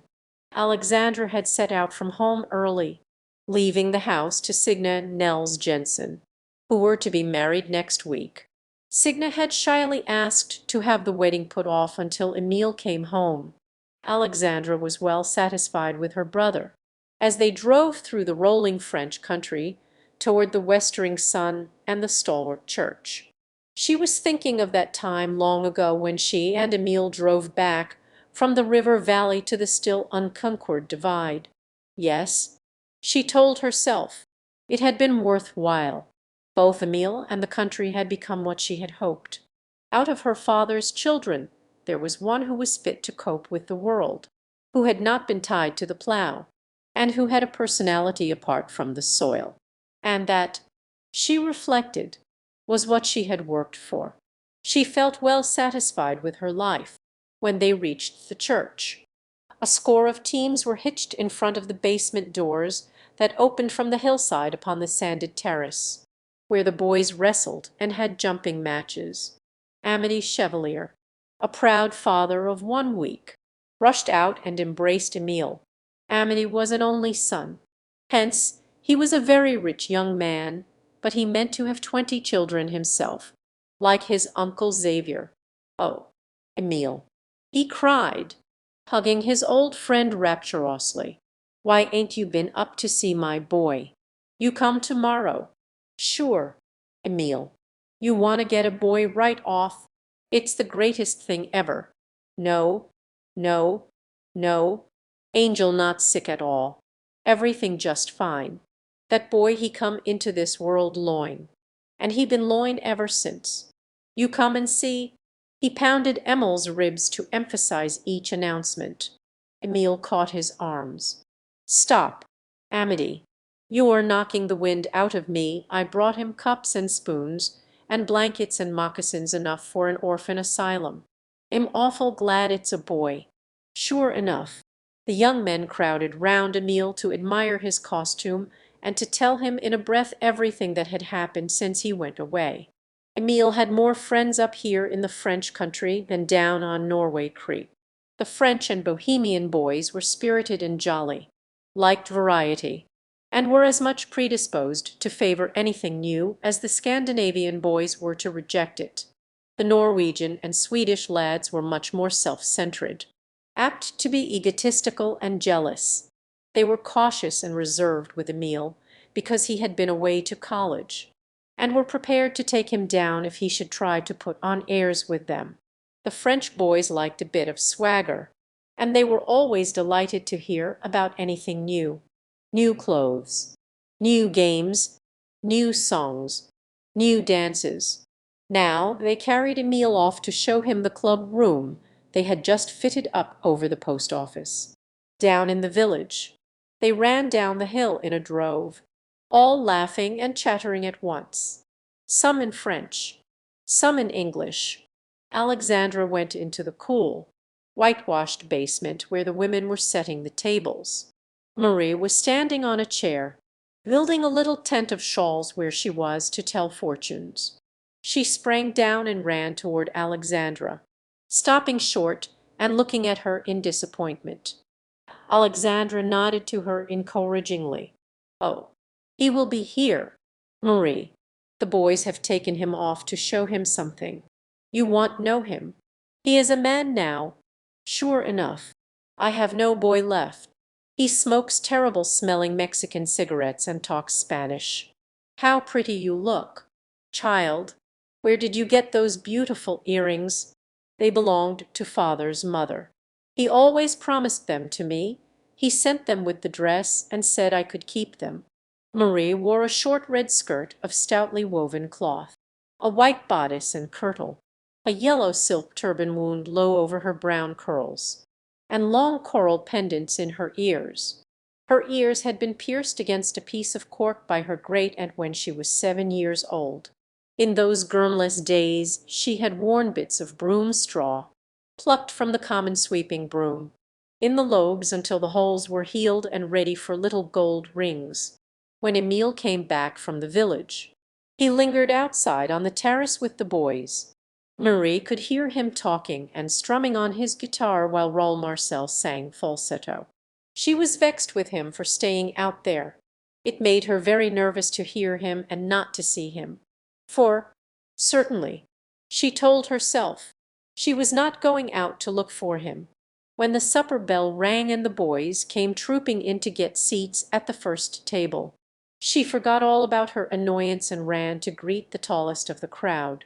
In his conspicuous attire, she didn't mind showing her embarrassment at all. She blushed and laughed excitedly as she gave Emil her hand, and looked delightedly at the black velvet coat that brought out his fair skin and fine blonde head. Marie was incapable of being lukewarm about anything that pleased her. She simply did not know how to give a half-hearted response. When she was delighted, she was as likely as not to stand on her tiptoes and clap her hands. If people laughed at her, she laughed with them. Do the men wear clothes like that every day? In the street, she caught Emil by his sleeve and turned him about.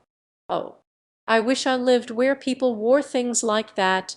Are the buttons real silver? Put on the hat, please. What a heavy thing. How do you ever wear it? Why don't you tell us about the bullfights?" She wanted to wring all his experiences from him at once.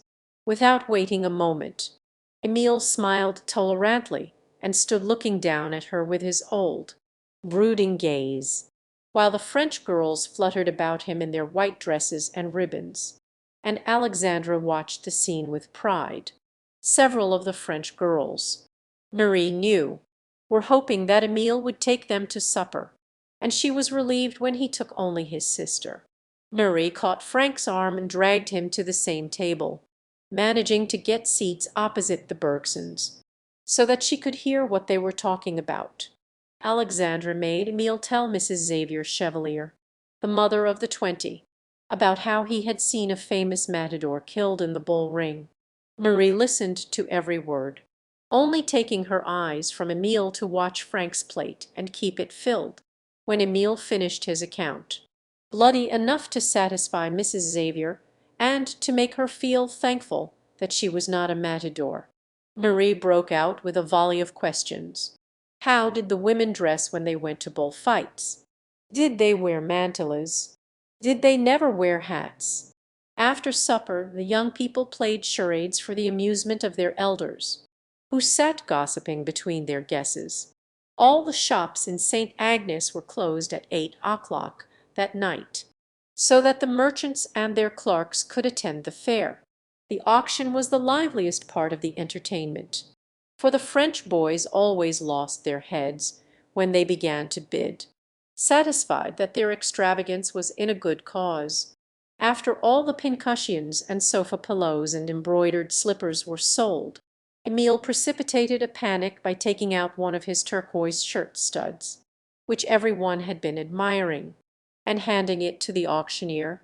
All the French girls clamored for it, and their sweethearts bid against each other recklessly. Marie wanted it, too, and she kept making signals to Frank, which he took a sour pleasure in disregarding. He did see the use of making a fuss over a fellow just because he was dressed like a clown. When the turquoise went to Malvina Sauvage, the French banker's daughter, Marie shrugged her shoulders and betook herself to her little tent of shawls, where she began to shuffle her cards by the light of a tallow candle, calling out, "Fortunes, fortunes." The young priest, Father Duchess, went first to have his fortune read. Marie took his long white hand, looked at it, and then began to run off her cards.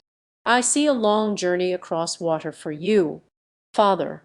You will go to a town all cut up by water, built on islands, it seems to be, with rivers and green fields all about. And you will visit an old lady with a white cap, and you will be very happy there. Mais, oui," said the priest, with a melancholy smile. "C'est Lyle Adam. Chez ma mère, vous étiez triste savant. Ma fille." He patted her yellow turban, calling, "Venez donc, Miss Garçons. Ulwaya Aki, unveritable clairvoyant." Marie was clever at fortune-telling, indulging in a light irony that amused the crowd. She told old Brunnet, the miser, that he would lose all his money, marry a girl of 16, and live happily on a crust. Scholt, the fat Russian boy, who lived for his stomach, was to be disappointed in love, grow thin, and shoot himself. Amity was to have 20 children, and 19 of them were to be girls. Amity slapped Frank on the back and asked him why he didn't see what the fortune-teller would promise him. But Frank shook off his friendly hand and grunted, "She tell my fortune long ago. Bad enough." Then he withdrew to a corner and sat glowering at his wife. Frank's case was all the more painful because he had no one in particular to fix his jealousy upon. Sometimes he could have thanked the man who would bring him evidence against his wife. He had discharged a good farm boy, Jan Smirka, because he thought Marie was fond of him, but she had not seemed to miss Jan when he was gone, and she had been just as kind to the next boy. The farm hands would always do anything for Marie. Frank cowled find one so surly that he would not make an effort to please her. At the bottom of his heart Frank knew well enough that if he could once give up his grudge, his wife would come back to him. But he could never in the world do that. The grudge was fundamental. Perhaps he could not have given it up if he had tried. Perhaps he got more satisfaction out of feeling himself abused than he would have got out of being loved. If he could once have made Marie thoroughly unhappy, he might have relented and raised her from the dust. But she had never humbled herself, In the first days of their love she had been his slave. She had admired him abandonedly. But the moment he began to bully her and to be unjust, she began to draw away, at first in tearful amazement, then in quiet, unspoken disgust. The distance between them had widened and hardened. It no longer contracted and brought them suddenly together. The spark of her life went somewhere else, and he was always watching to surprise it. He knew that somewhere she must get a feeling to live upon, for she was not a woman who could live without loving. He wanted to prove to himself the wrong he felt. What did she hide in her heart? Where did it go? Even Frank had his churlish delicacies. He never reminded her of how much she had once loved him. For that Marie was grateful to him, while Marie was chattering to the French boys. Amity called Emile to the back of the room and whispered to him that they were going to play a joke on the girls. At 11 o'clock, Amity was to go up to the switchboard in the vestibule and turn off the electric lights, and every boy would have a chance to kiss his sweetheart before Father Duchesne could find his way up the stairs to turn the current on again. The only difficulty was the candle in Marie's tent. Perhaps, as Emile had no sweetheart, he would oblige the boys by blowing out the candle. Emile said he would undertake to do that. At 5 minutes to 11 he sauntered up to Marie's booth, and the French boys dispersed to find their girls. He leaned over the card table and gave himself up to looking at her. "Do you think you could tell my fortune?" he murmured. It was the first word he had had alone with her for almost a year. "My luck hasn't changed any. It's just the same." Marie had often wondered whether there was anyone else who could look his thoughts to you as Emile could. To-night, when she met his steady, powerful eyes, it was impossible not to feel the sweetness of the dream he was dreaming. It reached her before she could shut it out, and hid itself in her heart. She began to shuffle her cards furiously. "I'm angry with you, Emile," she broke out with petulance. "Why did you give them that lovely blue stone to sell? You might have known Frank walled by it from me, and I wanted it awfully." Emile laughed shortly. "People who want such little things surely ought to have them," he said dryly.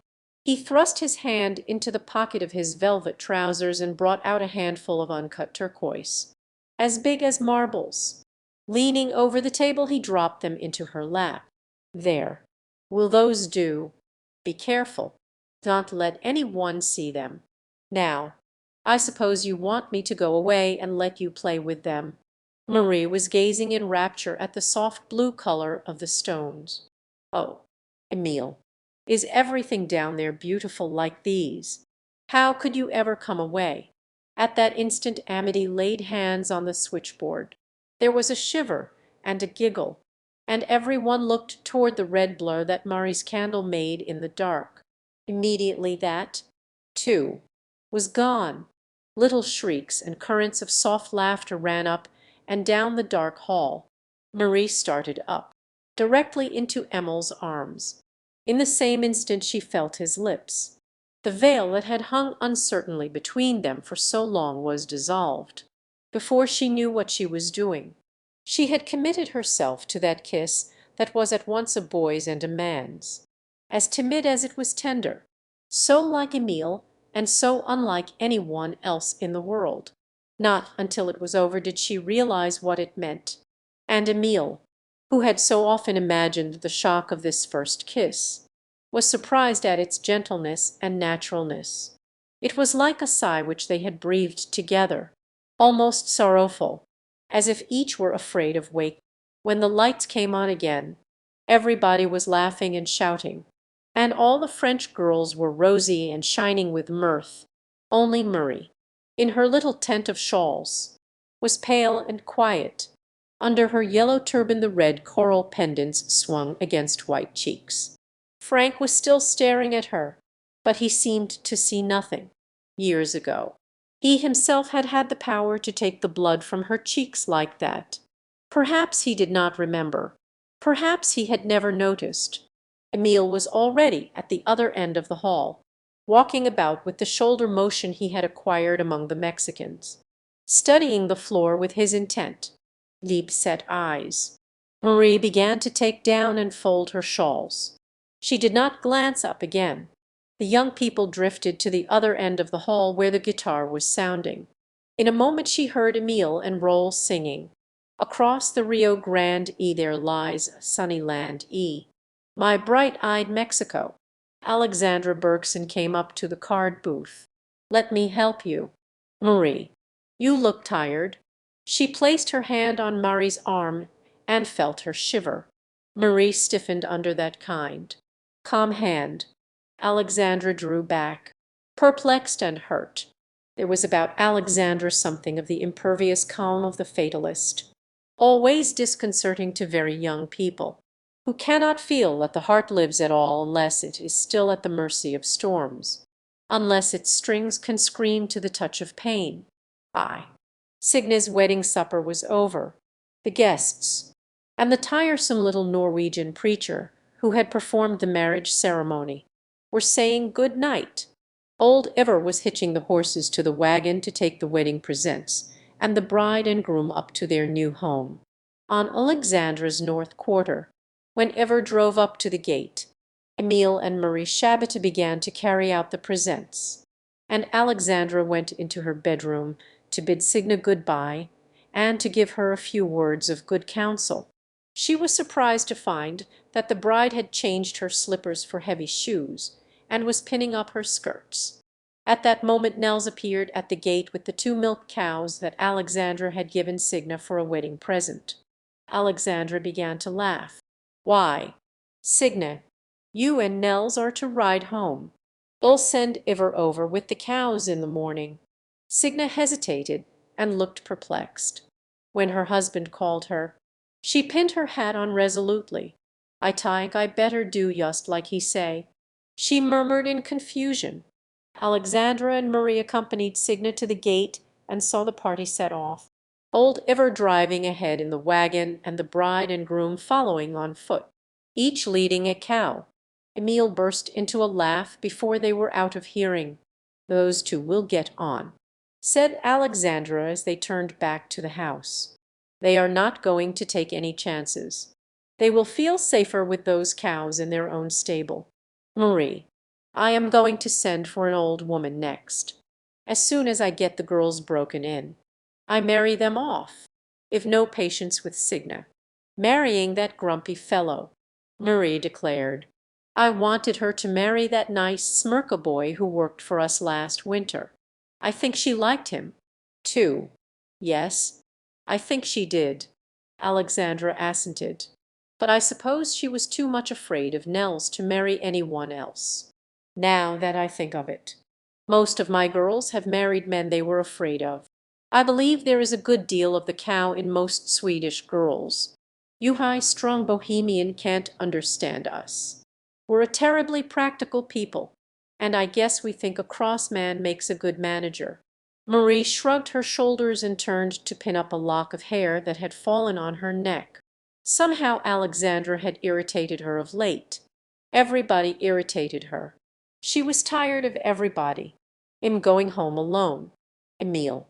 So you need get your hat," she said as she wound her scarf quickly about her head. "Good night, Alexandra," she called back in a strained voice. Running down the gravel walk, Emile followed with long strides until he overtook her. Then she began to walk slowly. It was a night of warm wind and faint starlight, and the fireflies were glimmering over the wheat. "Marie," said Emile after they had walked for a while, "I wonder if you know how unhappy I am." Marie did not answer him. Her head, in its white scarf, drooped forward a little. Emile kicked a clod from the path and went on. "I wonder whether you are really shallow-hearted, like you seem. Sometimes I think one boy does just as well as another for you. It never seems to make much difference whether it is me or Raoul Marcel or Jan Smirka. Are you really like that?" "Perhaps I am. What do you want me to do? Sit round and cry all day, when I've cried until I can't cry any more? Then Then I must do something else. Are you sorry for me? He persisted. No, am not. If I were big and free like you, I won't let anything make me unhappy. As old Napoleon Brunett said at the fair, I won't go lovering after no woman. I'd take the first train and go off and have all the fun there is. I tried that, but it didn't do any good. Everything reminded me, the nicer the place was, the more I wanted you. They had come to the stile, and Emile pointed to it persuasively. Sit down a moment. I want to ask you something. Marie sat down on the top step. Would you tell me something? That's none of my business if you thought it would help me out. Well, then, tell me, please tell me why you ran away with Frank Shabata. Marie drew back. Because I was in love with him, she said firmly. Really? He asked incredulously. Yes, indeed. Very much in love with him. I think I was the one who suggested our running away. From the first it was more my fault than his. Emile turned away his face. And now, Marie went on, I've got to remember that. Frank is just the same now as he was then. Only then I would see him as I wanted him to be. I would have my own way. And now I pay for it. You don't do all the paying. That's it. When one makes a mistake, there's no telling where it will stop. But you can go away. You can leave all this behind you. Not everything. I can't leave you behind. Will you go away with me, Marie? Marie started up and stepped across the stile. Emile, how wickedly you talk. I am not that kind of a girl, and you know it. But what am I going to do if you keep tormenting me like this? She added plaintively. Marie, I won't bother you any more if you will tell me just one thing. Stop a minute and look at me. No, nobody can see us. Everybody's asleep. That was only a firefly. Marie, stop and tell me. Emile overtook her and catching her by the shoulders shook her gently, as if he were trying to awaken a sleepwalker. Marie hid her face on his arm. Don't ask me anything more. I don't know anything except how miserable I am, and I thought it would be all right when you came back. Oh, Emile. She clutched his sleeve. What am I to do if you don't go away? I can't go, and one of us must. Can't you see? Emile stood looking down at her, holding his shoulders stiff and stiffening the arm to which she clung. Her white dress looked gray in the darkness. She seemed like a troubled spirit, like some shadow out of the earth, clinging to him and entreating him to give her peace. Behind her the fireflies were weaving in and out over the wheat. He put his hand on her bent head. On my honor, Marie, if you will say you love me, I will go away. She lifted her face to his. How could I help it? Didn't you know? Emile was the one who trembled through all his frame. After he left Marie at her gate, he wandered about the fields all night, till morning put out the fireflies and the stars. One evening, a week after Signa's wedding, Emile was kneeling before a box in the sitting-room, packing his books. From time to time he rose and wandered about the house, picking up stray volumes and bringing them listlessly back to his box. He was packing without enthusiasm. He was not very sanguine about his future. Alexandra sat sewing by the table. She had helped him pack his trunk in the afternoon, as Emile came and went by her chair with his books. He thought to himself that it had not been so hard to leave his sister since he first went away to school. He was going directly to Omaha, to read law in the office of a Swedish lawyer until October, when he would enter the law school at Ann Arbor. They had planned that Alexandra was to come to Michigan, a long journey for her, at Christmas time, and spend several weeks with him. Nevertheless, he felt that this leave-taking would be more final than his earlier ones had been, that it meant a definite break with his old home and the beginning of something new. He did not know what. His ideas about the future would not crystallize. The more he tried to think about it, the vaguer his conception of it became. But one thing was clear. He told himself it was high time that he made good to Alexandra, and that ought to be incentive enough to begin with. As he went about gathering up his books, he felt as if he were uprooting things. At last he threw himself down on the old slat lounge where he had slept when he was little, and lay looking up at the familiar cracks in the ceiling. Tired. Emile. His sister asked. Lazy. He murmured, turning on his side and looking at her. He studied Alexandra's face for a long time in the lamplight. It had never occurred to him that his sister was a handsome woman until Marie Chaboteau had told him so. Indeed, he had never thought of her as being a woman at all, only a sister. As he studied her bent head, he looked up at the picture of John Bergson above the lamp. No, he thought to himself, she didn't get it there. I suppose I am more like that.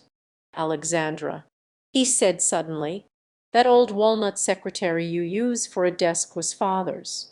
Wasn't it? Alexandra went on stitching. Yes, it was one of the first things he bought for the old log house. It was a great extravagance in those days, but he wrote a great many letters back to the old country. He had many friends there, and they wrote to him up. No one ever blamed him for grandfather's disgrace. I can see him now, sitting there on Sundays, in his white shirt, writing pages and pages. So carefully. He wrote a fine, regular hand, almost like engraving. Yours is something like his, when you take pains. Grandfather was really crooked. Was he? He married an unscrupulous woman. And then I'm afraid he was really crooked. When we first came here, father used to have dreams about making a great fortune and going back to Sweden to pay back to the poor sailors the money grandfather had lost. Emile stirred on the lounge. I say, that would have been worth while, wouldn't it? Father was a bit like Lou or Oscar. Was he? I can't remember much about him before he got sick. Oh, not at all. Alexandra dropped her sewing on her knee. He had better opportunities, not to make money, but to make something of himself. He was a quiet man, but he was very intelligent. You would have been proud of him, Emile. Alexandra felt that he would like to know there had been a man of his kin whom he could admire. She knew that Emile was ashamed of Lou and Oscar, because they were bigoted and self-satisfied. He never said much about them, but she could feel his disgust. His brothers had shown their disapproval of him ever since he first went away to school. The only thing that would have satisfied them would have been his failure at the university. As it was, they resented every change in his speech, in his dress, in his point of view, though the latter they had to conjecture, for Emile avoided talking to them about any but family matters. All his interests they treated as affectations. Alexandra took up her sewing again. I can remember father when he was quite a young man. He belonged to some kind of a musical society, a male chorus, in Stockholm. I can remember going with mother to hear them sing. There must have been 100 of them, and they all wore long black coats and white neckties. I was used to seeing father in a blue coat, a sort of jacket, and when I recognized him on the platform, I was very proud. Do you remember that Swedish song he taught you, about the ship boy? Yes, I used to sing it to the Mexicans. They like anything different. Emile paused. Father had a hard fight here, didn't he? He added thoughtfully. Yes, and he died in a dark time. Still, he had hope. He believed in the land, and in you, I guess, Emile said to himself. There was another period of silence, that warm, friendly silence, full of perfect understanding, in which Emile and Alexandra had spent many of their happiest half-hours. At last Emile said abruptly, Lou and Oscar would be better off if they were poor. Won't they? Alexandra smiled. Maybe, but their children won't. I have great hopes of Milly. Emile shivered. I don't know. Seems to me it gets worse as it goes on. The worst of the Swedes is that they're never willing to find out how much they don't know. It was like that at the university, always so pleased with themselves. There's no getting behind that conceited Swedish grin. The Bohemians and Germans were so different. Come, Emil, don't go back on your own people. Father wasn't conceited. Uncle Otto wasn't. Even Lou and Oscar weren't when they were boys. Emil looked incredulous, but he did not dispute the point. He turned on his back and lay still for a long time, his hands locked under his head, looking up at the ceiling. Alexandra knew that he was thinking of many things. She felt no anxiety about Emil. She had always believed in him, as she had believed in the land. He had been more like himself since he got back from Mexico, seemed glad to be at home, and talked to her as he used to do. She had no doubt that his wandering fit was over, and that he would soon be settled in life. "Alexandra," said Emil suddenly, "do you remember the wild duck we saw down on the river that time?" His sister looked up. "I often think of her. It always seems to me she's there still, just like we saw her." "I know. It's queer what things one remembers and what things one forgets." Emil yawned and sat up. "Well, it's time to turn in."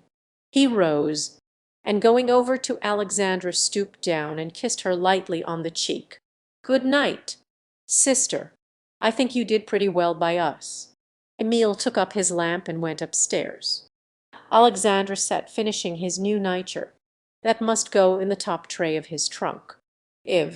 The next morning Angelique, Amedé's wife, was in the kitchen baking pies, assisted by old Mrs. Chevalier. Between the mixing board and the stove stood the old cradle that had been Amedé's, and in it was his black-eyed son, as Angelique, flushed and excited, with flour on her hands, stopped to smile at the baby. Emil Bergson rode up to the kitchen door on his mare and dismounted. "Meddy is out in the field, Emil," Angelique called as she ran across the kitchen to the oven. "He begins to cut his wheat today, the first wheat ready to cut anywhere about here. He bought a new header, you know, because all the wheat's so short this year. I hope he can rent it to the neighbors. It costs so much. He and his cousins bought a steam thresher on shares. You ought to go out and see that header work. I watched it an hour this morning, busy as I am with all the men to feed. He has a lot of hands, but is the only one that knows how to drive the header or how to run the engine. So he has to be everywhere at once. Sick, too, and ought to be in his bed." Emil bent over Hector Baptiste, trying to make him blink his round, lead-like black eyes. "Sick? What's the matter with your daddy? Kid, been making him walk the floor with you?" Angelique sniffed. "Not much. We don't have that kind of babies. It was his father that kept Baptiste awake. All night I had to be getting up. He had an awful colic. He said he felt better this morning, but I don't think he ought to be out in the field, overheating himself." Angelique did not speak with much anxiety, not because she was indifferent, but because she felt so secure in their good fortune. Only good things could happen to a rich, energetic, handsome young man like Amedée, with a new baby in the cradle and a new header in the field. Emil stroked the black fuzz on Baptiste's head. "I say, Angelique, one of Meddy's grandmothers, way back, must have been a squaw. This kid looks exactly like the Indian babies." Angelique made a face at him, but old Mrs. Chevalier had been touched on a sore point, and she let out such a stream of fiery patois that Emil fled from the kitchen and mounted his mare, opening the pasture gate from the saddle. Emil rode across the field to the clearing where the thresher stood, driven by a stationary engine and fed from the header boxes. As Amedée was not on the engine, Emil rode on to the wet field, where he recognized, on the header, the slight, weary figure of his friend. coatless, his white shirt puffed out by the wind, his straw hat stuck jauntily on the side of his head, the 6 big work horses that drew, or rather pushed, the header, went abreast at a rapid walk, and as they were still green at the work they required a good deal of management on a middy's part, especially when they turned the corners, where they divided 3 and 3, and then swung round into line again with a movement that looked as complicated as a wheel of artillery. Emile felt a new thrill of admiration for his friend, and with it the old pang of envy at the way in which Amity could do with his might what his hand found to do, and feel that, whatever it was the most important thing in the world. "I'll have to bring Alexandra up to see this thing work," Emile thought. "It's splendid." When he saw Emile, Amity waved to him and called to one of his 20 cousins to take the reins. Stepping off the header without stopping it, he ran up to Emile, who had dismounted. "Come along," he called. "I have to go over to the engine for a minute. I got a green man running it, and I got to keep an eye on him." Emile thought the lad was unnaturally flushed and more excited than even the cares of managing a big farm at a critical time warranted. As they passed behind a last year's stack, Amity clutched at his right side and sank down for a moment on the straw. "Ouch! I got an awful pain in me, Emile. Something's the matter with my insides." "For sure?" Emile felt his fiery cheek. "You ought to go straight to bed, Meddy, and telephone for the doctor. That's what you ought to do." Amity staggered up with a gesture of despair. "How can I? I got no time to be sick. $3,000 worth of new machinery to manage, and the wheat so ripe it will begin to shatter next week. My wheat's short, but it's got a grand full berries. What's he slowing down for? We haven't got header boxes enough to feed the thresher, I guess." Amity started hot-foot across the stubble, leaning a little to the right as he ran, and waved to the engineer not to stop the engine. Emile saw that this was no time to talk about his own affairs. He mounted his mare and rode on to St. Agnes, to bid his friends their good-bye. He went first to see Raoul Marcel, and found him innocently practicing the Gloria for the big confirmation service on Sunday while he polished the mirrors of his father's saloon. As Emile rode homewards at 3 o'clock in the afternoon, he saw Amity staggering out of the wet field, supported by 2 of his cousins. Emile stopped and helped them put the boy to bed. When Frank Shabata came in from work at 5 o'clock that evening, old Moses Marcel, Raoul's father, telephoned him that Amity had had a seizure in the wet field, and that Dr. Paradis was going to operate on him as soon as the Hanover doctor got there to help. Frank dropped a word of this at the table, bolted his supper, and rode off to St. Agnes, where there would be sympathetic discussion of Amedy's case at Marcel's saloon. As soon as Frank was gone, Marie telephoned Alexandra. It was a comfort to hear her friend's voice. Yes, Alexandra knew what there was to be known about Amity. Emile had been there when they carried him out of the field, and had stayed with him until the doctors operated for appendicitis at 5 o'clock. They were afraid it was too late to do much good. It should have been done 3 days ago. Amity was in a very bad way. Emile had just come home, worn out and sick himself. She had given him some brandy and put him to bed. Marie hung up the receiver. Poor Amedy's illness had taken on a new meaning to her, now that she knew Emile had been with him, and it might so easily have been the other way. Emile who was ill and Amity who was sad. Marie looked about the dusky sitting room. She had seldom felt so utterly lonely. If Emile was asleep, there was not even a chance of his coming, and she could not go to Alexandra for sympathy. She meant to tell Alexandra everything, as soon as Emile went away. Then whatever was left between them would be honest. But she could not stay in the house this evening. Where should she go? She walked slowly down through the orchard, where the evening air was heavy with the smell of wild cotton. The fresh, Salty scent of the wild roses had given way before this more powerful perfume of midsummer, wherever those ashes of rose balls hung on their milky stalks. The air about them was saturated with their breath. The sky was still red in the west, and the evening star hung directly over the Bergsons' windmill. Marie crossed the fence at the Whetfield corner, and walked slowly along the path that led to Alexandra's. She could not help feeling hurt that Emile had not come to tell her about Amity. It seemed to her most unnatural that he should not have come. If she were in trouble, certainly he was the one person in the world she would want to see. Perhaps he wished her to understand that for her he was as good as gone already. Marie stole slowly, flutteringly, along the path, like a white night moth out of the fields. The years seemed to stretch before her like the land. Spring, summer, autumn, winter, spring. Always the same patient fields, the patient little trees, the patient lives.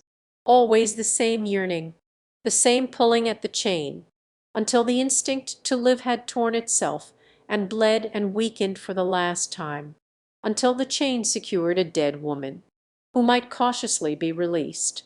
Marie walked on, her face lifted toward the remote, inaccessible evening star. When she reached the stile she sat down and waited. How terrible it was to love people when you could not really share their lives. Yes, in so far as she was concerned. Emile was already gone. They cowed meet any more. There was nothing for them to say. They had spent the last penny of their small change. There was nothing left but gold. The day of love tokens was past. They had now only their hearts to give each other. And Emile being gone, what was her life to be like? In some ways, it would be easier. She would not, at least, live in perpetual fear. If Emile were once away and settled at work, she would not have the feeling that she was spoiling his life. With the memory he left her, she could be as rash as she chose. Nobody could be the worse for it but herself, and that, surely, did not matter. Her own case was clear. When a girl had loved one man and then loved another while that man was still alive, everybody knew what to think of her. What happened to her was of little consequence, so long as she did not drag other people down with her. Emile once away, she could let everything else go and live a new life of perfect love. Marie left the stile reluctantly. She had, after all, thought he might come, and how glad she ought to be. She told herself that he was asleep. She left the path and went across the pasture. The moon was almost full. An owl was hooting somewhere in the fields. She had scarcely thought about where she was going when the pond glittered before her, where Emile had shot the ducks. She stopped and looked at it. Yes, there would be a dirty way out of life, if one chose to take it. But she did not want to die. She wanted to live and dream. 100 years. Forever. As long as this sweetness welled up in her heart. As long as her breast could hold this treasure of pain. She felt as the pond must feel when it held the moon like that, when it encircled and swelled with that image of gold. In the morning, when Emile came downstairs, Alexandra met him in the sitting-room and put her hands on his shoulders. Emile, I went to your room as soon as it was light, but you were sleeping so sound I hated to wake you. There was nothing you could do, so I let you sleep. They telephoned from St. Agnes that Amity died at 3 o'clock this morning. Why? The church has always held that life is for the living. On Saturday, while half the village of St. Agnes was mourning for Amity and preparing the funeral black for his burial on Monday, the other half was busy with white dresses and white veils for the great confirmation service tomorrow, when the bishop was to confirm a class of 100 boys and girls. Father Duchess divided his time between the living and the dead. All day Saturday the church was a scene of bustling activity, a little hushed by the thought of Amity. The choir were busy rehearsing a mass of Rossini, which they had studied and practiced for this occasion. The women were trimming the altar. The boys and girls were bringing flowers. On Sunday morning the bishop was to drive overland to St. Agnes from Hanover, and Emil Bergson had been asked to take the place of one of Amédée's cousins in the cavalcade of 40 French boys who were to ride across country to meet the bishop's carriage. At 6 o'clock on Sunday morning the boys met at the church. As they stood holding their horses by the bridle, they talked in low tones of their dead comrade. They kept repeating that Amédée had always been a good boy, glancing toward the red brick church which had played so large a part in Amédée's life, had been the scene of his most serious moments and of his happiest hours. He had played and wrestled and sung and courted under its shadow. Only 3 weeks ago he had proudly carried his baby there to be christened. They could not doubt that that invisible arm was still about Amédée, that through the church on earth he had passed to the church triumphant, the goal of the hopes and faith of so many hundred years. When the word was given to mount, the young men rode at a walk out of the village. But once out among the wet fields in the morning sun, their horses and their own youth got the better of them. A wave of zeal and fiery enthusiasm swept over them. They longed for a Jerusalem to deliver. The thought of their galloping hoofs interrupted many a country breakfast, and brought many a woman and child to the door of the farmhouses as they passed. 5 miles east of St. Agnes they met the bishop in his open carriage, attended by 2 priests. Like one man the boys swung off their hats in a broad salute, and bowed their heads as the handsome old man lifted his 2 fingers in the episcopal blessing. The horsemen closed about the carriage like a guard, and whenever a restless horse broke from control and shot down the road ahead of the body, the bishop laughed and rubbed his plump hands together. "What fine boys!" he said to his priests. "The church still has her cavalry." As the troop swept past the graveyard half a mile east of the town, the first frame church of the parish had stood there. Old Pierre Seguin was already out with his pick and spade, digging Amédée's grave. He knelt and uncovered as the bishop passed. The boys with one accord looked away from old Pierre to the red church on the hill, with the gold cross flaming on its steeple. Mass was at 11, while the church was filling. Emil Bergson waited outside, watching the wagons and buggies drive up the hill. After the bell began to ring, he saw Frank Shabata ride up on horseback and tie his horse to the hitch bar. Marie, then, was not coming. Emil turned and went into the church. Amédée's was the only empty pew, and he sat down in it. Some of Amédée's cousins were there, dressed in black and weeping. When all the pews were full, the old men and boys packed the open space at the back of the church, kneeling on the floor.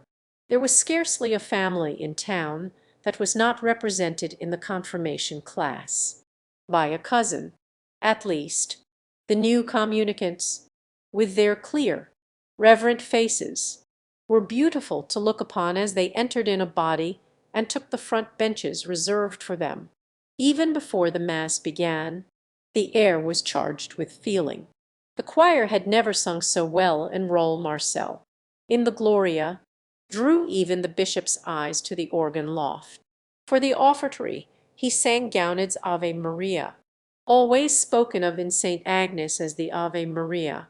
Emil began to torture himself with questions about Marie. Was she ill? Had she quarreled with her husband? Was she too unhappy to find comfort even here? Had she, perhaps, thought that he would come to her? Was she waiting for him, overtaxed by excitement and sorrow as he was? The rapture of the service took hold upon his body and mind as he listened to Rôle.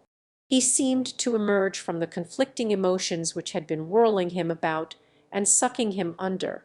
He felt as if a clear light broke upon his mind, and with it a conviction that good was, after all, stronger than evil, and that good was possible to men. He seemed to discover that there was a kind of rapture in which he could love forever without faltering and without sin. He looked across the heads of the people at Frank Shabata with calmness. That rapture was for those who could feel it. For people who could not, it was non-existent. He coveted nothing that was Frank Shabbatus. The spirit he had met in music was his own. Frank Shabbat had never found it, would never find it if he lived beside it 1,000 years, would have destroyed it if he had found it, as Herod slew the innocents, as Rome slew the martyrs. San to Marii Vedi, wailed Roll from the organ loft. Oh, ra pro no obis. And it did not occur to Emile that any one had ever reasoned thus before, that music had ever before given a man this equivocal revelation. The confirmation service followed the Mass when it was over. The congregation thronged about the newly confirmed. The girls, and even the boys, were kissed and embraced and wept over. All the aunts and grandmothers wept with joy. The housewives had much ado to tear themselves away from the general rejoicing and hurry back to their kitchens. The country parishioners were staying in town for dinner, and nearly every house in St. Agnes entertained visitors that day. Father Duchess, the bishop, and the visiting priests dined with Fabine Sauvage. The banker, Emile and Frank Shabbater were both guests of old Moise Marcel. After dinner Frank and old Moise retired to the rear room of the saloon to play California Jack and drink their cognac, and Emile went over to the banker's with Rawl, who had been asked to sing for the bishop. At 3 o'clock Emile felt that he could stand it no longer. He slipped out under cover of the holy city, followed by Malvina's wistful eye, and went to the stable for his mare. He was at that height of excitement from which everything is foreshortened, from which life seems short and simple, death very near, and the soul seems to soar like an eagle. As he rode past the graveyard, he looked at the brown hole in the earth where Amity was to lie, and felt no horror. That, too, was beautiful, that simple doorway into forgetfulness. The heart, when it is too much alive, aches for that brown earth, and ecstasy has no fear of death. It is the old and the poor and the maimed who shrink from that brown hole. Its wars are found among the young, the passionate, the gallant-hearted. It was not until he had passed the graveyard that Emile realized where he was going. It was the hour for saying good-bye. It might be the last time that he would see her alone, and today he could leave her without rancor, without bitterness. Everywhere the grain stood ripe, and the hot afternoon was full of the smell of the ripe wheat, like the smell of bread baking in an oven. The breath of the wheat and the sweet clover passed him like pleasant things in a dream. He could feel nothing but the sense of diminishing distance. It seemed to him that his mare was flying, or running on wheels, like a railway train. The sunlight, flashing on the window glass of the big red barns, drove him wild with joy. He was like an arrow shot from the bow. His life poured itself out along the road before him as he rode to the Shabata farm, when Emile alighted at the Shabbatas gate. His horse was in a lather. He tied her in the stable and hurried to the house. It was empty. She might be at Mrs. Hiller's or with Alexandra, but anything that reminded him of her would be enough. The orchard, the mulberry tree. When he reached the orchard the sun was hanging low over the wet field. Long fingers of light reached through the apple branches as through a net. The orchard was riddled and shot with gold. Light was the reality. The trees were merely interferences that reflected and refracted light. Emile went softly down between the cherry trees toward the wet field. When he came to the corner, he stopped short and put his hand over his mouth. Marie was lying on her side under the white mulberry tree, her face half hidden in the grass, her eyes closed, her hands lying limply where they had happened to fall. She had lived a day of her new life of perfect love, and it had left her like this. Her breast rose and fell faintly, as if she were asleep. Emile threw himself down beside her and took her in his arms. The blood came back to her cheeks. Her amber eyes opened slowly, and in them Emile saw his own face and the orchard and the sun. "I was dreaming this?" she whispered, hiding her face against him. "Don't take my dream away." "Why?" When Frank Shabata got home that night, he found Emil's mare in his stable. Such an impertinence amazed him. Like everybody else, Frank had had an exciting day. Since noon he had been drinking too much, and he was in a bad temper. He talked bitterly to himself while he put his own horse away, and as he went up the path and saw that the house was dark, he felt an added sense of injury. He approached quietly and listened on the doorstep. Hearing nothing, he opened the kitchen door and went softly from one room to another. Then he went through the house again, upstairs and down, with no better result. He sat down on the bottom step of the box stairway and tried to get his wits together. In that unnatural quiet there was no sound but his own heavy breathing. Suddenly an owl began to hoot out in the fields. Frank lifted his head. An idea flashed into his mind, and his sense of injury and outrage grew. He went into his bedroom and took his murderous 405 Winchester from the closet.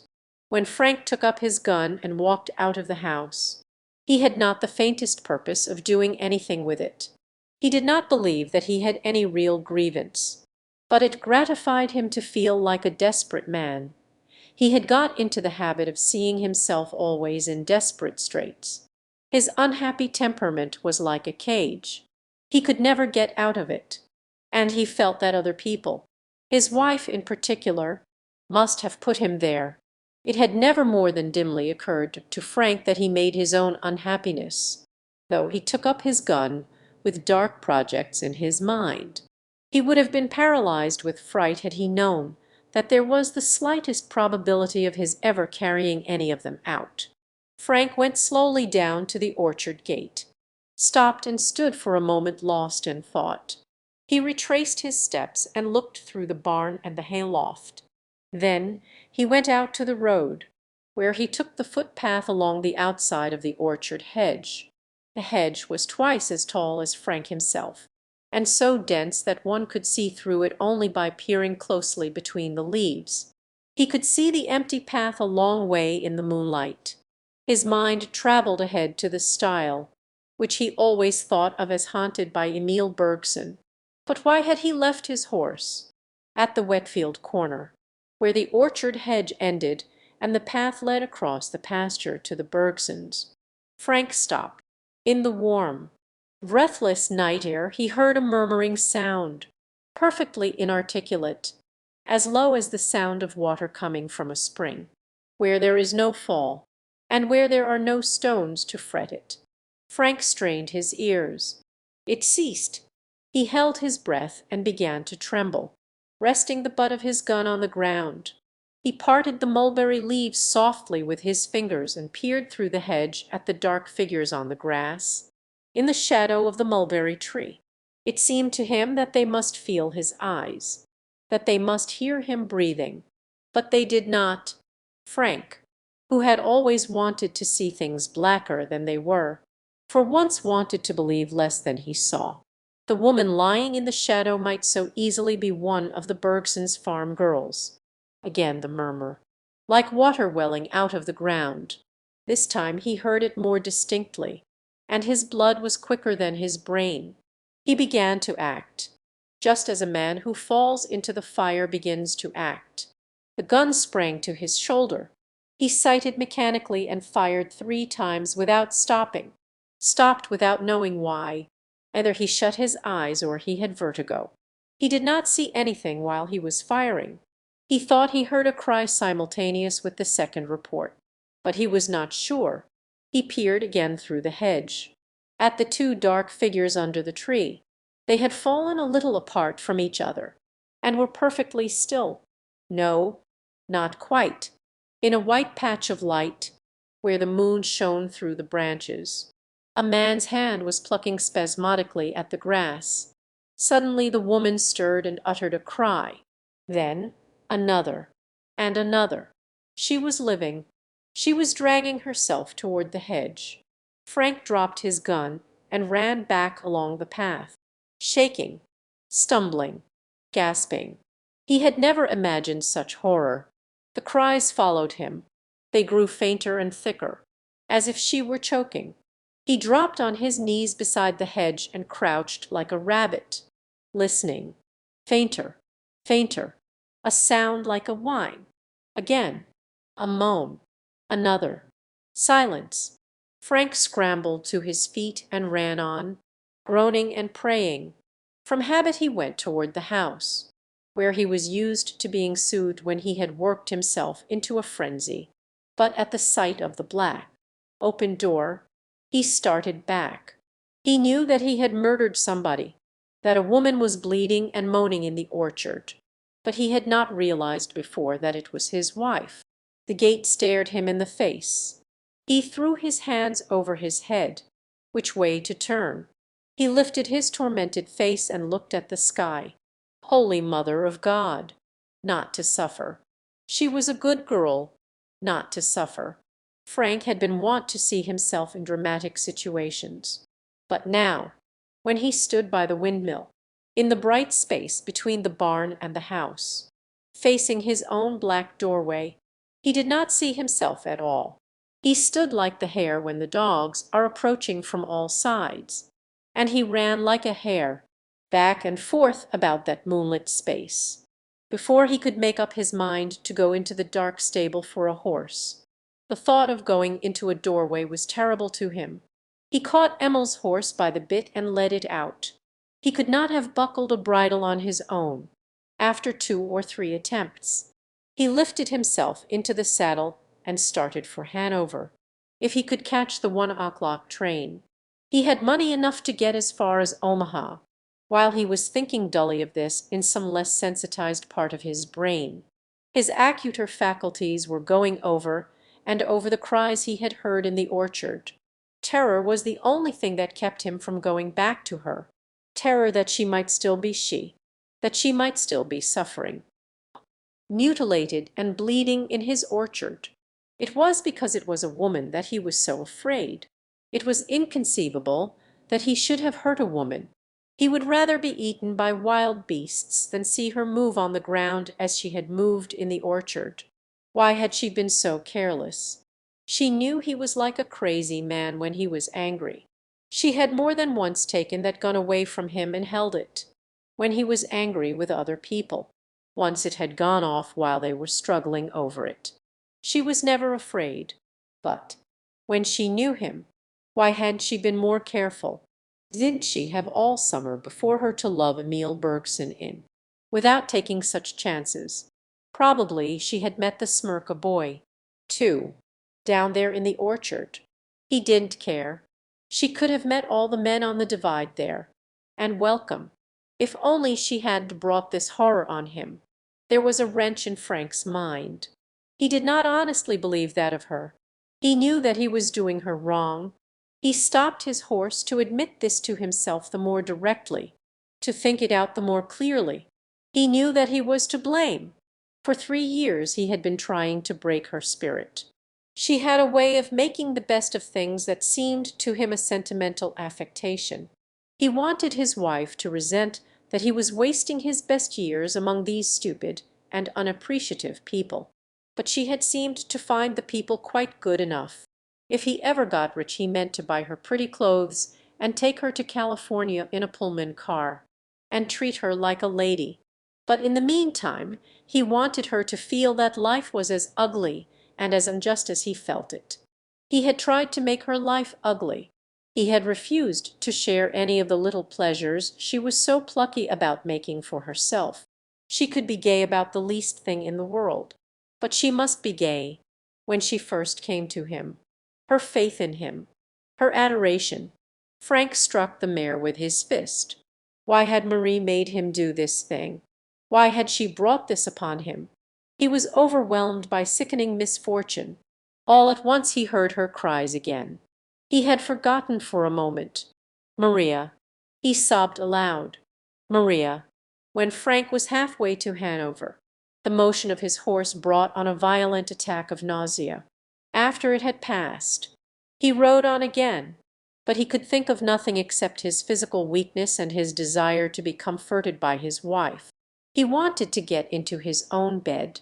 Had his wife been at home, he would have turned and gone back to her meekly enough. V. when old Iver climbed down from his loft at 4 o'clock the next morning. He came upon Emil's mare, jaded and lather-stained, her bridle broken, chewing the scattered tufts of hay outside the stable door. The old man was thrown into a fright at once. He put the mare in her stall, threw her a measure of oats, and then set out as fast as his bow legs could carry him on the path to the nearest neighbor. "Something is wrong with that boy. Some misfortune has come upon us. He would never have used her so, in his right senses. It is not his way to abuse his mare," the old man kept muttering, as he scuttled through the short, wet pasture grass on his bare feet, while Ever was hurrying across the fields. The first long rays of the sun were reaching down between the orchard boughs to those two dew-drenched figures.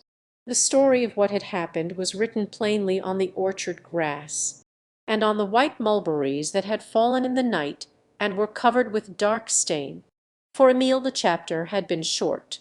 He was shot in the heart, and had rolled over on his back and died.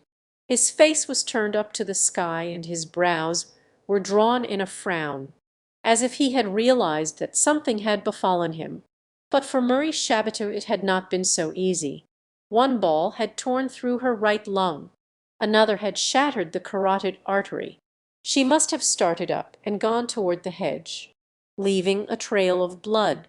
There she had fallen and bled. From that spot there was another trail, heavier than the first, where she must have dragged herself back to Emil's body. Once there, she seemed not to have struggled any more. She had lifted her head to her lover's breast, taken his hand in both her own, and bled quietly to death. She was lying on her right side in an easy and natural position, her cheek on Emil's shoulder. On her face there was a look of ineffable content. Her lips were parted a little. Her eyes were lightly closed, as if in a day-dream or a light slumber. After she lay down there, she seemed not to have moved an eyelash. The hand she held was covered with dark stains, where she had kissed it. But the stained, slippery grass, the darkened mulberries, told only half the story. Above Marie and Emile, two white butterflies from Frank's alfalfa field were fluttering in and out among the interlacing shadows, diving and soaring, now close together, now far apart. And in the long grass by the fence the last wild roses of the year opened their pink hearts to die. When Ever reached the path by the hedge, he saw Chaboteau's rifle lying in the way. He turned and peered through the branches, falling upon his knees as if his legs had been mowed from under him. Merciful God! He groaned. Alexandra, too, had risen early that morning, because of her anxiety about Emile. She was in Emil's room upstairs when, from the window, she saw Ever coming along the path that led from the Chaboteaus. He was running like a spent man, tottering and lurching from side to side. Ever never drank, and Alexandra thought at once that one of his spells had come upon him, and that he must be in a very bad way indeed. She ran downstairs and hurried out to meet him, to hide his infirmity from the eyes of her household. The old man fell in the road at her feet and caught her hand, over which he bowed his shaggy head. "Mistress, mistress," he sobbed, "it has fallen. Sin and death for the young ones.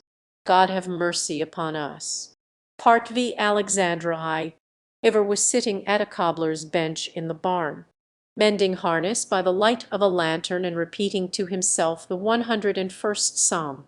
It was only 5 o'clock of a mid-October day, but a storm had come up in the afternoon, bringing black clouds, a cold wind and torrents of rain. The old man wore his buffalo skin coat, and occasionally stopped to warm his fingers at the lantern. Suddenly a woman burst into the shed, as if she had been blown in, accompanied by a shower of raindrops. It was Signa, wrapped in a man's overcoat and wearing a pair of boots over her shoes. In time of trouble Signa had come back to stay with her mistress. for she was the only one of the maids from whom Alexandra would accept much personal service. It was 3 months now since the news of the terrible thing that had happened in Frank Shabbatus' orchard had first run like a fire over the divide.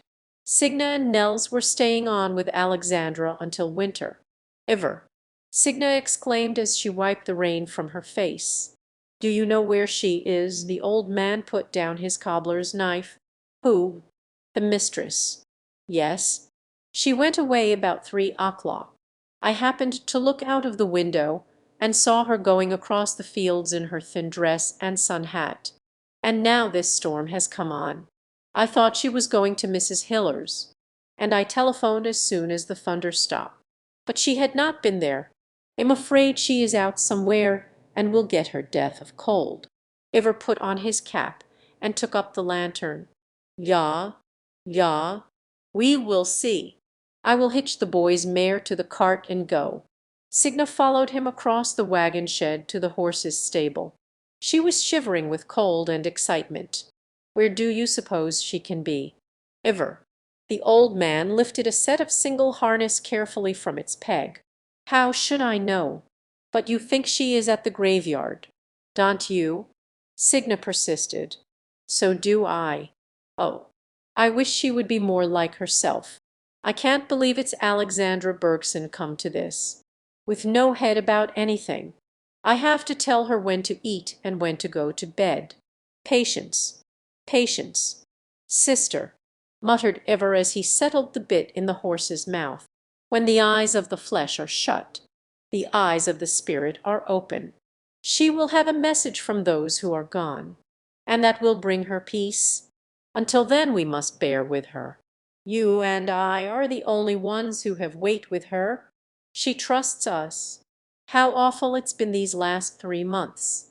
Signa held the lantern so that he could see to buckle the straps. "It don't seem right that we must all be so miserable. Why do we all have to be punished? Seems to me like good times would never come again." Iver expressed himself in a deep sigh, but said nothing. He stooped and took a sandburr from his toe. "Iver," Signa asked suddenly, "will you tell me why you go barefoot? All the time I lived here in the house I wanted to ask you. Is it for a penance? Or what?" "No, sister, it is for the indulgence of the body. From my youth up I have had a strong, rebellious body, and have been subject to every kind of temptation. Even in age my temptations are prolonged. It was necessary to make some allowances. And the feet, as I understand it, are free members. There is no divine prohibition for them in the 10 Commandments. The hands, the tongue, the eyes, the heart, all the bodily desires we are commanded to subdue. But the feet are free members. I indulge them without harm to any one, even to trampling in filth when my desires are low. They are quickly cleaned again." Signa did not laugh. She looked thoughtful as she followed Iver out to the wagon shed and held the shafts up for him, while he backed in the mare and buckled the holdbacks. "You have been a good friend to the mistress." "Iver," she murmured. "And you, God be with you," replied Iver as he clambered into the cart and put the lantern under the oilcloth lap cover. "Now for a ducking. My girl," he said to the mare, gathering up the reins. As they emerged from the shed, a stream of water, running off the thatch, struck the mare on the neck. She tossed her head indignantly, then struck out bravely on the soft ground, slipping back again and again as she climbed the hill to the main road. Between the rain and the darkness Iver could see very little, so he let Emil's mare have the rein, keeping her head in the right direction. When the ground was level, he turned her out of the dirt road upon the sod, where she was able to trot without slipping, before Iver reached the graveyard, 3 miles from the house. The storm had spent itself, and the downpour had died into a soft, dripping rain. The sky and the land were a dark smoke color, and seemed to be coming together like two waves. When Ivar stopped at the gate and swung out his lantern, a white figure rose from beside John Bergson's white stone. The old man sprang to the ground and shuffled toward the gate, calling, "Mistress, mistress." Alexandra hurried to meet him and put her hand on his shoulder. "Tist, Ivar, there's nothing to be worried about. I'm sorry if I've scared you all. I didn't notice the storm till it was on me, and I can't walk against it. I'm glad you've come. I am so tired I didn't know how I'd ever get home." Ivar swung the lantern up so that it shone in her face. "Good. You are enough to frighten us. Mistress, you look like a drowned woman. How could you do such a thing?" Groaning and mumbling he led her out of the gate and helped her into the cart, wrapping her in the dry blankets on which he had been sitting. Alexandra smiled at his solicitude. "Not much use in that. Ivar, you will only shut the wet in. I don't feel so cold now, but am heavy and numb. Am glad you came." Ivar turned the mare and urged her into a sliding trot. Her feet sent back a continual spatter of mud. Alexandra spoke to the old man as they jogged along through the sullen grey twilight of the storm. "Ivar, I think it has done me good to get cold clear through like this. Once. I don't believe I shall suffer so much any more. When you get so near the dead, they seem more real than the living. Worldly thoughts leave one. Ever since Emil died, I've suffered so when it rained. Now that I've been out in it with him, I shan't dread it. After you once get cold clear through, the feeling of the rain on you is sweet. It seems to bring back feelings you had when you were a baby. It carries you back into the dark. Before you were born, you can't see things, but they come to you, somehow, and you know them and aren't afraid of them. Maybe it's like that with the dead. If they feel anything at all, it's the old things, before they were born, that comfort people like the feeling of their own bed does when they are little." "Mistress," said Ivar reproachfully, "those are bad thoughts. The dead are in paradise." Then he hung his head, for he did not believe that Emil was in paradise. When they got home, Signa had a fire burning in the sitting-room stove. She undressed Alexandra and gave her a hot foot-bath, while Ivar made ginger tea in the kitchen, when Alexandra was in bed, wrapped in hot blankets. Ivar came in with his tea and saw that she drank it. Signa asked permission to sleep on the slat lounge outside her door. Alexandra endured their attentions patiently, but she was glad when they put out the lamp and left her. As she lay alone in the dark, it occurred to her for the first time that perhaps she was actually tired of life. All the physical operations of life seemed difficult and painful. She longed to be free from her own body, which ached and was so heavy. And longing itself was heavy. She yearned to be free of that. As she lay with her eyes closed, she had again, more vividly than for many years, the old illusion of her girlhood, of being lifted and carried lightly by someone very strong. He was with her a long while this time, and carried her very far, and in his arms she felt free from pain. When he laid her down on her bed again, she opened her eyes, and, for the first time in her life, she saw him clearly, though the room was dark, and his face was covered. He was standing in the doorway of her room. His white cloak was thrown over his face, and his head was bent a little forward. His shoulders seemed as strong as the foundations of the world. His right arm, bared from the elbow, was dark and gleaming, like bronze, and she knew at once that it was the arm of the mightiest of all lovers. She knew at last for whom it was she had waited, and where he would carry her. That, she told herself, was very well. Then she went to sleep. Alexandra waked in the morning with nothing worse than a hard cold and a stiff shoulder. She kept her bed for several days, and it was during that time that she formed a resolution to go to Lincoln to see Frank Shabata. Ever since she last saw him in the courtroom, Frank's haggard face and wild eyes had haunted her. The trial had lasted only 3 days. Frank had given himself up to the police in Omaha and pleaded guilty of killing without malice and without premeditation.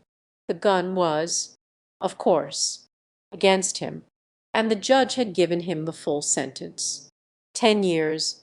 He had now been in the state penitentiary for a month. Frank was the only one, Alexandra told herself, for whom anything could be done. He had been less in the wrong than any of them, and he was paying the heaviest penalty.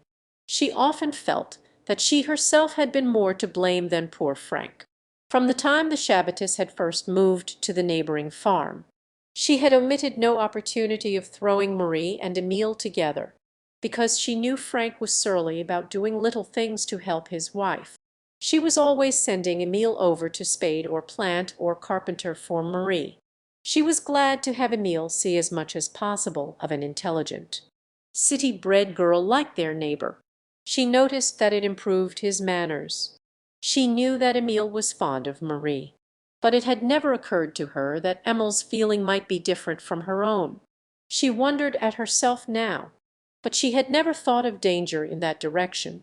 If Marie had been unmarried, oh, yes, then she would have kept her eyes open. But the mere fact that she was Shabbatas' wife, for Alexandra, settled everything, that she was beautiful, impulsive, barely 2 years older than Emile. These facts had had no weight with Alexandra. Emile was a good boy, and only bad boys ran after married women. Now, Alexandra could in a measure realize that Marie was, after all, Marie, not merely a married woman. Sometimes, when Alexandra thought of her, it was with an aching tenderness. The moment she had reached them in the orchard that morning, everything was clear to her. There was something about those two lying in the grass, something in the way Marie had settled her cheek on Emile's shoulder, that told her everything. She wondered then how they could have helped loving each other, how she could have helped knowing that they must. Emile's cold, frowning face, the girl's content. Alexandra had felt all of them, even in the first shock of her grief. The idleness of those days in bed, the relaxation of body which attended them, enabled Alexandra to think more calmly than she had done since Emile's death. She and Frank, she told herself, were left out of that group of friends who had been overwhelmed by disaster. She must certainly see Frank Shabata. Even in the courtroom her heart had grieved for him. He was in a strange country. He had no kinsmen or friends, and in a moment he had ruined his life, being what he was. She felt Frank could not have acted otherwise. She could understand his behavior more easily than she could understand Marie's. Yes, she must go to Lincoln to see Frank Shabata. The day after Emile's funeral, Alexandra had written to Carl Lindstrom a single page of notepaper, a bare statement of what had happened.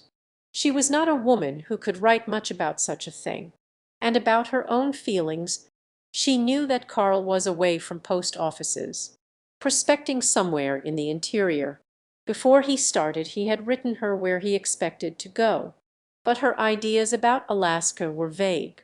As the weeks went by and she heard nothing from him, it seemed to Alexandra that her heart grew hard against Carl. She began to wonder whether she would not do better to finish her life alone. What was left of life seemed unimportant. Late in the afternoon of a brilliant October day, Alexandra Bergson, dressed in a black suit and traveling hat, alighted at the Burlington Depot in Lincoln. She drove to the Lindell Hotel, where she had stayed 2 years ago when she came up for Emile's commencement. In spite of her usual air of sereneness and self-possession, Alexandra felt ill at ease in hotels, and she was glad, when she went to the clerk's desk to register, that there were not many people in the lobby. She had her supper early, wearing her hat and black jacket down to the dining room and carrying her handbag. After supper she went out for a walk. It was growing dark when she reached the university campus. She did not go into the grounds. but walked slowly up and down the stone walk outside the long iron fence, looking through at the young men who were running from one building to another, at the lights shining from the armory and the library. A squad of cadets were going through their drill behind the armory, and the commands of their young officer rang out at regular intervals, so sharp and quick that Alexandra could not understand them. Two stalwart girls came down the library steps and out through one of the iron gates. As they passed her, Alexandra was pleased to hear them speaking Bohemian to each other. Every few moments a boy would come running down the flagged walk and dash out into the street, as if he were rushing to announce some wonder to the world. Alexandra felt a great tenderness for them all. She wished one of them would stop and speak to her. She wished she could ask them whether they had known Emile. As she lingered by the south gate, she actually did encounter one of the boys. He had on his drill cap and was swinging his books at the end of a long strap. It was dark by this time. He did not see her and ran against her. He snatched off his cap and stood bar-heated and panting. "I'm awfully sorry," he said in a bright, clear voice, with a rising inflection, as if he expected her to say something. "Oh, it was my fault," said Alexandra eagerly. "Are you an old student here? May I ask?" "No, mum. I'm a freshie. Just off the farm. Cherry County. Were you hunting somebody?" "No, thank you." That is, Alexandra wanted to detain him. "That is, I would like to find some of my brother's friends. He graduated 2 years ago. Then you'd have to try the seniors. Won't you? Let's see. I don't know any of them yet. But there'll be sure to be some of them around the library. That red building. Right there." He pointed. "Thank you. We'll try there," said Alexandra lingeringly. "Oh, that's all right. Good night." The lad clapped his cap on his head and ran straight down 11th Street. Alexandra looked after him wistfully. She walked back to her hotel unreasonably comforted. What a nice voice that boy had, and how polite he was. I know Emile was always like that to women. And again, after she had undressed and was standing in her nightgown, brushing her long, heavy hair by the electric light, she remembered him and said to herself, "I don't think I ever heard a nicer voice than that boy had. I hope he will get on well here. Cherry County, that's where the hay is so fine, and the coyotes can scratch down to water." At 9 o'clock the next morning Alexandra presented herself at the warden's office in the state penitentiary. The warden was a German, a ruddy, cheerful-looking man who had formerly been a harness maker. Alexandra had a letter to him from the German banker in Hanover. As he glanced at the letter, Mr. Schwartz put away his pipe. "That big Bohemian, is it?" "Sure, has gitten along fine," said Mr. Schwartz cheerfully. "I am glad to hear that.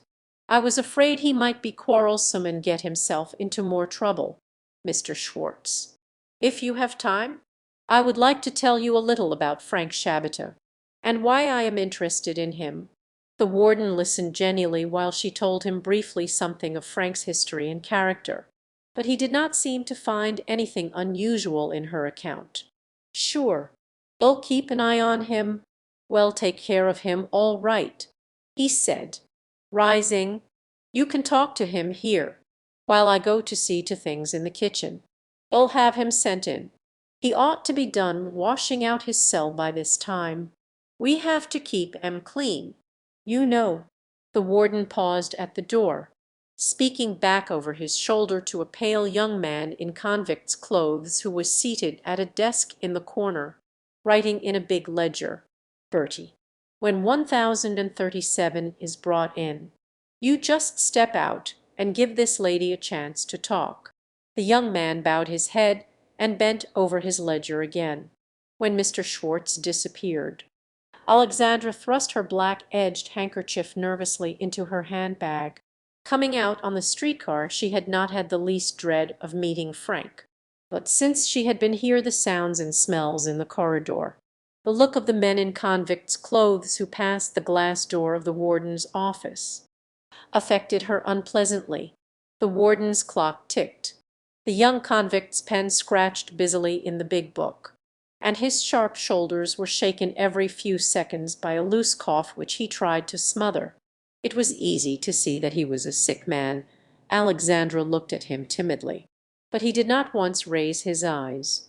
He wore a white shirt under his striped jacket, a high collar, and a necktie, very carefully tied. His hands were thin and white and well cared for, and he had a seal ring on his little finger. When he heard steps approaching in the corridor, he rose, blotted his book, put his pen in the rack, and left the room without raising his eyes. Through the door he opened a guard came in, bringing Frank Shabata. "You the lady that wanted to talk to 1037. Here he is beyond your good behavior. Now, he can set down, lady," seeing that Alexandra remained standing. "Push that white button when you're through with him, and it'll come." The guard went out, and Alexandra and Frank were left alone. Alexandra tried not to see his hideous clothes.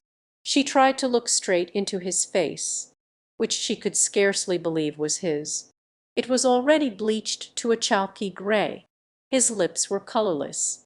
His fine teeth looked yellowish. He glanced at Alexandra sullenly, blinked as if he had come from a dark place, and one eyebrow twitched continually. She felt at once that this interview was a terrible ordeal to him.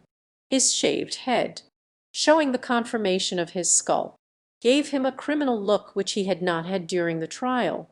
Alexandra held out her hand. "Frank," she said, her eyes filling suddenly, "I hope you'll let me be friendly with you. I understand how you did it.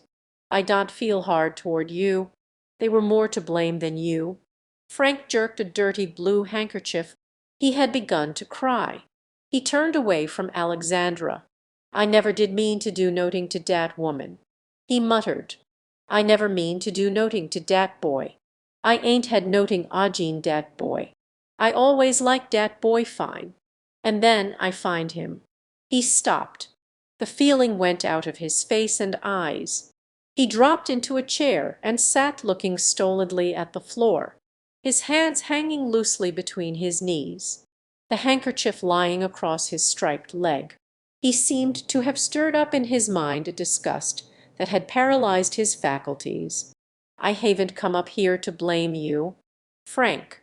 I think they were more to blame than you."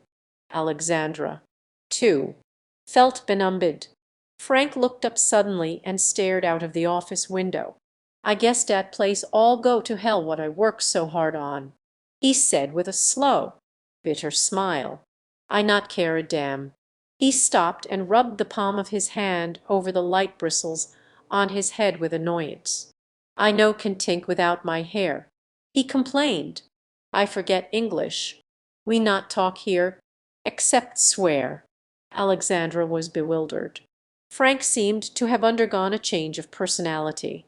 There was scarcely anything by which she could recognize her handsome bohemian neighbor.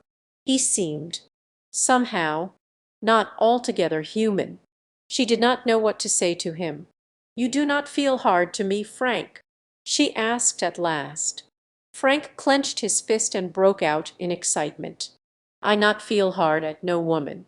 I tell you I not that kind of man. I never hit my wife.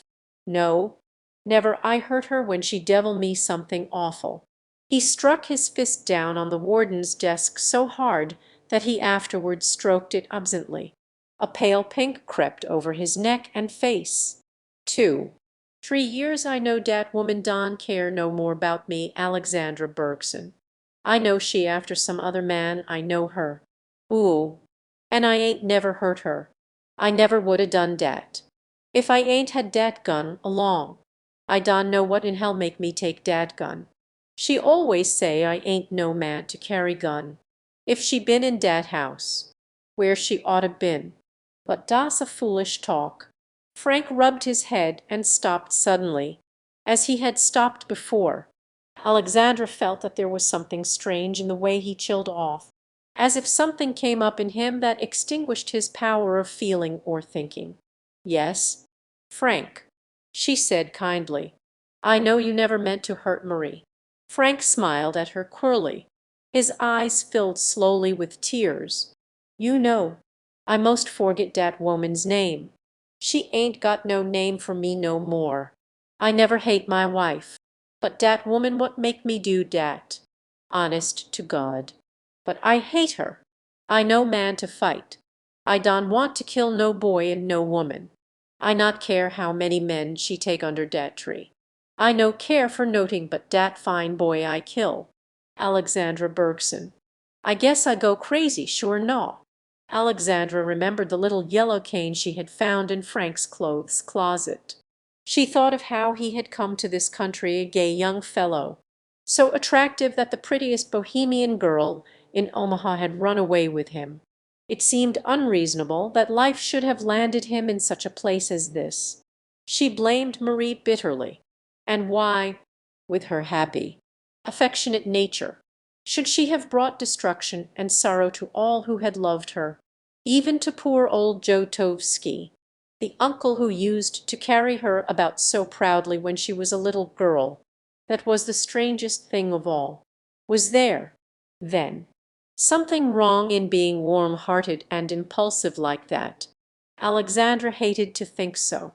But there was Emil, in the Norwegian graveyard at home, and here was Frank Shabata. Alexandra rose and took him by the hand. "Frank Shabata, I am never going to stop trying until I get you pardoned.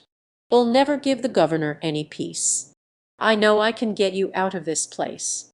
Frank looked at her distrustfully, but he gathered confidence from her face. "Alexandra," he said earnestly, "if I get out of here, I not trouble this country no more. I go back where I come from. See my mother." Alexandra tried to withdraw her hand, but Frank held on to it nervously. He put out his finger and absently touched a button on her black jacket. "Alexandra," he said in a low tone, looking steadily at the button, "you ain't think I used dat girl awful bad before?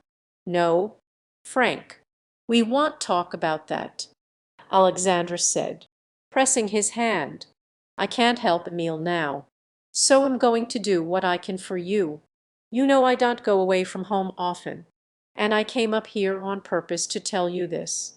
The warden at the glass door looked in inquiringly. Alexandra nodded, and he came in and touched the white button on his desk. The guard appeared, and with a sinking heart Alexandra saw Frank led away down the corridor, after a few words with Mr. Schwartz. She left the prison and made her way to the street car. She had refused with horror the warden's cordial invitation to go through the institution. As the car lurched over its uneven roadbed, back toward Lincoln, Alexandra thought of how she and Frank had been wrecked by the same storm, and of how, although she could come out into the sunlight, she had not much more left in her life than he.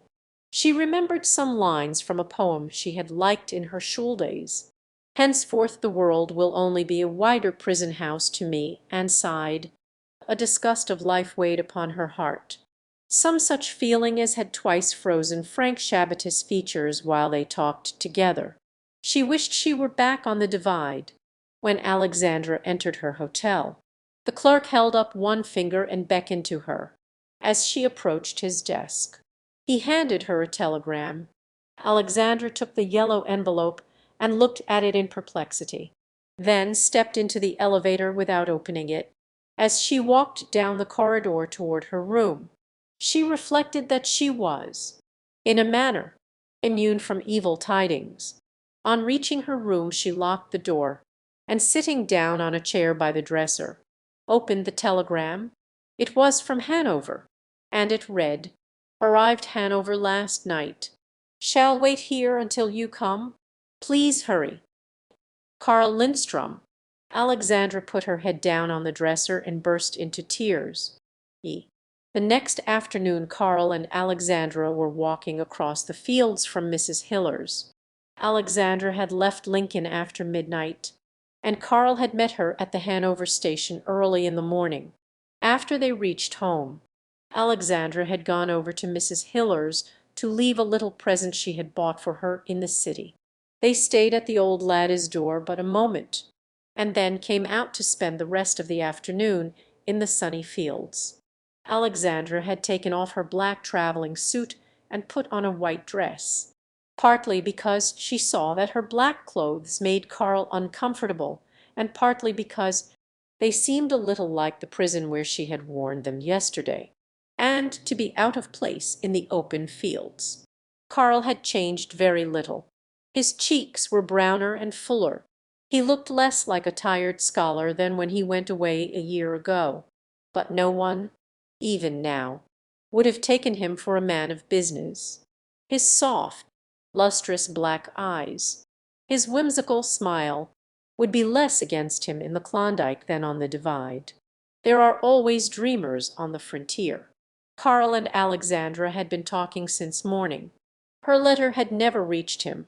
He had first learned of her misfortune from a San Francisco paper, 4 weeks old, which he had picked up in a saloon, and which contained a brief account of Frank Shabbat's trial. When he put down the paper, he had already made up his mind that he could reach Alexandra as quickly as a letter could, and ever since he had been on the way, day and night, by the fastest boats and trains he could catch. His steamer had been held back 2 days by rough weather. As they came out of Mrs. Hiller's garden they took up their talk again where they had left it. But could you come away like that, Karl, without arranging things? Could you just walk off and leave your business? Alexandra asked. Karl laughed. Prudent Alexandra. You see, my dear, I happen to have an honest partner. I trust him with everything. In fact, it's been his enterprise from the beginning. You know, I'm in it only because he took me in. I'll have to go back in the spring. Perhaps you will want to go with me then. We haven't turned up millions yet, but we've got a start that's worth following. But this winter I'd like to spend with you. You won't feel that we ought to wait longer, on Emil's account. Will you, Alexandra? Alexandra shook her head. No, Karl, I don't feel that way about it. And surely you nedn't mind anything Lou and Oscar say now. They are much angrier with me about Emil now than about you. They say it was all my fault, that I ruined him by sending him to college. No, I don't care a button for Lou or Oscar. The moment I knew you were in trouble, the moment I thought you might need me, it all looked different. You've always been a triumphant kind of person. Karl hesitated, looking sidewise at her strong, full figure. But you do need me now, Alexandra. She put her hand on his arm. I needed you terribly when it happened, Karl. I cried for you at night. Then everything seemed to get hard inside of me, and I thought perhaps I should never care for you again. But when I got your telegram yesterday, then it was just as it used to be. You are all I have in the world. You know. Karl pressed her hand in silence. They were passing the Shabbatis' empty house now, but they avoided the orchard path and took one that led over by the pasture pond. Can you understand it, Karl? Alexandra murmured. I have had nobody but Ivar and Signe to talk to. Do talk to me, can you understand it? Could you have believed that of Marie Tovsky? I would have been cut to pieces, little by little. Before I would have betrayed her trust in me. Karl looked at the shining spot of water before them. Maybe she was cut to pieces, too, Alexandra. I am sure she tried hard. They both did. That was why Emil went to Mexico, of course. And he was going away again. You tell me, though he had only been home 3 weeks. You remember that Sunday when I went with Emil up to the French church fair. I thought that day there was some kind of feeling, something unusual, between them. I meant to talk to you about it. But on my way back I met Lou and Oscar, and got so angry that I forgot everything else. You must be hard on them. Alexandra. Sit down here by the pond a minute. I want to tell you something. They sat down on the grass-tufted bank and Karl told her how he had seen Emil and Marie out by the pond that morning, more than a year ago, and how young and charming and full of grace they had seemed to him. It happens like that in the world sometimes, Alexandra. He added earnestly, I've seen it before. There are women who spread ruin around them through no fault of theirs, just by being too beautiful, too full of life and love. They can't help it. People come to them as people go to a warm fire in winter. I used to feel that in her when she was a little girl. Do you remember how all the Bohemians crowded round her in the store that day, when she gave Emil her candy? You remember those yellow sparks in her eyes? Alexandra sighed. Yes, people can't help loving her. Poor Frank does. Even now, I think, though he's got himself in such a tangle that for a long time his love has been bitterer than his hate. But if you saw there was anything wrong, you ought to have told me, Karl. Karl took her hand and smiled patiently. My dear, it was something one felt in the air, as you feel the spring coming, or a storm in summer. I didn't see anything. Simply, when I was with those two young things, I felt my blood go quicker. I felt, how shall I say it, an acceleration of life. After I got away, it was all too delicate, too intangible, to write about. Alexandra looked at him mournfully. I try to be more liberal about such things than I used to be. I try to realize that we are not all made alike. Only, why can't it have been Roll Marcel? Or Jan Smirka? Why did it have to be my boy? Because he was the best there was, I suppose. They were both the best you had here. The sun was dropping low in the west when the two friends rose and took the path again. The straw stacks were throwing long shadows. The owls were flying home to the prairie dog town. When they came to the corner where the pastures joined, Alexandra's 12 young colts were galloping in a drove over the brow of the hill. Karl, said Alexandra, I should like to go up there with you in the spring. I haven't been on the water since we crossed the ocean, when I was a little girl. After we first came out here I used to dream sometimes about the shipyard where father worked, and a little sort of inlet, full of masts. Alexandra paused. After a moment's thought she said, But you would never ask me to go away for good, would you? Of course not.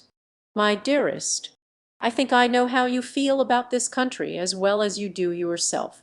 Karl took her hand in both his own and pressed it tenderly.